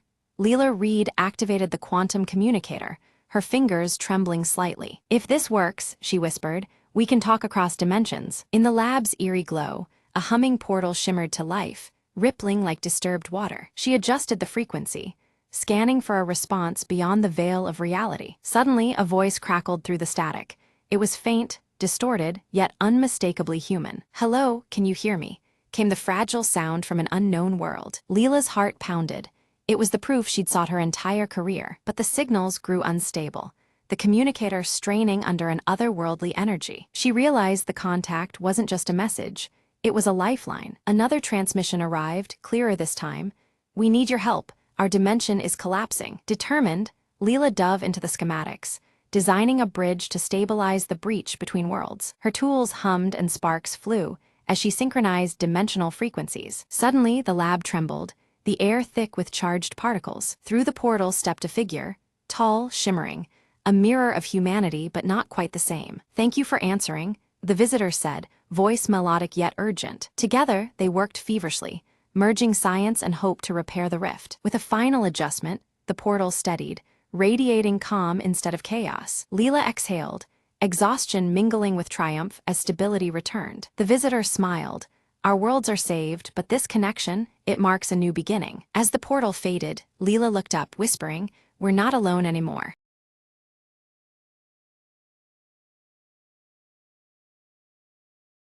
Under flickering streetlights, Clara Voss lights a cigarette outside the dim jazz club. Her breath forms a mist in the cold night air, the silver locket at her neck catching the faint glow. Inside, Anna Lyle sings a haunting melody, her auburn curls brushing a crescent moon tattoo that glimmers under the stage lights.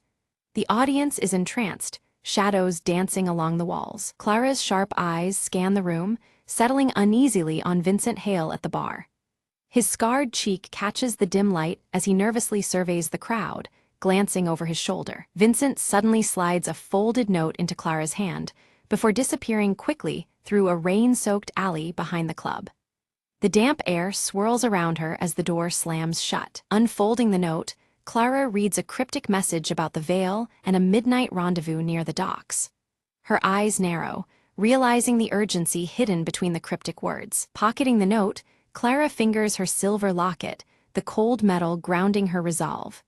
The shadows under the street lamp deepen as her expression hardens. At the police station, Lieutenant Morneau frowns over a faded photograph of the city's skyline, rain-blotched yet familiar.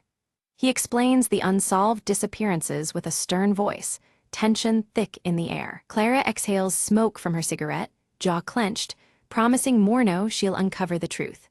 The flickering bulb overhead casts long shadows on the worn walls. Later, Elias Crane emerges from the mist near the docks, his gray fedora low and gloves pristine against the damp night.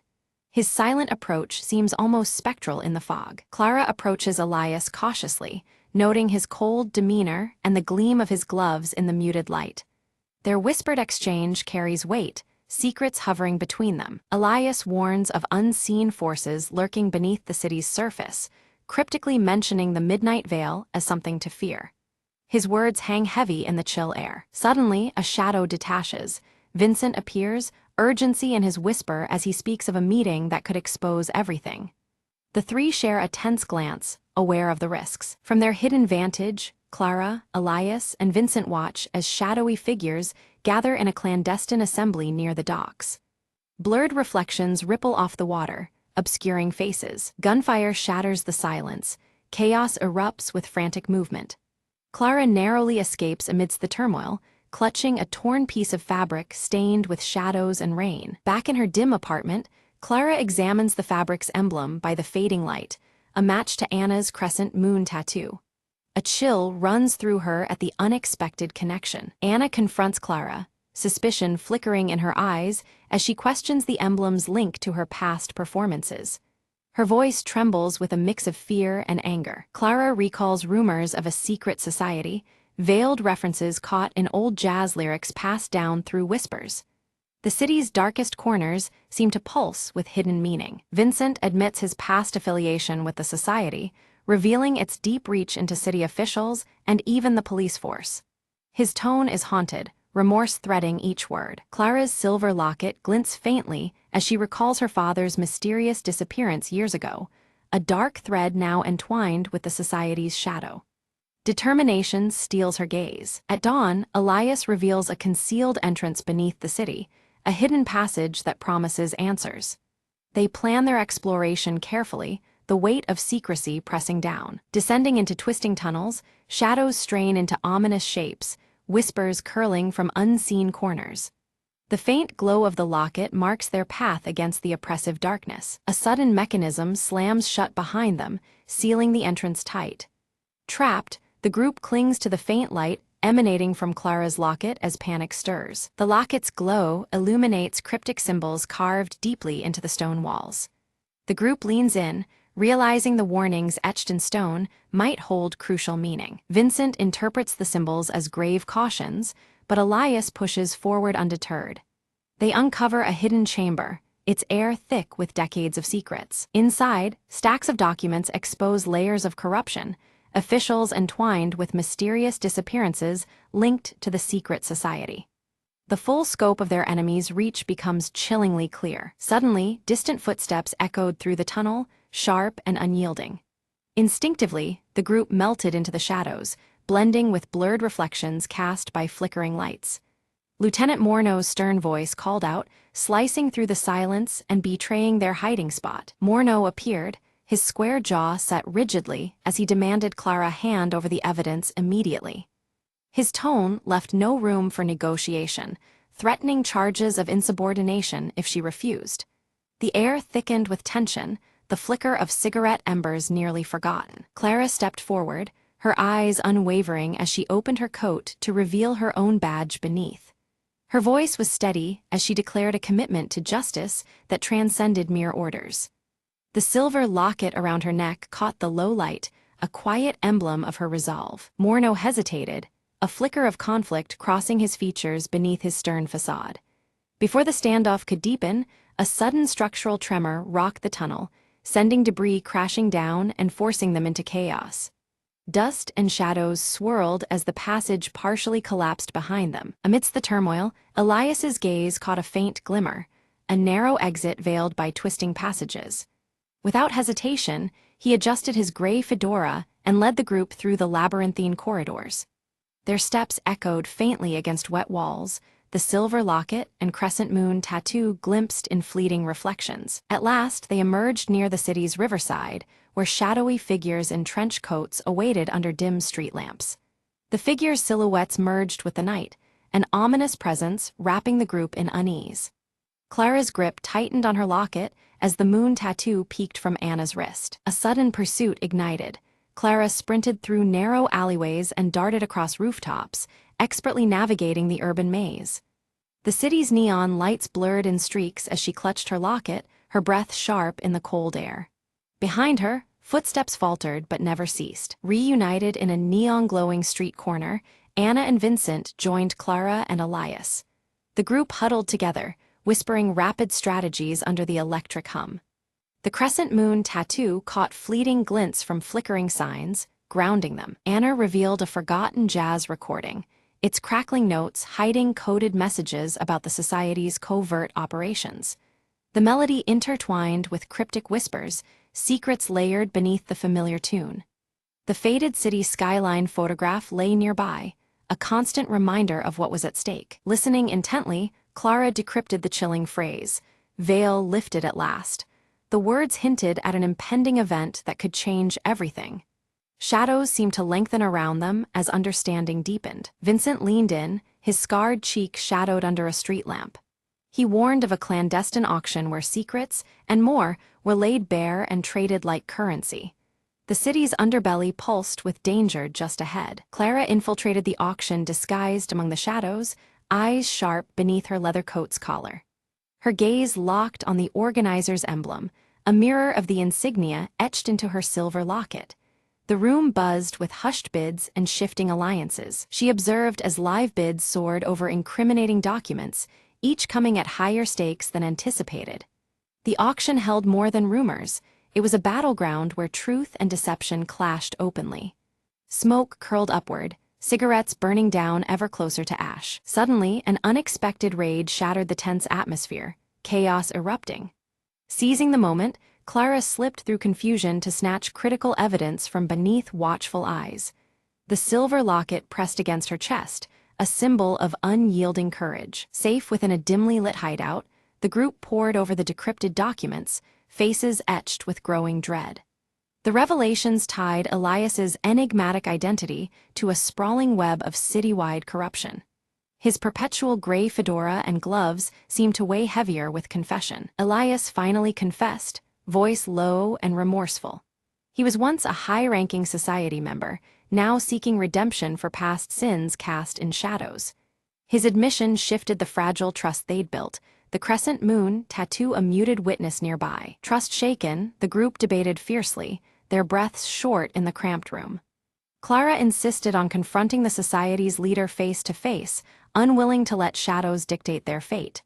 Her locket gleamed softly, a beacon amidst uncertainty. A coded message led them to an abandoned theater, its curtains for years untouched and draped in shadows and mystery. The air hung thick with dust and forgotten echoes, the city skyline photograph tucked carefully in Clara's coat pocket. They stepped inside, hearts pounding against the silence. Within the theater's faded confines, Clara confronted a figure obscured behind a veil, an unexpected presence from her past. The face held painful memories, intimately connected to the lost photograph sealed beneath layers of rain and time. The silver locket lay heavy in her palm. Without warning, the theater was plunged into absolute darkness by a sudden blackout. Vulnerability wrapped tightly around them, breaths quickening in the consuming void. The crescent moon tattoo stole faint glimmers in the black, a silent reassurance. When the lights flickered back, the leader was gone, vanished into thin air. But a new clue lay in plain sight, pointing toward a rendezvous at the city's old observatory. The fractured reflections of the skyline danced over broken glass, the locket catching subtle glints. At the observatory, Clara stared into the fractured city skyline reflected in shattered glass panels. Each shard distorted the truth, symbolizing fractured realities and hidden fractures within the city itself. The silver locket hung steadily against her chest, unwavering amid broken truths. Inside, the group uncovered a detailed map outlining the society's insidious influence over critical city infrastructure. Lines and shadows intertwined, revealing the depth of corruption and control. Anna's crescent moon tattoo remained visible as they traced the dark web. A tense standoff unfolded as Morneau unexpectedly joined forces with them, revealing his own disillusionment and conflicted allegiance. His crisp uniform was now a symbol of rebellion, his square jaw set against old loyalties. Cigarette smoke curled around them, blurring edges between friend and foe. Together, they crafted a daring plan for a decisive strike during the upcoming city council meeting. The web of deceit strained under the weight of their resolve to expose it. Clara's silver locket gleamed quietly, the symbol of a justice ready to pierce the midnight veil. Detective Clara Voss stepped forward on the council floor, the weight of the silver locket against her chest, steadying her resolve. Her voice cut through the tense silence as she laid out the evidence linking the shadowy society to the city's corruption, each detail more damning than the last. Unbeknownst to many, hidden cameras streamed Clara's revelation across the city, broadcasting the truth to officials and citizens alike. Gasps and murmurs echoed through rooms and streets as the scale of the conspiracy became undeniable. The society's grip on the city began to unravel rapidly. As their supporters scrambled to escape, Clara's team swiftly sealed all exits. The growing shadows of panic were met with unyielding light, trapping traitors within their crumbling fortress. Lieutenant Morneau moved with calculated precision, arresting key conspirators amid the chaos. Quietly, Elias Crane stepped forward, gray fedora tipped low, gloves gleaming under the harsh lights, surrendering himself in a bid for redemption. On live television, Anna Lyle took the stage, her auburn curls catching the glow of the spotlight that revealed her crescent moon tattoo. Her hopeful jazz melody carried through the night, a soulful promise echoing beyond the unveiled darkness. Clara found herself at her father's grave as rain gently fell, droplets tracing rivulets on the weathered stone.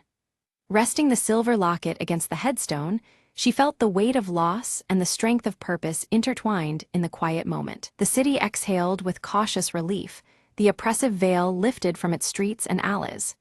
Shadows remained, but they no longer dictated the rhythm of the night, leaving space for a fragile peace to grow. Standing atop a rain-slicked rooftop, Clara watched as dawn stretched over the city skyline, the familiar photograph safely tucked deep in her coat. The sky's soft light promised new beginnings amidst lingering shadows. As the first rays illuminated the streets below, Clara slipped the faded city skyline photograph back into her leather coat pocket. It was a silent testament to the past she bore and the uncertain road ahead she was determined to walk. With a final slow breath, Clara exhaled a plume of smoke that drifted into the morning air. Clad in her leather coat and clutching her silver locket, she faced the emerging day, ready to confront whatever shadows still lingered.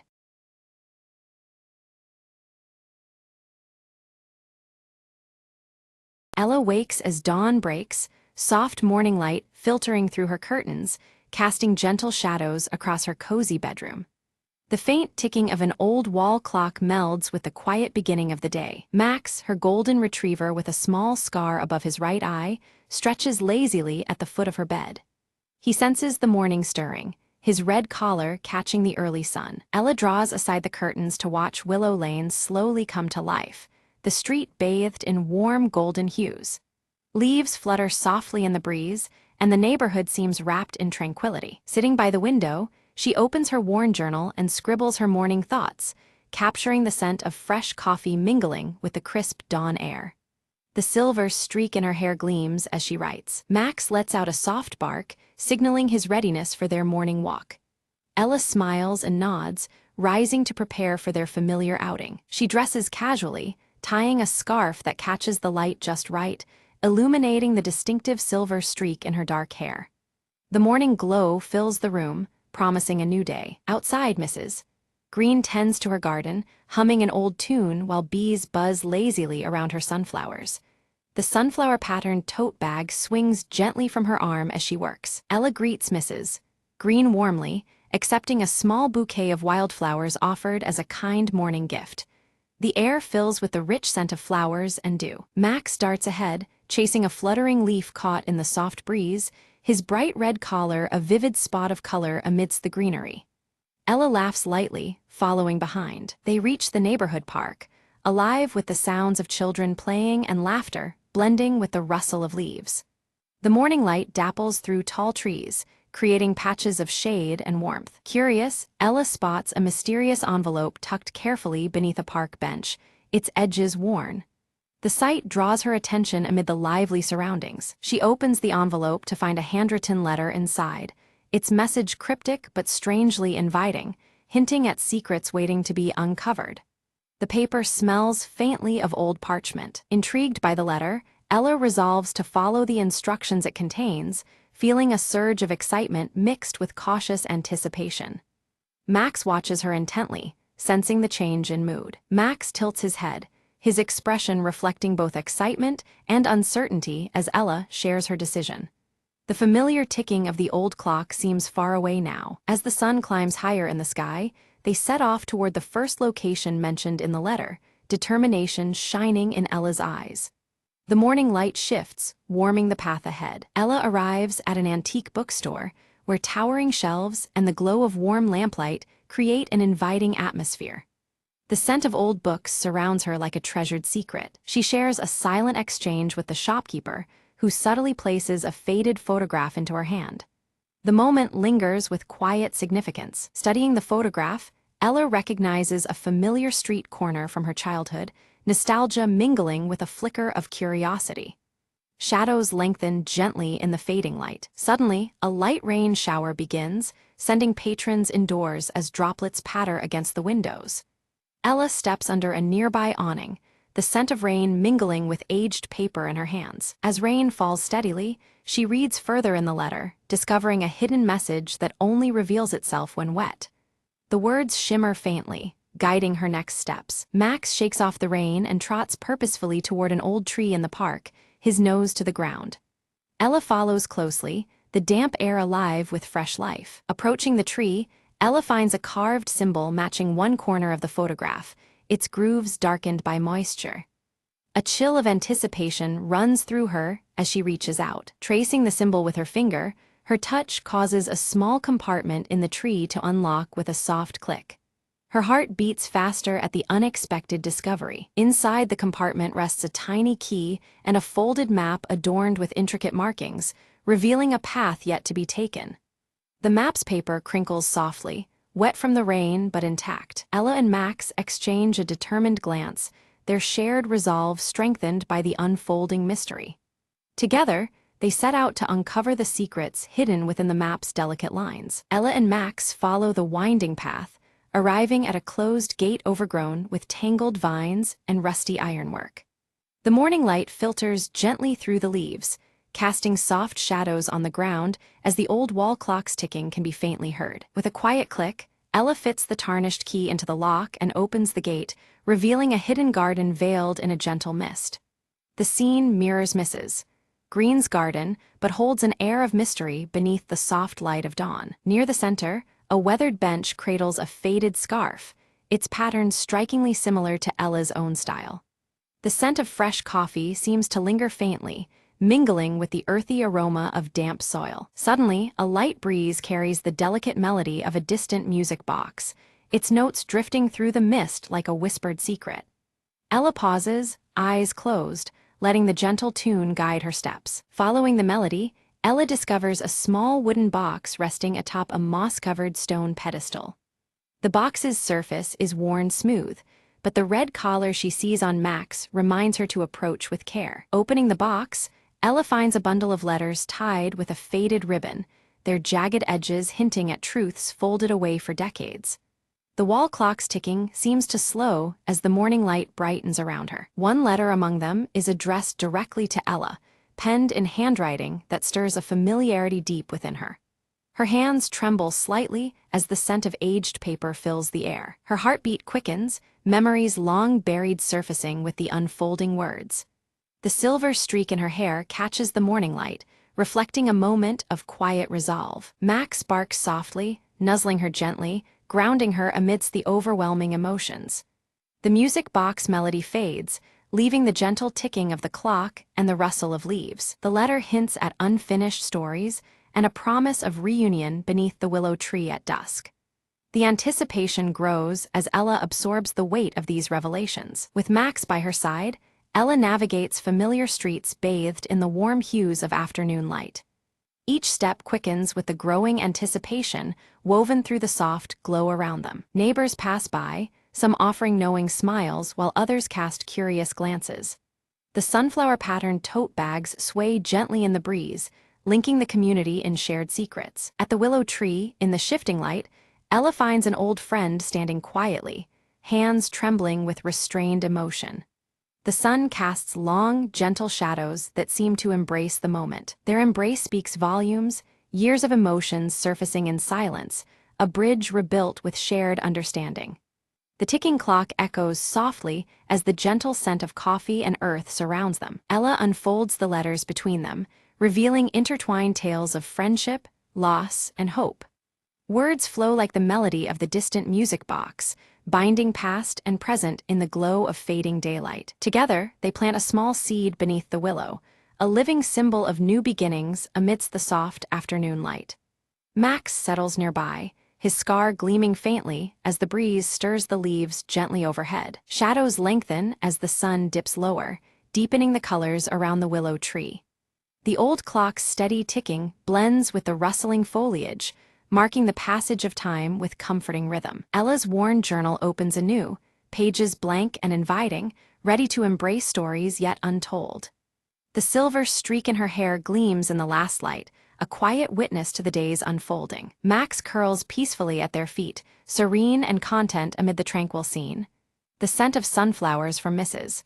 Green's tote mingles with the cool evening air. Twilight deepens the sky to a velvety blue, stars beginning to twinkle like scattered notes in a silent melody. The gentle ticking of the old clock seems to soften with the arrival of night. Ella breathes in the cool evening air, reflecting on the day's mysterious discoveries and the threads woven through her heart. The soft glow of the setting sun lingers in her thoughtful eyes. Mrs. Green approaches with a gentle smile, her sunflower-patterned tote bag swinging lightly as she hands Ella a steaming cup of tea. Warmth spreads within, echoing the kindness in her eyes and the day's gentle light. They sit beneath the willow tree, sharing quiet conversation marked by gentle laughter and knowing glances. The music box melody feels just out of reach, a tender echo weaving through the night air. From Ella's bag, the old wall clock ticks softly, a steady reminder of the comfort found in returning home. The intertwining scents of coffee and fresh earth settle around them as the moment lingers. Ella closes her eyes briefly, savoring the delicate connection anchoring her heart and the promise of stories yet to unfold. The twilight sky above offers a quiet witness, stars twinkling obediently in the gentle night. As Ella inhaled deeply, the familiar scent of jasmine wafted through the air, suddenly unlocking a vivid memory from her childhood. This fragrance transported her back to a secret moment long forgotten, revealing a connection to her past she had never fully understood. In the flashback, a younger Ella and a childhood friend sat beneath the sprawling branches of the willow tree, sharing whispered promises and dreams. Their bond was tender and unspoken, sealed with hopes of a future where their differences would no longer matter. Awakening to the present, Ella grasped the true significance of the letters she had found. They were more than words, they were bridges to heal wounds left untouched. Understanding their power filled her with an urge to mend what time had frayed. Max nudged her hand gently with his nose, his warm brown eyes steady and reassuring. His presence was a comforting anchor, pulling Ella back from the depths of memory into the gentle morning light surrounding them. With renewed resolve, Ella made the heartfelt decision to reach out and reconcile with those she had once parted from. Embracing the future meant letting go of old grievances and welcoming the possibility of peace. Together with her friends, Ella began drafting plans to restore the hidden garden near the willow tree, transforming it into a shared sanctuary of growth and connection. The project symbolized new beginnings and the strength found in community. They organized a small gathering, inviting neighbors and friends to join in the celebration of renewal and hope. The gentle ticking of the old wall clock matched the anticipation that fluttered through Willow Lane as invitations spread. As dusk settled, laughter and music floated through the air, mingling with the soft glow of lanterns strung between the trees. The community came alive, united under the embrace of the willow's watchful branches and the warm morning light now fading into evening. Sitting quietly, Ella penned the final entry in her journal, capturing the day's unfolding joy and the healing she felt within. With each word, she closed a chapter marked by uncertainty and welcomed one illuminated by gratitude and hope. Night folded Willow Lane into a peaceful hush, with the willow tree standing tall and steadfast as witness to stories both past and new. Under the starlit sky, the gentle ticking of the clock and the lingering scent of jasmine promised that this was just the beginning.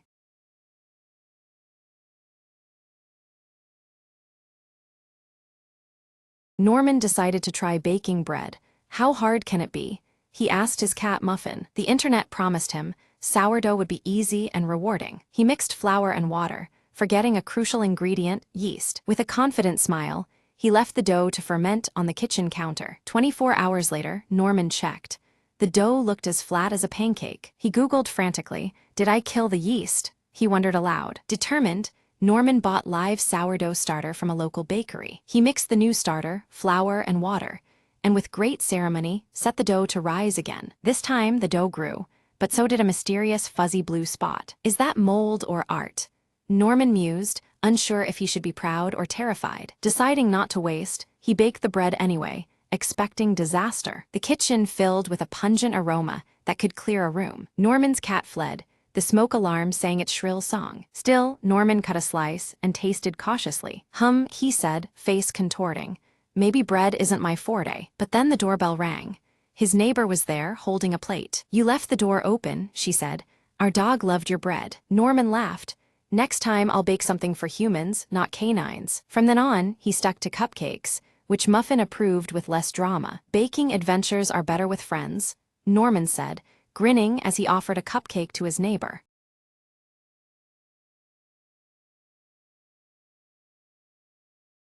Ella steps through the village boundary, her silver locket catching the fading light and reflecting a faint shimmer.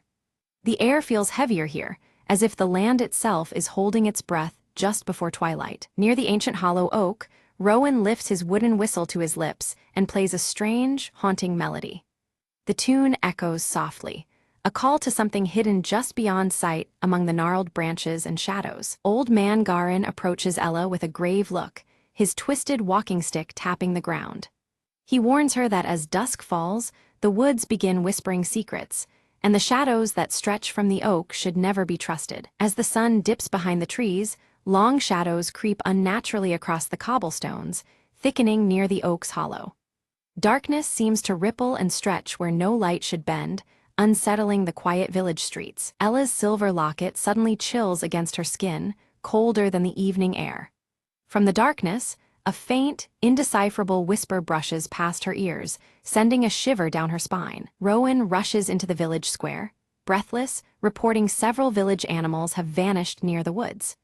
A fearful hush spreads among the villagers, their eyes darting nervously toward the encroaching shadows. From deep within the village, the persistent ticking of an old clock grows louder, its echo filling the quiet night. The rhythmic talk strikes uneven beats, unease mounting with each distorted chime. Determined, Ella and Rowan prepare to confront the mystery of the hollow oak. Armed with a flashlight and Rowan's whistle, they step cautiously toward the boundary between safety and shadow. Just beyond the tree line, shadows flicker erratically, moving against the angles of natural light. Their dance is unnatural, unsettling, as if driven by some unknown will contrary to the day's fading rays. Suddenly, the warm night air chills unexpectedly, Ella's breath misting in front of her. Whispering shapes rise and circle around them, elusive and twisting like smoke on the wind. Old Man Garin's voice carries a warning as he recounts the legend of a shadowy being bound to the oak, sustained by the villagers' fear. His tale weaves dread through the night, making the darkness seem alive and watchful. Out of the shadows, dogs howl in terror before fleeing, their elongated shadows contorting grotesquely before fading into the night. Fear weighs heavier with each unnatural movement in the darkness. Rowan lifts his wooden whistle, blowing a sharp, piercing note that cuts through the gloom. The sound ripples outward, momentarily forcing the darkness to recoil and retreat from their immediate circle. Ella's silver locket begins to glow faintly, a soft light pulsing in response to the encroaching darkness. It seems attuned to the shadow's presence, reacting like a silent sentinel against the gloom. As midnight nears, Nervous villagers barricade their doors and light candles, their flickering flames casting fragile halos against the growing black. The warm light serves as a fragile barrier, keeping the most malevolent shadows at bay. From the edge of the candlelight, Ella spots the shade, its form undulating with no fixed face, eyes glowing faintly like dying embers. It lurks just out of reach, watching and waiting for a moment to strike. In the darkness, Rowan panics as he discovers his wooden whistle is missing. The shadows creep closer in silence, and without his signal, fear starts to take deeper hold in their hearts. A sudden gust of cold wind sweeps through the village, snuffing out all the lit candles in an instant. The village plunges into pitch-black darkness, broken only by the ominous ticking filling the void. The eerie ticking of the distant clock begins to fluctuate wildly, slowing, then rapidly speeding up. This erratic rhythm disorients and unsettles those who hear it, twisting time into something uncanny. Against the chaotic ticking, Ella's silver locket pulses with bright, rhythmic flashes. It seems to challenge the erratic beat, its steady glow a beacon amid the distorted time and creeping fear. A whisper of cold breath brushes Ella's ear as the shade's voice, low and sibilant, tempts her with secrets hidden beneath the hollow oak. It promises truths to those brave enough to step below its roots alone. Rowan stumbles in the shadows to find a hidden path woven among the tree roots, leading deeper into darkness. Drawn with both curiosity and dread, the path promises answers no one else dares seek. The oldest lamps in the village flicker wildly, casting erratic light and stretching shadows that dance along the walls. The air thickens with unease as the darkness seems to mock the fragile defenses of light. Though hesitation grips her heart, Ella clutches her glowing locket tightly and steps forward, crossing the threshold beneath the hollow oak. Each heartbeat echoes like the ticking clock as she follows the whisper's call into the unknown. Within the shifting shadows, Ella glimpses flickers of trapped villagers from the past, their silent faces pleading for release. The shade reveals its captive collection, a haunting gallery of lost souls entwined within its darkness. Rowan's voice echoed softly through the maze of roots, faint yet insistent, leading Ella deeper under the hollow oak's gnarled branches. Each call grew clearer, a beacon in the dim twilight where shadows clung like whispers. Ella tightened her grip on her silver locket, trusting the boy's guidance through the labyrinthine roots. An eerie clock struck 13, its chime impossible yet unmistakable, reverberating across the clearing with unnatural resonance. The ticking that enveloped them quickened, marking the thinning veil between time's threads.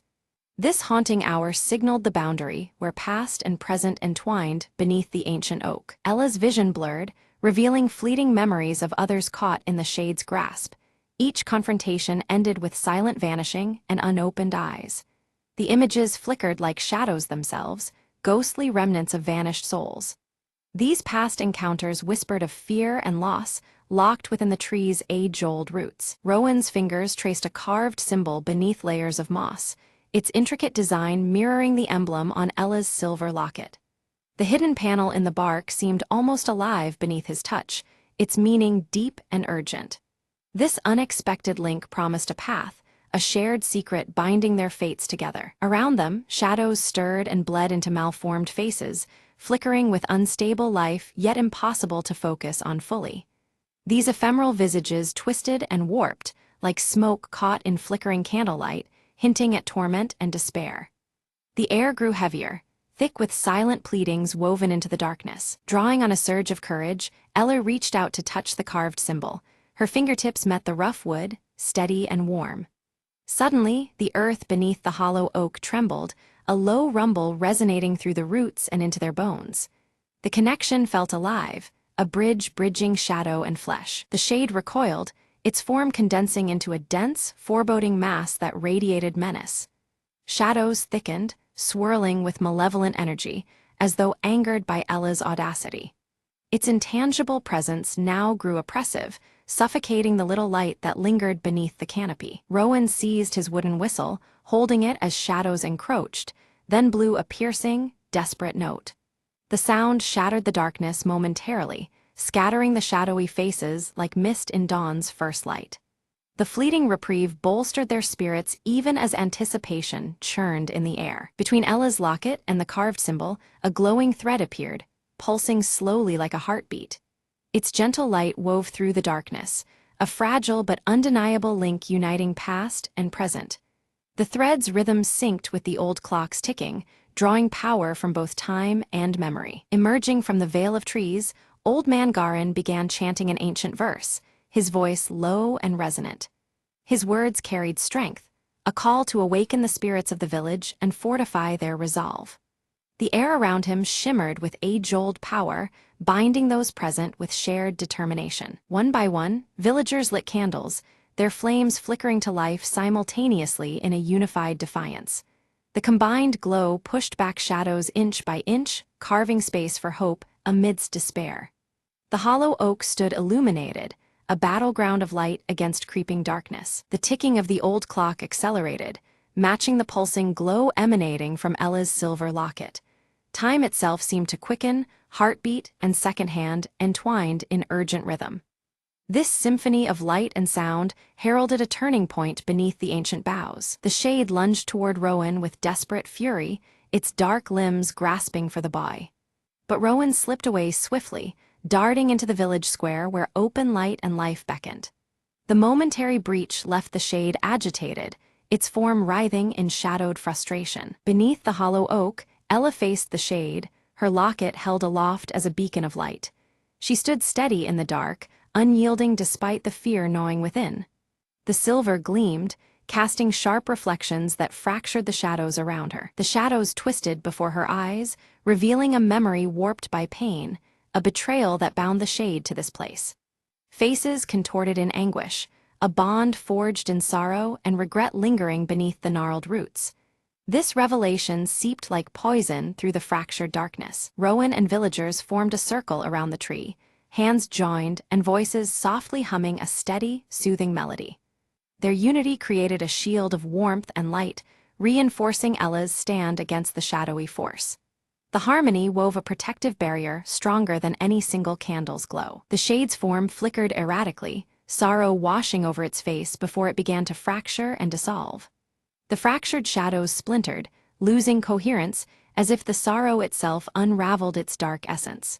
The force that once loomed threateningly now faltered, its presence fading like a dying breath. From Ella's locket burst a blinding light that pierced the darkness, scattering shadow and smoke alike. The sudden brilliance banished the lingering forms with fierce clarity, cleansing the hollow oak beneath which they had gathered. Light filled the space where fear and shadow had once dwelled. A profound silence followed, the incessant ticking ceasing abruptly as calm returned to the village. Moonlight bathed the clearing, serene and pure after the night's turmoil. The air felt lighter, charged with a peace that had seemed impossible just moments before. Exhausted, Ella collapsed, the silver locket resting warm against her chest once again. Dawn broke over the horizon, casting soft golden hues through the trees and promising a new beginning. Relief and weariness mingled in the quiet aftermath of their ordeal. Rowan knelt where the hollow oak had stood, discovering a small sprout glowing faintly with vibrant life. This fragile shoot seemed a symbol of renewal, the forest's promise of healing and hope reborn. Its gentle radiance breathed comfort into the cool morning air. One by one, villagers emerged from their homes, faces marked by relief yet touched by the terror of the night. Silent glances passed between them, a shared understanding of what had transpired beneath the ancient tree. Life would go on, forever altered but resilient. Old Man Garin approached Ella, a solemn nod acknowledging the closing of an ancient curse at last. His weathered eyes reflected respect and gratitude for her bravery. The twisted walking stick tapped softly against the earth, a rhythm steady as new beginnings. Ella's silver locket remained unbroken, now humming softly with a gentle, warm light. It shimmered faintly, a token of strength and hope preserved through darkness. The locket's glow promised protection and memory entwined beneath its silver face. Rowan clutched his wooden whistle, aware that though the danger had passed, its call might be needed again someday. Yet hope warmed his heart more than fear, a belief in peace restored for their village. The whistle hung quietly at his side as dawn painted the sky with promise. Ella held her silver locket up to the dim light, explaining how its glow sealed the shade's power by binding shadow and time together. This ancient magic ensured that the dark entity could no longer slip through the cracks of the ticking moments. The villagers listened intently, their eyes reflecting both wonder and relief. Vowing to keep the hollow ground sacred, the villagers agreed to protect it from any future encroachment of darkness. Their whispered promises mingled with the soft wind, each determined to guard the fragile balance that held peace in their home. The memory of the shade would remain, but only as a warning etched in their hearts. Rowan knelt at the village center, carefully planting a glowing sprout whose light pulsed gently against the twilight. This living symbol of rebirth and safety would remind everyone of the harmony they now preserved. The little shoot seemed to breathe new life into the weary earth beneath its roots. Ella, no longer gripped by fear, felt a lasting connection to the woods and the shadows they contained. She stood watchful and calm, anticipating any ripple in the natural order rather than recoiling from it. Her silver locket shimmered quietly, a beacon of steady strength. Old Man Garin gathered the villagers to recount tales of courage past and caution against the lure of fear's return. His voice, steady as his twisted walking stick, urged vigilance and unity. Through his stories, the community understood the importance of facing darkness together, not alone. The old clock in the village square chimed 12 times, its steady tick and reassuring strike restoring normalcy to the air. Each chime echoed like a heartbeat, affirming that the unnatural ticking was at last silenced. Time flowed without disturbance, comforting every listening soul. As night settled in, shadows folded into their natural shapes, behaving without menace or mystery. The whispers on the wind faded, replaced by the gentle rustling of leaves and the night's tranquil breath.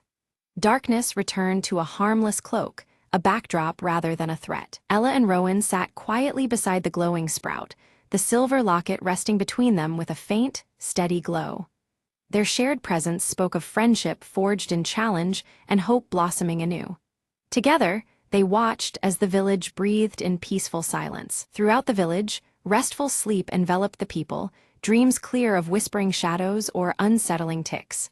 The nightmare of darkness receded, leaving only calm and comfort in its wake. The silence felt alive with gentle promise as the night deepened. When dawn's light filtered over the village rooftops, it cast a warm glow filled with hope and quiet strength.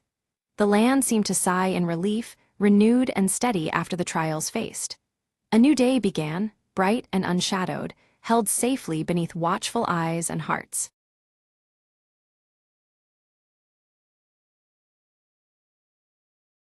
At dawn, Arius moved with focused grace near the ancient stone circle. His silver hair caught the first sunlight, shimmering as he swung his crescent-etched sword in practice.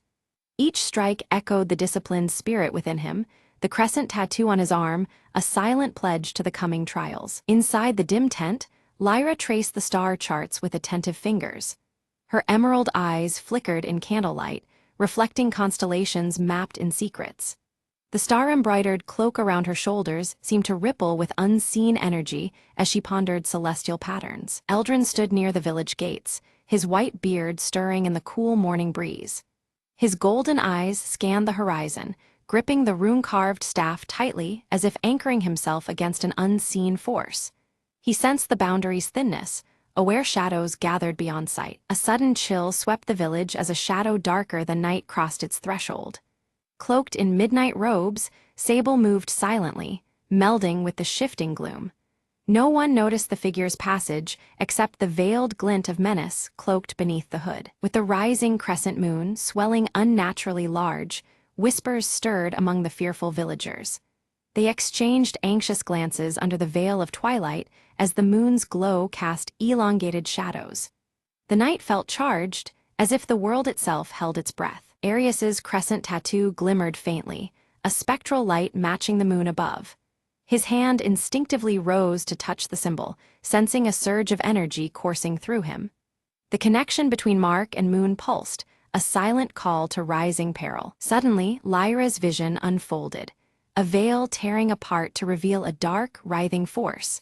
The imagery left her breathless, the starry cloak tightening around her shoulders. The revelation unsettled her soul, warning of veils unbound and secrets unveiled. Eldrin gathered the village council under the growing shadows, his voice grave with ancient knowledge. He spoke of a prophecy tied to shifting shadows and broken veils, a destiny threatening to unravel their world. The weight of his words settled like a stone upon their hearts. In the bustling marketplace, Sable moved unseen, planting a sinister symbol etched in shadow. Most missed the act, but the faintest ripple of darkness lingered where the mark was left behind. Suspicion grew, though no face could be tied to the unseen sowing of discord. Alerted by unseen danger, Arius drew his crescent-edged sword, feeling its latent power awaken. Pulses of energy thrummed through the blade, synchronizing with the glowing tattoo on his arm. The weapon was alive, ready for the encroaching threat. Lyra deciphered the ominous mark as a harbinger, the veil of Orenthal growing fragile. The star symbols in her cloak seemed to resonate with this truth, each stitch a reminder of their fragile defense. The veil's weakening signaled coming upheaval, demanding urgent action. Under the pale moonlight, Eldrin led Arius and Lyra toward the Forbidden Library. The ancient tomes awaited, holding secrets cloaked by time and shadow.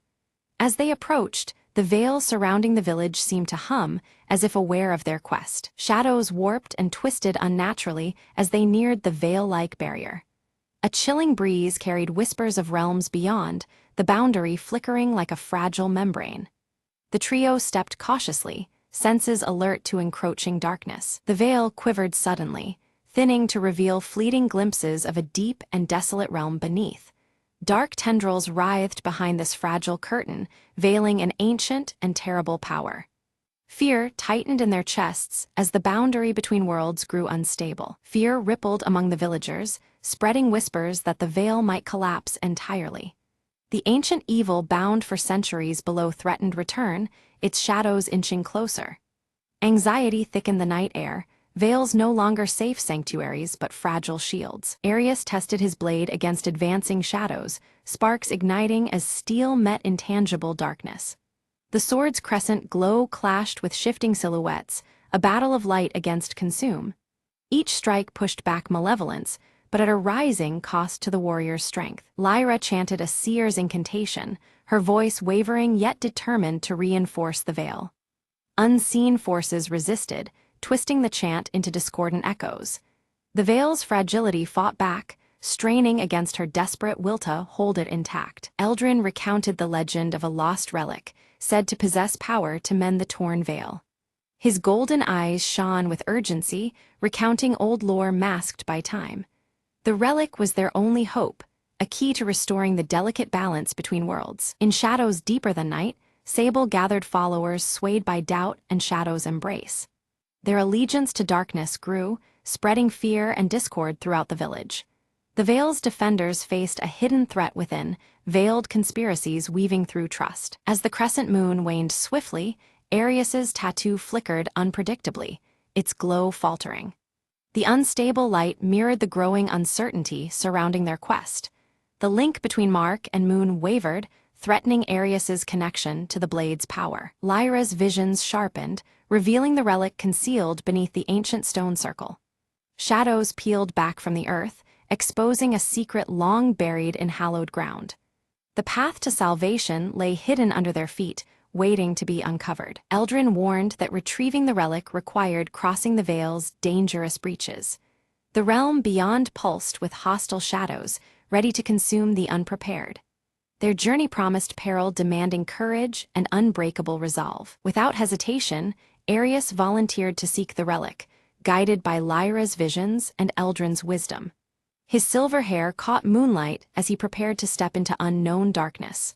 The burden of hope rested heavy but resolute upon him. Shadows clawed from every corner as the trio neared the Veil's thinning edge. The air swirled with shifting darkness, veiling secret dangers just beyond sight. Together, they pressed forward, each step a defiance against the growing gloom. Suddenly, Arius confronted a shadow creature, a twisted test of strength and will. The dark form lunged, seeking to extinguish the light within him. Steel met shadow in a fierce duel where every strike held the fragile fate of the Veil. Lyra drew her star-embroidered cloak tightly around her shoulders, channeling its faint glow to pierce the dense darkness ahead. As the celestial light spilled over the winding path, hidden traps, barely noticeable snare wires and concealed pits, became starkly visible, preventing disaster. Eldrin raised his rune-carved staff, which emitted a radiant golden light that pushed back the encroaching shadows in a wide arc. Yet with each dispelled shadow, distant alarms triggered, echoing ominously through the silent forest and heralding unseen dangers closing in. Just as their progress seemed steady, a trusted villager, whom they believed was loyal, turned abruptly against them. His betrayal introduced uncertainty and forced the group to reconsider who among the villagers could be trusted in this fragile alliance. Emerging from the swirling mists, Sable appeared briefly, his hooded figure radiating menace and mystery. He delivered a cryptic warning before dissolving into the mist, leaving his intentions as veiled as the shifting shadows around them. Suddenly, the veil pulsed violently, shimmering and flashing to reveal distorted glimpses of otherworldly horrors lurking beyond perception. These fleeting visions unsettled the group, reinforcing the veil's tenuous nature as a boundary between worlds. During the chaos, Arius sustained a deep wound that caused the crescent tattoo on his forearm to burn fiercely and unpredictably. The searing pain was a stark reminder of the ancient power woven into his very skin. Lyra swiftly gathered her dwindling strength, focusing her energy through her cloak to heal Arius's injury. The effort drained her vitality noticeably, her emerald eyes dimming with the exertion, but her resolve remained strong. Eldrin examined the strange markings etched nearby and deciphered their meaning. The relic they sought lay hidden beneath the largest stone at the circle's center. This revelation offered a renewed sense of purpose amid growing peril. As they began to uncover the ancient stone, shadows twisted and surged around them, encroaching rapidly and threatening to engulf the fragile light they maintained. Doubt mingled with hope, as each shadow represented unforeseen danger. Before they could secure the relic, a group of Sable's followers emerged from the darkness, surrounding them and demanding surrender. A tense standoff ensued, the shifting shadows marking the precarious balance of power. Drawing deep from the ancient bond with his crescent-etched sword, Arius invoked the symbol's power to repel the advancing darkness. A crescent-shaped wave of light surged outwards, pushing back the shadowy threat and carving a brief sanctuary. Lyra's keen eyes caught sight beneath the largest stone of veil-like crystal, faintly luminescent and pulsing with ethereal light. Recognition dawned that this was the relic they had risked so much to find. Eldrin's voice lowered with gravity as he warned that to activate the relic would demand a sacrifice and a profound understanding of its true nature. Such power came with a burden far greater than any of them anticipated. A heated debate unfolded, tensions rising as each member weighed the cost of activation against the mounting darkness. Fear and hope intertwined, their conflicting desires reflected in the flickering shadows around them. Without warning, the veil tore open wildly, a jagged rift allowing shadows to pour through in overwhelming torrents. The barrier between worlds threatened total collapse, unleashing chaos upon their realm. Panic overtook the nearby villagers as they fled the spreading darkness, their long-buried fears manifesting into tangible, twisted forms. The forest echoed with cries and the rustling of desperate flight under the veil of night. Arius took the lead, his sword flashing beneath the waning crescent moon as he fought a desperate rearguard action. Every strike sought to hold the advancing horror at bay, his tattoo burning like a beacon of resilience. Meanwhile, Lyra spread her star cloak wide, casting a protective shield over the fleeing villagers. Each moment of defense sapped her remaining strength, yet her determination to safeguard the innocent never wavered. At a critical breach, Eldrin raised his staff high, chanting in an ancient tongue to halt the largest wave of shadows. Golden runes appeared on the staff, creating a barrier that held long enough to stem the tide of darkness momentarily. The veil's instability worsened, its edges fraying ominously and threatening complete collapse unless swiftly repaired. Time pressed heavily upon the group, the fate of their world hanging in precarious balance. Despite uncertainty, Arius gripped the pulsing veil-like crystal firmly, resolving to activate it and face consequences unknown. His crescent tattoo flared fiercely, signaling the merging of his life force with the relic's ancient power. The crystal blazed with intense light, weaving brilliant threads of radiance and shadow in a delicate dance of balance. This luminous interplay seemed to pulse with the heartbeat of the worlds themselves, suspended between revelation and concealment. As the crystal's power surged, Arius felt his crescent tattoo ignite, binding his essence to the relic in a profound union. Pain mingled with strength, and the boundaries between self and artifact blurred in the swirling energy. Calling upon the stars for guidance one last time, Lyra's weakened form bolstered their fragile hope. Her unwavering gaze fixed on the heavens, searching for answers as her cloak dimmed, but her spirit held fast. With Eldrin's final ancient incantation echoing through the night, the veil's torn edges began to stabilize. The radiant light spread slowly, weaving a fragile harmony that held the dark at bay, setting the stage for the truth to emerge. The veil begins to reform, shifting in layers to reveal a realm where shadows and light coexist in a delicate harmony.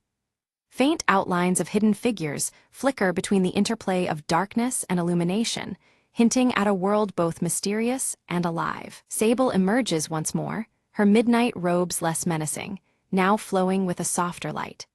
Her voice carries a new purpose, revealing that her allegiance lies not with destruction, but with maintaining the fragile balance between realms. Arius approaches cautiously, his crescent-etched sword lowered in trust as he seeks to understand Sable's change. Through their exchange, he uncovers the origins of the shadows, ancient protectors rather than mere threats, woven into the fabric of their world's natural order. Lyra's emerald eyes widen as a stirring prophecy unfolds within her vision.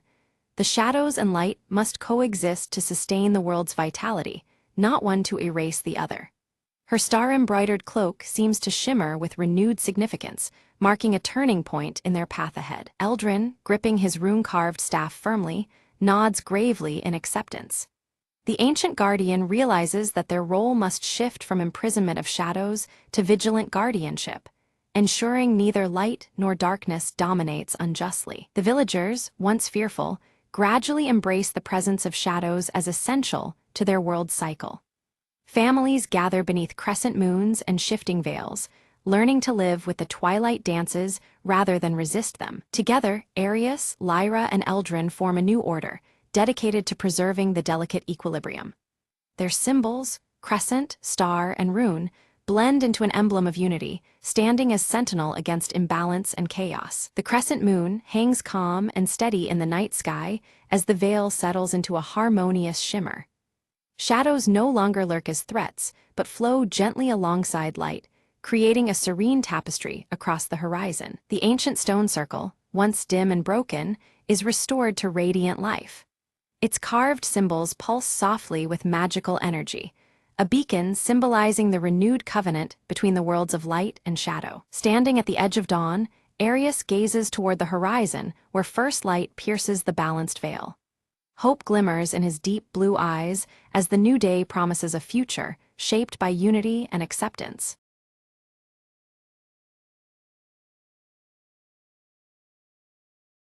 Max bursts through the office door, a box of fresh donuts clutched in his hand, his crooked glasses teetering as he beams with anticipation. Ellie greets him cheerfully, her oversized sweater sleeves partially covering her hands as she eyes the tempting box and tucks a loose curl behind one ear. Mr. Crumb storms in behind them, grumbling about looming deadlines, his coffee-stained tie flapping dramatically as he clutches a stack of documents. With a flourish, Max sets the donut box center stage on the shared desk, declaring them the perfect morale booster for a tough day ahead. Just as Max turns to fetch coffee, Ellie reaches eagerly for a pink frosted donut, but the box suddenly slides away from her grasp without explanation. Max and Ellie exchange bewildered glances as the donut box vanishes completely from the desk, leaving behind only a slight wobble where it sat. From the doorway, Mr.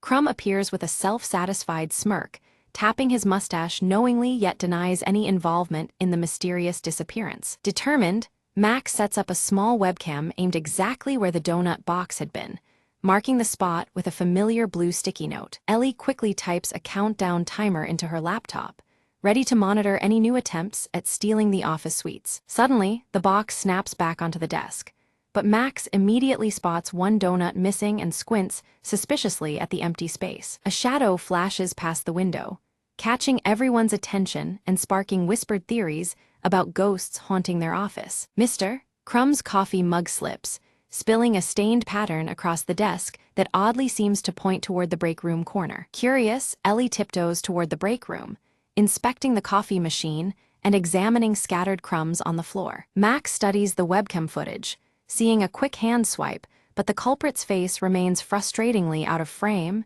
deepening the puzzle. Teaming up, Max and Ellie plan a lunch-hour stakeout, vowing to catch the elusive donut thief red-handed. During their surveillance, Max accidentally bumps a chair, clattering loudly and startling them both, yet no donut thief appears amidst the chaos. Ellie notices a trail of frosting smears, leading from the desk area toward the ventilation vent near the ceiling. Mr. Crumb insists again that he's innocent, offers a peace offering of donuts, but his fingers betray him with a subtle nervous twitch. Climbing a ladder, Max peers cautiously into the vent and discovers only dust bunnies and a crumpled blue sticky note doodled with a donut symbol. The office phone suddenly rings off the hook, forcing everyone to abandon their focus and answer in bursts of hurried chatter. Ellie rigs a donut-shaped trap on a chair, complete with a dangling string tied to a small bell, hoping it might alert them to the next thief. The trap activates, but instead of a stealing culprit, it unleashes a spray of confetti, startling the whole office and leaving everyone laughing nervously. Mr. Crumb admits he recently celebrated his niece's birthday with confetti, explaining the unexpected colorful explosion in the office. Though frustrated by the confetti chaos, Max and Ellie exchange determined looks, committed to uncovering the truth behind the disappearing donuts. Suddenly, the power cuts out, plunging the office into darkness. Muffled noises and faint laughter echo as tension rises with the blackout. Emergency lights flickered, casting an eerie glow across the office as Mr. Crumb emerged, clutching a single donut. His sheepish grin and amused eyes betrayed a playful secret behind his unusual presence. Ellie's sharp eyes caught the absence of the blue sticky note from its usual spot near Max's workspace. In its place was a handwritten riddle, its curling letters teasing an unknown clue. The riddle spoke cryptically of a secret meeting place, described as where hands meet and heads nod in unison. Its enigmatic tone sparked curiosity and a sense of adventure among the trio. Max quickly surmised that the riddle referred to the conference room, a spot fitting the description well. With the donut box in hand, they cautiously advanced, ready for whatever awaited. Just as they crossed the threshold, the conference room door creaked loudly and snapped shut behind them, locking automatically without warning. The sudden confinement added a jolt of tension to the moment. Inside, the lights revealed a festive scene, a donut-themed surprise party meticulously arranged by Mr. Crumb to lift everyone's spirits. Donut decorations and cheerful banners transformed the space into a warm refuge. Ellie burst out laughing, the tension melting away as she realized the theft was a playful ruse by Mr. Crumb. This light-hearted prank had sparked unexpected excitement and joy in the office. Max examined the donut box, now brimming with an assortment of colorful treats, feeling gratitude mixed with amusement at the prank. The donuts that started the mystery were now the centerpiece of celebration. The trio exchanged goofy, knowing smiles as a playlist of funky tunes filled the room, inviting laughter and relaxed camaraderie. The atmosphere changed markedly from the week's earlier gloom. Ellie's gaze caught a discreetly positioned hidden camera, its lens capturing their surprised and joyful reactions. It seemed their moment was being immortalized for a future office memoir video. In his delight, Max bit into a jelly-filled donut only to have the filling squirt unexpectedly onto his glasses. The mishap drew bursts of laughter, adding to the cheer filling the room. Laughter spread freely among them, weaving a light-hearted vibe that had been missing all week. The simple joy of donuts and friendship rejuvenated their spirits. Mr. Crumb revealed a quirky donut trophy engraved with Best Office Prankster and handed it to Max, celebrating his unwitting role in the day's fun. The trophy was a symbol of their shared humor and team bond. Ellie pulled out a marker and began decorating the trophy with silly faces and captions, adding personal touches that made the prize even more endearing. Their creativity further cemented the moment's warmth. A timer on the wall quietly ticked down toward the end of the workday, a subtle reminder of time's swift passage amidst their joyful gathering. It anchored them back to office routines, albeit lighter than before. Max suggested turning their donut-driven antics into weekly traditions, aiming to sustain office morale with ongoing playful events. His proposal was met with enthusiastic nods, signaling a new chapter in their workspace culture. Ellie enthusiastically agreed, envisioning themed weeks featuring different snacks and silly competitions to keep the spirit lively and inclusive. Their teamwork promised fresh fun ahead. Mr. Crumb pledged to organize a monthly snack swap event, complete with costumes and music, ensuring variety and continued bonding. His commitment was met with cheers, revealing his deeper role in fostering joy. Together, they posed for a group photo holding the donut trophy, their broad smiles immortalizing the day's newfound camaraderie. The snapshot was a testament to their shared journey from mystery to celebration. As lights dimmed, they returned to their desks, still chuckling and exchanging leftover treats. The office felt transformed, lighter and more connected by the warmth they had created. Suddenly, the blue sticky note reappeared, now stuck on Max's computer monitor with a hand-drawn smiley face. Its return hinted at more surprises lurking just beneath the surface. Just then, the office printer whirred to life, ejecting a fresh message that read, "More surprises await." The cryptic line electrified the room with anticipation once more. Ellie leaned over to read the note aloud, her voice tinged with excitement and curiosity. The mysterious message promised that their day of fun was only just beginning. Mr. Crumb winked knowingly and raised his coffee mug in silent toast, signaling the start of ongoing merriment and teamwork in the office. His gesture unified them in shared anticipation of what was next. Max glanced at his watch, astonished at how swiftly the day had passed amid laughter and camaraderie. The unexpected joy marked a memorable turn in their normally routine work life. The camera slowly zooms out, revealing a clumsy robotic arm clutching another box of donuts. Its jerky movements hint at future shenanigans that await the office team. From a hidden speaker, a playful jingle begins to play, celebrating the joy of donuts. This confirms that a new prank system has been installed, bringing a lighthearted energy to the workspace. Ellie presses a button on her laptop with a grin, instantly activating colorful lights around the office. Donut shapes project across the walls, filling the room with vibrant, whimsical patterns. Mr. Crumb sets up a leaderboard on a computer screen, tracking upcoming donut-related challenges and achievements. His thick mustache twitches with delight as he imagines the friendly competition ahead. Gathered together, Max, Ellie, and Mr. Crumb plan their next donut-themed prank with gleeful enthusiasm and mock seriousness. Their camaraderie fills the room, turning the office into their playful stage. Suddenly, a small drone buzzes near the ceiling, gracefully delivering a fresh box of donuts labeled for the next mystery. The unexpected arrival adds a new twist to their unfolding adventures. All three exchange excited looks, the atmosphere now infused with playful energy and anticipation. The office feels alive, charged with the promise of fun and surprises. Ellie sneaks a bite from the drone-delivered box, then shares it with Max and Mr. Crumb as a warm peace gesture. Their smiles and laughter echo the strong bond forged over countless donut escapades. The camera centers on the blue sticky note near their workspace, now adorned with tiny donut stickers and a cheerful smile. It stands as a symbol of their shared journey and the mysteries yet to come. The scene fades out as laughter and lighthearted chatter fill the office. The promise of many more donut adventures lingers, leaving viewers with a sense of joyful anticipation.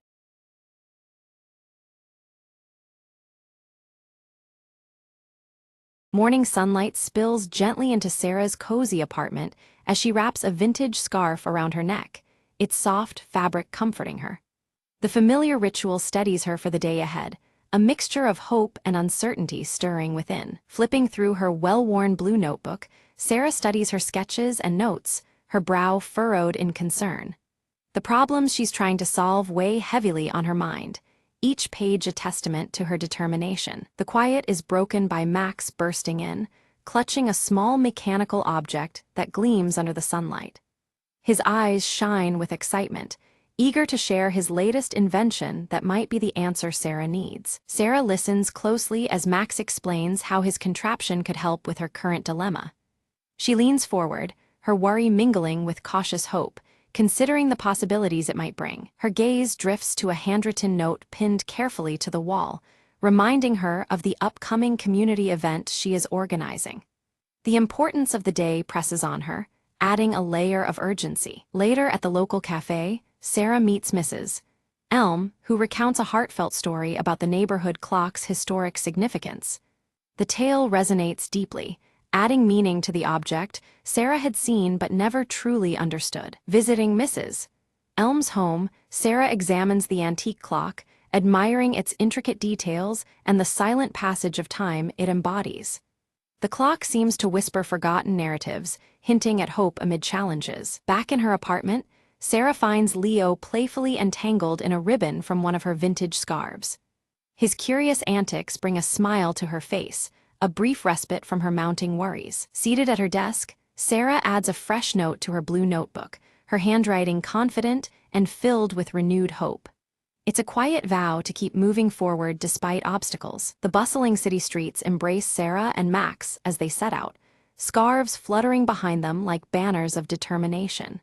Their shared mission to prepare for the community event pulses with energy and anticipation. Tension mounts when Sarah receives news that a crucial permit for the event has been revoked unexpectedly. Her face tightens with frustration, the setback threatening their carefully laid plans. Max quickly sketches an alternative plan in Sarah's notebook, proposing a clever workaround to the permit issue. His inventive mind races to find solutions amid the growing pressure. Under the glow of streetlights, Sarah wrestles with whether to embrace Max's risky idea. Her conflicted expression reveals the weight of uncertainty and the desire to do what's right. A quiet moment finds Sarah alone, Leo curled contentedly on her lap, both seeking solace in each other's presence. The silence offers a brief sanctuary from the chaos outside. With renewed resolve, Sarah ties her vintage scarf firmly around her neck, a symbolic armor against doubt.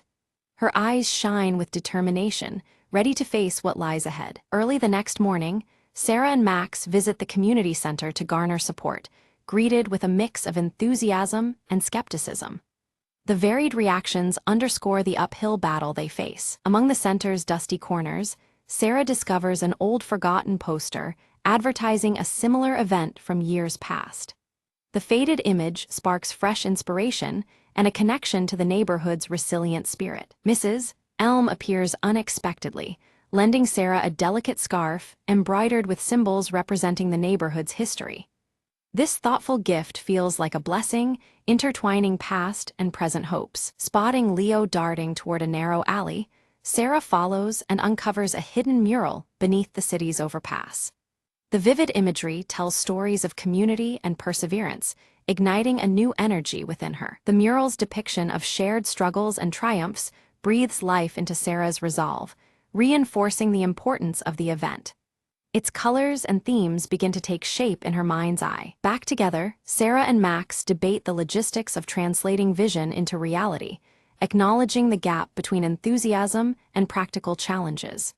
Their differing perspectives create a vibrant but tense dialogue. A sudden rainstorm drives everyone indoors, dampening spirits and forcing plans to be postponed.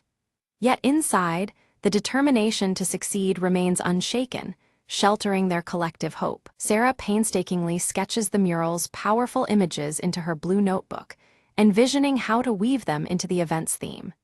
Each line drawn is an act of creative faith against the odds. Meanwhile, Max works late into the night, tinkering with mechanical devices intended to enhance the event's decorations. His focus is sharp, a testament to his commitment despite exhaustion. A miscommunication erupts, causing a scheduling conflict that threatens to divide the group's focus. This unexpected hurdle adds tension, demanding quick thinking and compromise to maintain unity. Sarah's frustration swelled as the slow response to her effort seemed to stall the project. Mrs. Elm, sensing her unease, invited her for a quiet tea in the cozy kitchen, sharing gentle words that eased Sarah's mind. Meanwhile, Leo dashed about the room, weaving between feet and leaping onto shelves with playful energy. His antics brought a light laugh to Sarah's lips, reminding her to find joy amidst the stress. Inspired, Sarah jotted a note and pinned it to the community board, inviting neighbors to share their stories and memories for the upcoming event. The note was adorned with a sketch of a vintage scarf, a symbol of the connection she wished to foster. Days passed with little response, and Sarah's hopeful excitement turned to doubt. Her brow furrowed as she reread the quiet walls of the neighborhood, questioning her approach and her place in the community. Suddenly, a group of children appeared, each holding colorful handmade crafts. Their enthusiastic arrival reignited the energy around the project, filling the room with bright smiles and renewed momentum. Sarah laughed freely for the first time in days, the weight of responsibility lightened by the infectious joy of the children. The vintage scarves fluttered in the warm afternoon breeze through the open window. Max proudly unveiled a prototype display that brought the crafts to life with shifting lights and subtle motion, capturing the whimsical spirit of the neighborhood's creativity. Sarah's eyes sparkled with admiration for her brother's invention. Together, Sarah and Max shared a quiet moment, their hopes and dreams passing between them in warm smiles and silent understanding. Their bond deepened, a steady support in the bustling preparations. From the neighboring apartment, the chime of Mrs. Elm's antique clock filled the room, a gentle reminder of time's steady progress. Its soft ringing echoed like a heartbeat beneath their conversation. Sarah planned an evening gathering to showcase their progress and rally support. She meticulously arranged the space, vintage scarves hanging from rafters, and her blue notebook resting prominently on the table. At the gathering, passionate but differing opinions surfaced, sparking a tense exchange that challenged Sarah's leadership. Voices rose and fell, a clash of visions that forced Sarah to reevaluate her direction. Listening carefully, Sarah adapted the plans, weaving diverse ideas into a richer vision. Her calm resolve shone through, soothing tensions and inspiring cooperation once more. Just then, Leo returned from a brief disappearance, carrying a small, weathered key in his mouth. The unexpected find drew curious glances, its intricate design hinting at forgotten stories. With the key as a new symbol, the community embraced the unfolding vision with energized hearts. Conversations buzzed, hands reached out to help, and a collective creative energy became tangible. Sarah sat by a window, sketching final adjustments to the event layout with confident strokes. Her vintage scarf draped over her chair, and the blue notebook lay open beside her, filled with notes and ideas. In the workshop, Max encountered a sudden technical glitch, threatening the displays just hours before the event. His fingers flew over wires and circuits, a frown shadowing his face. Sarah joined him, their teamwork seamless as they worked frantically to troubleshoot. Determination etched on both faces, they refused to let the setback defeat them. Unexpectedly, Mrs. Elm appeared at the door with a box of tools and a reassuring smile. Her surprising technical knowledge offered new solutions and hope, shifting the tide in their favor. Together they resolved the malfunction, and during a test run, the devices functioned flawlessly. The crafted displays danced with light and motion, ready to enchant the community. Sarah paused to breathe deeply, watching the sunrise filter softly through the window. A mingling of anticipation and relief settled over her, the calm before the event's unfolding. On the morning of the event, gentle sunlight illuminated streets, decorated with vintage scarves and banners inspired by the mural. The neighborhood throbbed with quiet excitement and anticipation. Neighbors arrived carrying stories, crafts, and warm smiles, their presence weaving a tapestry of connection. The atmosphere was inviting, alive with shared purpose and kindness. Sarah's blue notebook traveled from hand to hand, becoming a communal guestbook filled with heartfelt messages and vibrant drawings. Each entry deepened the narrative of their shared history. Max operated the interactive displays with delight, engaging visitors as they explored the crafts brought to life. His enthusiasm was contagious, sparking wonder in young and old alike. By the antique clock in Mrs. Elm's home, she shared a nostalgic tale that bridged past and present generations. Her voice wove the community's histories into a living thread of memory and hope. A surprising visitor arrived just as the event was winding down. Mr. Grayson, a retired historian who had lived in the neighborhood for decades. He shared a long-forgotten tale about the origins of the vintage scarves, connecting them to a community tradition that had almost faded away. His story added depth to the celebration, reminding everyone of the rich history woven through their shared spaces. Sarah held the embroidered scarf tenderly, her fingers tracing the intricate patterns that now felt like a map of their neighborhood's past. She realized how these threads symbolized the power of shared heritage, knitting together the bonds between neighbors young and old. This heritage was more than fabric. It was a living connection, sustaining their community spirit. Nearby, Leo had settled onto a soft cushion, curling his white-pawed presence into a comforting shape among the gathering crowd. His gentle purring blended with the murmur of voices, serving as a quiet reminder of steadiness amidst change. Wherever discovery or warmth was found that day, the curious tabby had been close at hand. The celebration crescendoed into a collective crafting session where everyone contributed stitches and stories to a growing tapestry. Each participant brought their own flair, yet their combined creativity produced a single, unified work that embodied the day's spirit. This collaborative art became a symbol of their renewed unity and shared future. Stepping back, Sarah surveyed the vibrant tapestry of moments and memories woven throughout the day. Her eyes sparkled with a smile of quiet fulfillment, knowing the event had cultivated something far greater than she had imagined.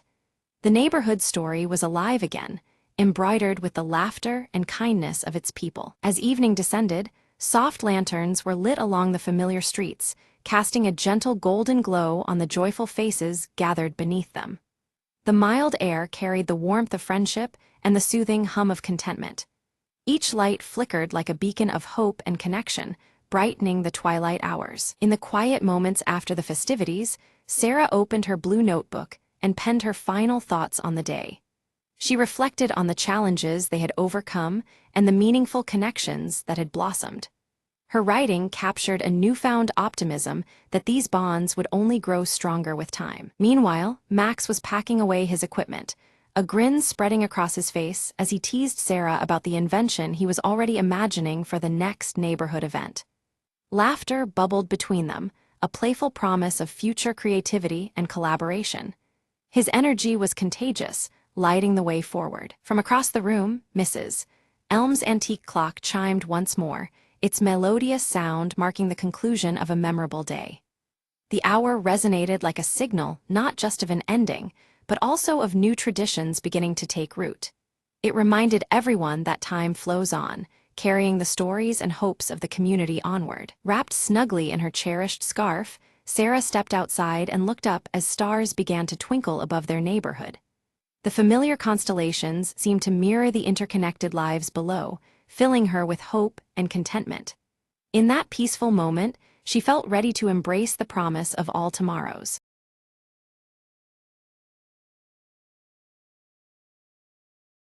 Ilara awakens just before dawn in her quiet village, clutching her silver pendant nervously as a strange, swirling mist snakes along the valley below.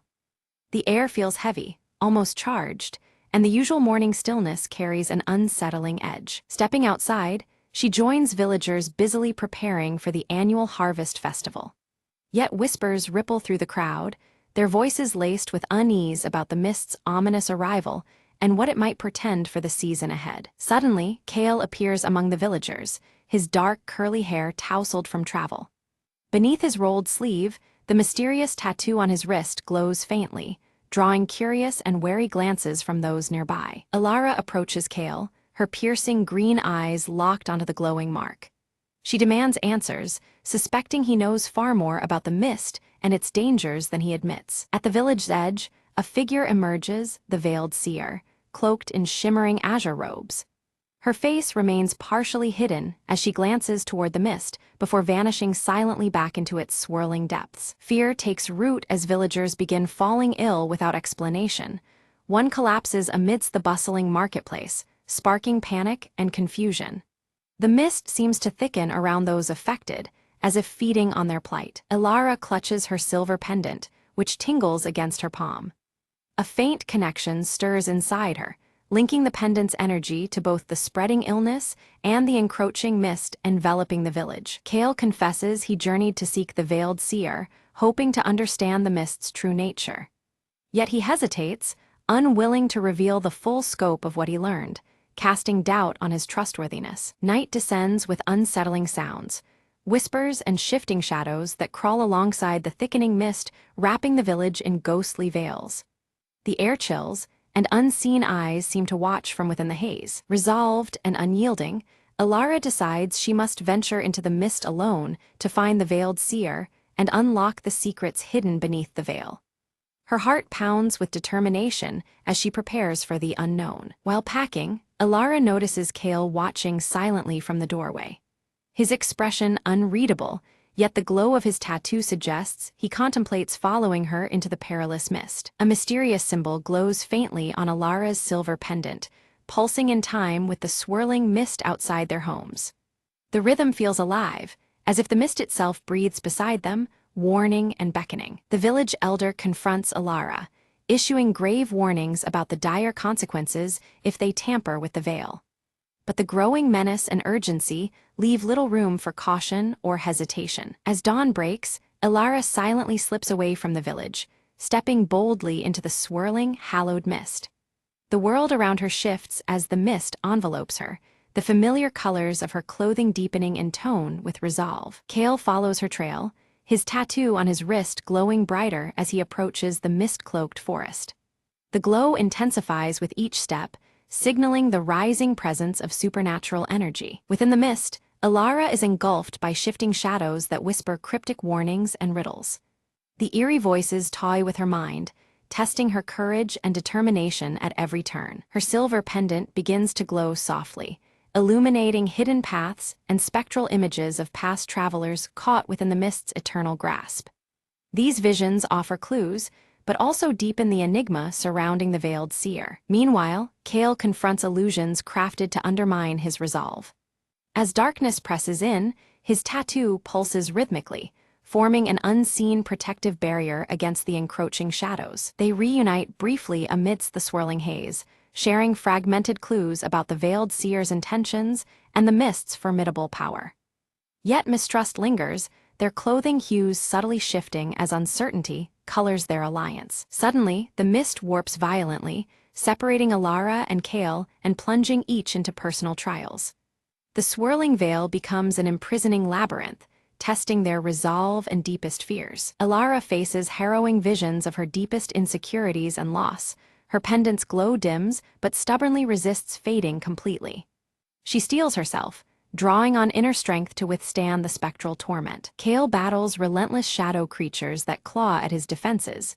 His tattoo flares with an intense blue light, granting bursts of strength as he fights to survive the relentless onslaught. In a hidden clearing, Alara discovers the veiled seer's glowing hourglass, resting reverently atop a pedestal shrouded in the swirling mist.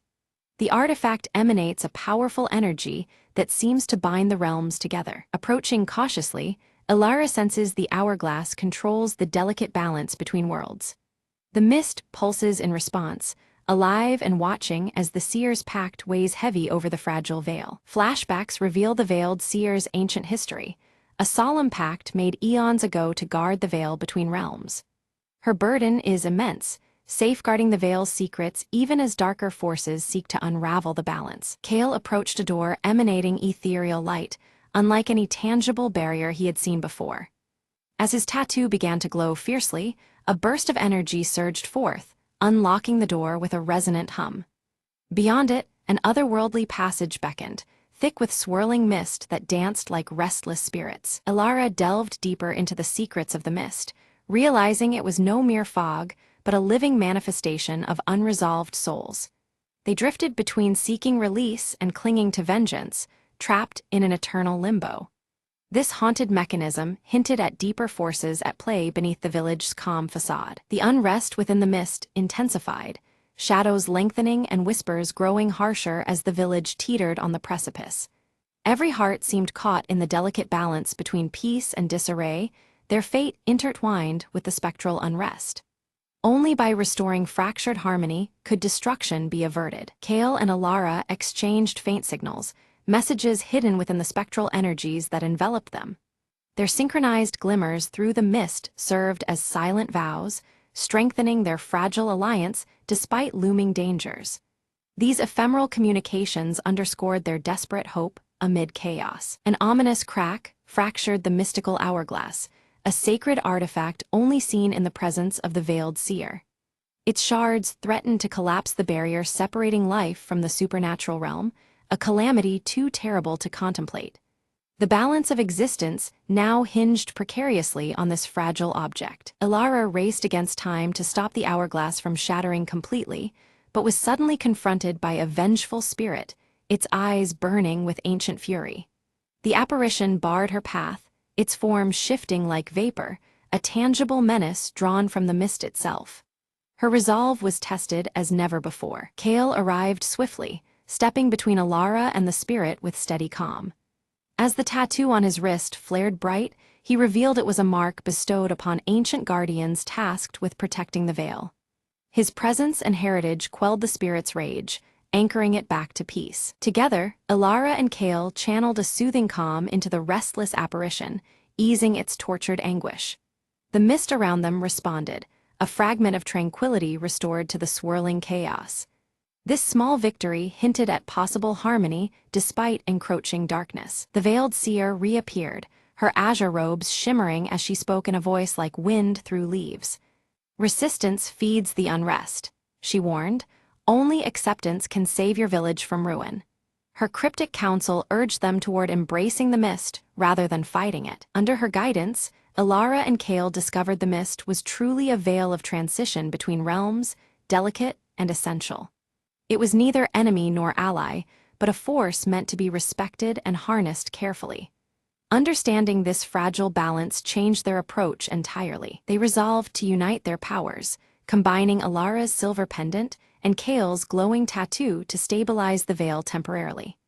This fusion of heritage and resolve formed a bond strong enough to hold back the escalating chaos.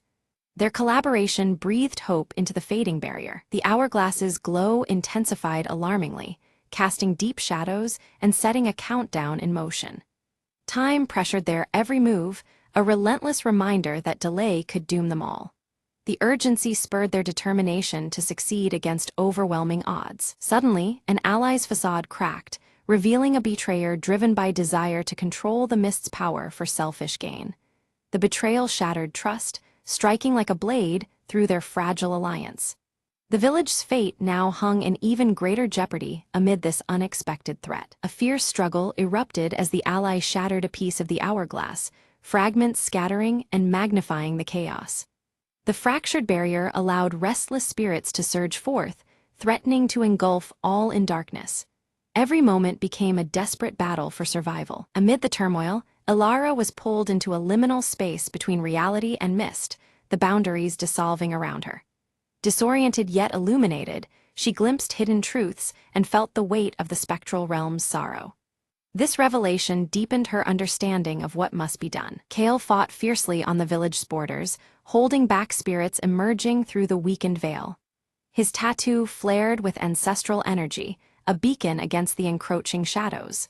The conflict was brutal, but his guardianship remained unyielding. From her liminal realm, Alara communicated with the veiled seer, receiving crucial insight into the mist's nature and the path forward. The seer's wisdom illuminated hidden connections and the necessity of unity. This guidance sharpened Alara's resolve as she prepared to reunite with Kale. Reunited, Alara and Kale combined their strength, channeling energy from the pendant and tattoo in perfect harmony. Their powers intertwined, creating a radiant shield against the storm of spirits. Together, they became a living conduit of balance and hope. Guided by the veiled seer's ritual, they raced to mend the hourglass, hands trembling as they worked against the ticking clock. Incantations wove through the swirling mist, binding the shattered pieces with renewed magic. The success of this rite was the village's last hope. The mist pulsed violently, shadows twisting and turning as the ritual climaxed around them. The air thickened with spiritual tension, blurring lines between realms and reality. Every breath felt charged with ancient power as the veil responded to their efforts. Beneath their hands, the hourglass shimmered and repaired, glowing with a newfound strength. Its surface gleamed like starlight, symbolizing fragile restoration and renewed protection. The barrier regained its form, holding back the threatening surge for now. A stunning revelation emerged.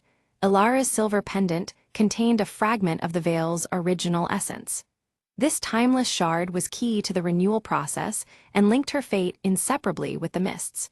Her resolve took on new meaning in light of this profound connection. Kale's tattoo was revealed to be directly connected to the ancestral guardians who first sealed the veil's breach. His lineage carried the responsibility and strength of generations, a living thread to the past protection. Together, their combined heritage was a powerful force against dissolution. Their uniting of pendant and tattoo rekindled the veiled bond, halting the mist's destructive surge. The swirling energies calmed, drawing back from the brink of devastation.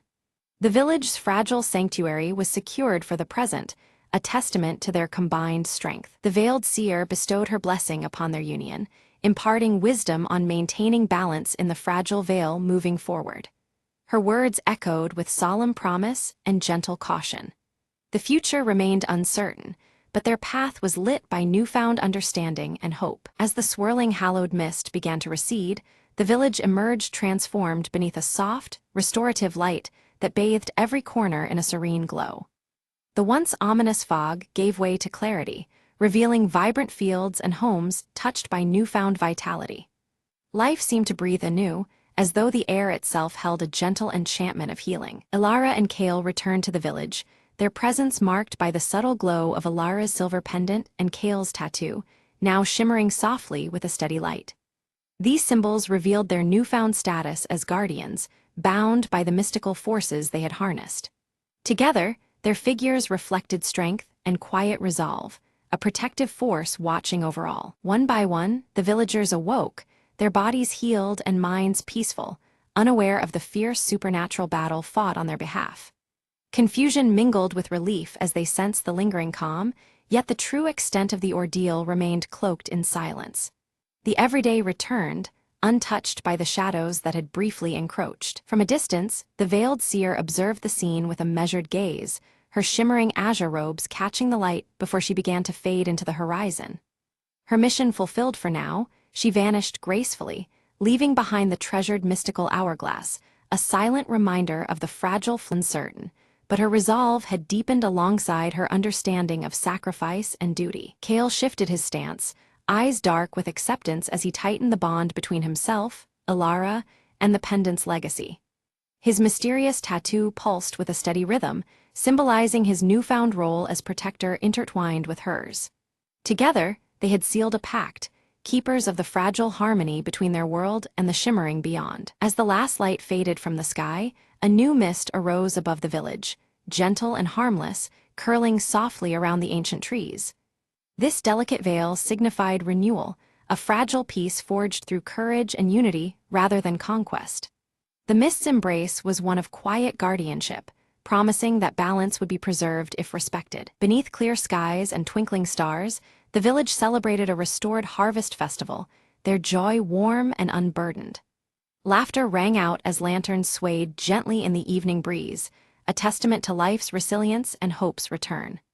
The sense of community felt stronger, sealed by the unspoken gratitude toward unseen protectors. Ilara and Kale stood watchful at the village edge, cloaked in shades signaling trust, eyes fixed on the horizon where worlds intertwined. Their silhouettes blended with the landscape, guardians of the delicate balance sustained between realms. In their presence, the village found not just safety, but enduring harmony between the seen and unseen. As twilight deepened, Ilara's silver pendant and Kale's glowing tattoo pulsed softly in unison, a quiet beacon of their unbreakable bond and shared purpose. The rhythmic light echoed the heartbeat of the village and the protective mist that now lingered harmlessly. With this harmony established, the scene gently faded into the enveloping night, signaling the beginning of a guarded peace.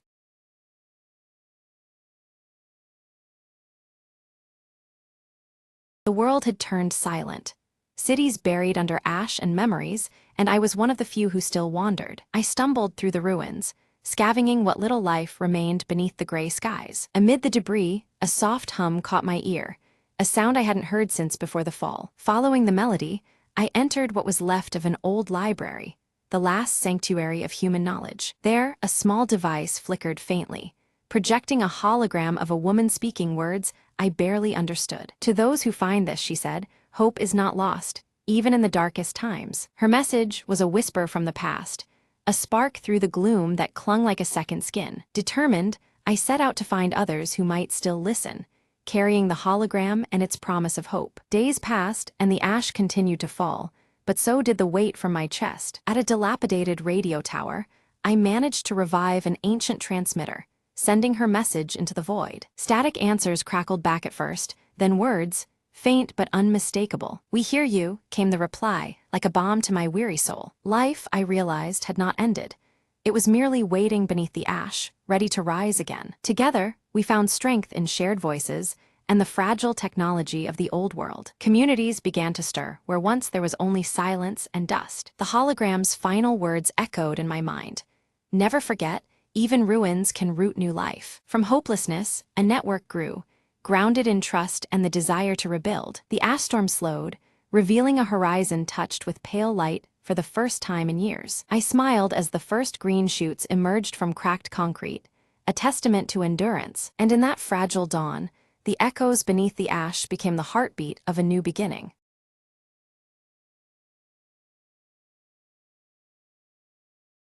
Jack slipped into the dimly lit room, the hum of old electronics filling the air. On the battered radio, a faint, irregular static crackled with an eerie pattern. He adjusted the dial, eyes narrowing as the static gave way to a whispered message. "Help me," a chilling voice beckoned, barely audible beneath the noise. Jack's heart skipped. This was no ordinary interference. He traced the voice's origin to an abandoned bunker on the outskirts of town. Against better judgment, he grabbed his coat and headed out into the biting wind. The bunker's door groaned open, revealing decades of dust and darkness inside. A faint light flickered deep within, pulsing in sync with the haunting message. Step by cautious step, Jack descended into the depths, every shadow a threat. Suddenly, the whisper came again, clearer. "Find the truth before it's too late." He found an old journal, yellowed pages filled with frantic notes and diagrams. The journal spoke of a secret experiment gone wrong, trapping a scientist's consciousness in the radio waves. The static pulsed, now a rhythmic beat, guiding Jack to a hidden panel. With trembling fingers, he flipped a switch, and the room flooded with pale light. A holographic figure shimmered into view, the scientist, desperate and trapped in limbo. "Thank you," the figure whispered, relief washing over his ethereal form. Jack promised to keep the secret safe and seek help to bring him back. As he exited, the radio's static faded forever, silence reclaiming the night. Outside, the first rays of dawn cracked the horizon, signaling a new beginning for all involved.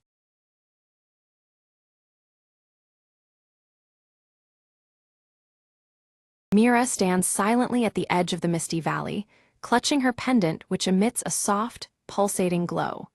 Her bright green eyes scan the hazy landscape, uncertainty and resolve mingling within her gaze. Kale strides into the village, his towering frame and the scar across his left cheek marking him as a warrior seasoned by battles. His hand tightens around the uniquely hilted sword at his side, his expression stern and determined. In a small, dimly lit room, Eldra unfurls an ancient map, her silver hair shimmering faintly beneath the light of her enchanted cloak. Her trembling finger traces the path leading toward the fabled crystal veil, eyes narrowed in concentration. The village elder, his face lined with worry, speaks gravely to Mira about the encroaching shadows spreading beyond the hills. Dark clouds loom ominously above, signaling a threat that grows with each passing day. Deep within the forest, a faint blue light glows from a mysterious mirror shard lying half-buried among the leaves. The fragment pulses softly, its eerie radiance reflecting the growing tension in the air. When Mira picks up the shard, her pendant suddenly reacts, pulsing in synchrony as if resonating with the fragment's power. A sudden chill runs through her, hinting at an unseen connection between the two objects. At the edge of the village, Kale and Mira meet, their concerns about the spreading darkness aligning. Words are exchanged, both realizing the severity of the situation they face together. Eldra joins the pair, her voice carrying the weight of ancient knowledge as she recounts the legend of the Crystal Veil. This mystical barrier is the realm's last defense against the advancing shadow, and its weakening signals peril. United in purpose, the trio agree to embark on a perilous journey to the Crystal Veil. A sense of urgency and determination propels them forward, despite the dangers that await. Unseen among the gnarled trees, a shadowy figure observes the travelers, eyes gleaming with malice. The figure's presence goes unnoticed, silently plotting their next move. As preparations continue, Mira's pendant flares brilliantly, casting intense light that fills the room with an almost otherworldly glow. This sudden illumination seems to warn of the challenges ahead. The village elder presents Mira with an ancient talisman, its surface etched with cryptic symbols. He urges caution, emphasizing the talisman's importance in the trials to come. Testing the talisman against the mirror shard, Mira is startled as the shard reacts violently, momentarily enveloped in shadow. The clash of light and darkness hints at the power struggle they are about to face. Their first trail takes them through a dense, enchanted forest where whispers seem to echo from every direction. The light filters weakly through twisted branches, deepening the sense of unease. A sudden, chilling wind cuts through the air, heralding the approach of shadow creatures lurking at the forest's edge. Their intent is clear, and the hunt begins in earnest. Mira channels the pendant's radiant light, driving back the shadow beasts that attack. Though forced to retreat for now, the creature's bolder advances indicate they will not give up easily. Kale brandishes his uniquely hilted sword, slicing through the encroaching shadows with practiced skill. His defense keeps the group protected, but the pressure of the assault weighs heavily on them all. Eldra murmurs an incantation, her robes shimmering under the faint moonlight as she weaves a flickering barrier of blue light around them. The protective aura brings some respite amid the growing darkness. Suddenly, the mirror shard vanishes from Mira's grasp, leaving behind a chilling emptiness.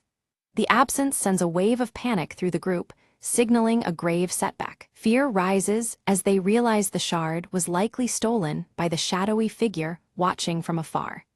The urgency to recover it intensifies, knowing its loss could unravel their mission. Following faint traces, the trio discovers a hidden cave, its entrance bathed in an eerie, luminous blue. The unnatural glow deepens the mystery and hints at the dangers lurking within. Inside, distorted reflections ripple across countless mirrors, confusing their senses and disorienting their steps. The line between reality and illusion blurs dangerously in the cave's depths. Mira reaches out to touch one mirror and suddenly glimpses a trapped version of herself shrouded in darkness. The vision stirs deep fears and questions about what they face. Reacting quickly, Kale shatters a nearby mirror with a decisive blow, breaking the illusory trap and pulling Mira back from the haunting vision. Their resolve must not falter despite these mind games. Eldra warns of their adversary's cunning. The shadow enemy uses mirrors to warp reality and manipulate perceptions. This revelation deepens the shadow's threat, making their journey all the more perilous. As they venture deeper into the cavern, a shimmering figure emerges, a spectral guardian manifesting from swirling mist and light. Its presence radiates a challenge, testing the strength and resolve of each traveler without a word spoken. The air thrums with tension, the faint blue glow of the crystal veil pulsing softly around them. Mira steps forward, her bright green eyes softening the guardian's fierce gaze. Rather than drawing weapons, she speaks gently, her words woven with understanding and compassion. This unexpected kindness causes the guardian's form to shimmer and retreat, granting them safe passage forward through the eerie silence. Kale scans the rocky floor, noticing footprints deeper in the dust, not just one, but many. The tracks weave through the shadows, hinting at multiple unseen foes rather than a lone thief. His fingers brush the hilt of his sword, muscles tensing in silent warning. Suddenly, the cave quakes violently as a tempest of shadows surges toward them. The walls undulate with the storm's approaching fury, forcing the trio to seek shelter in a narrow crevice, where the crystal veil's faint blue light flickers dangerously. Outside, the storm's ominous roar grows louder, threatening to consume light and life alike. In the dim refuge, Eldra's silver hair glistens faintly under moonlight as she speaks gravely. The crystal veil is weakening, its protective power unraveling and unleashing chaotic storms and disorienting mirror reflections. Their path grows ever more perilous as the balance between light and shadow frays further. Mira clutches her glowing pendant tightly, a flicker of doubt passing across her face. She senses an intangible link, a mysterious pull between her talisman and the fragile crystal veil. A swirling conflict brews within her, between hope and fear, connection and uncertainty. They emerge cautiously from the cave just as the shadow storm dissipates, leaving behind silence and shattered mirror fragments scattered like fallen stars. The eerie calm presses upon them, punctuated only by the faint blue glow lingering in the air. Their journey continues, marked by both danger and fragile beauty. Later that night, beneath the tapestry of stars, Eldra unfurls ancient scrolls by firelight. Her fingers trace cryptic runes and forgotten scripts, uncovering a hidden ritual with the power to restore the crystal veil. The enchanted cloak shimmers softly, reflecting the urgency in her gaze. The ritual demands a union of three forces: the radiant light contained within Mira's pendant, the unwavering strength forged into Kale's sword, and Eldra's potent magic. Only together can they rekindle the veil's fragile light and mend the torn balance. Each holds a crucial element needed to face the encroaching darkness. That night, Mira dreams vividly of a realm beyond mirrors, a place bathed in surreal light and shadow. Whispers brush past her ears, secrets spoken softly by shadows that hint at her hidden past. The dream lingers, stirring questions deep within her heart about her true connection to the Veil. Kale shares stories by the fire of battles beneath long-forgotten constellations, tales filled with courage and resilience. These memories kindle hope in the companions, reminding them that light can thrive even in the darkest hour. The bond between them strengthens, woven through shared history and determined spirit. Together they find an ancient altar, half swallowed by ivy but still regal, the heart of the Veil. Its surface is etched with faint luminescent runes, pulsing gently with the Veil's fading power. The place hums quietly with potential, beckoning them to restore its glory. Carefully, they place the mirror shard and ancient talisman upon the altar's center. As soon as the objects settle, an energy stirs, delicate yet growing, signaling the start of the sacred ritual. Their breaths synchronize, and the air thickens with magic and anticipation. Shadows surge and writhe violently around them, lashing out in fury to disrupt their ceremony. The dark forms twist unpredictably, threatening to extinguish the fledgling light and sever the fragile connection they strive to mend. Each second stretches taut under the torrent of shadowy opposition. Eldra's chanting grows louder, her voice weaving a protective barrier as Mira focuses, guiding a steady beam of light through her glowing pendant. The enchanted cloak flashes under moonlight, amplifying their combined power to resist the encroaching darkness. The ritual's pulse strengthens despite the turmoil surrounding them. Kale stands firm, sword raised high, its unique hilt catching the faint glow of the Veil's light. Suddenly, a brilliant radiance bursts forth from his blade, casting shadows back and illuminating the altar. For the first time, the sword channels a pure inner light, a beacon against encroaching night. Suddenly, the veil between worlds weakens further, and a dark figure steps forward from the thinning veil. Its presence radiates cold menace and sorrow as it reveals itself as the corrupted guardian of the Veil, seeking to shatter the delicate boundary entirely. The ritual falters as tension mounts between realms. The figure claims its role as protector turned prisoner, trapped and tainted by shadows over centuries. It desires freedom, threatening to unravel the Veil's powers completely if unheeded. Its voice echoes with pain and anger, blurring lines between foe and victim. Mira bravely steps from the circle, gazing into the Guardian's shadowed eyes with empathy and understanding. She recognizes the sorrow behind its torment, perceiving a shared history etched in shadow and light. This connection sparks a fragile moment of vulnerability in the Dark Guardian. The Guardian hesitates, the shadowed form wavering as if recalling a distant light. Seizing the moment, the trio recommits their energies, voices, and wills united, renewing the powerful ritual. Their synchronized strength weaves a shimmering web of resistance against the encroaching darkness. Raw energy floods the altar, and the battle between light and shadow erupts violently around them. Pulses of radiant blue flash against waves of swirling black, each strike reshaping the fragile balance. The crystal veil responds, awakening with renewed force as their struggle reaches its climax. Around the altar, the crystal veil glows brighter, a luminous shield expanding outward as the dark figure fades in retreat. The spectral tension lessens, and the air clears with the scent of cleansing light. It becomes clear the veil is mending, slowly but decisively. Kale's sword gleams intensely, its blade now a conduit for the veil's restored power. The light dances over its unique hilt, casting bold reflections across the clearing. His grip tightens, a symbol of resolve as their combined effort takes hold. The mirror shard glows steadily in Mira's palm, now suffused with pure and steady light. It hums softly in harmony with her pendant, both acting as vessels for the revitalized veil. The warmth of the light soothes the lingering shadows around them. With a final, reverent chant, Eldra seals the ritual's power, her voice weaving the last strands of magic into the veil. Above, storm clouds calm, their shadows dissolving beneath a gathering peaceful light. The veil's glow steadies, marking a fragile yet hopeful balance restored for the moment. In the soft glow of the crystal veil, the Guardian's form shimmered, revealing a fallen spirit of light, once bound in shadow but now restored by the ancient ritual. Freed, the spirit's brilliance radiated purity, lifting the lingering darkness to dawn's first light. Mira, Kale, and Eldra stood silently, awed by the transformation that promised renewal. Mira clutched her pendant, now warm with the power of the crystal veil itself, tiny fragments embedded within it flickering like stars. It was no longer just a keepsake, but a symbol of hope and resilience, carrying the veil's protective essence. She felt its quiet strength pulse through her veins, a beacon against future shadows. Kale's scar, once a harsh mark of countless battles, began to fade softly as he gazed toward the horizon. The wound's healing was not just physical but emblematic of his inner peace, earned through trials and newfound purpose.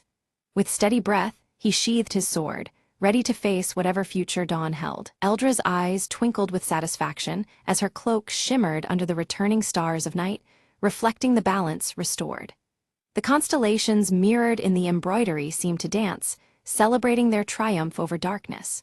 Her ancient wisdom smiled in harmony with the quiet magic enveloping them all. As the sky cleared, the village elder greeted them warmly, his eyes reflecting the returning light to the valley.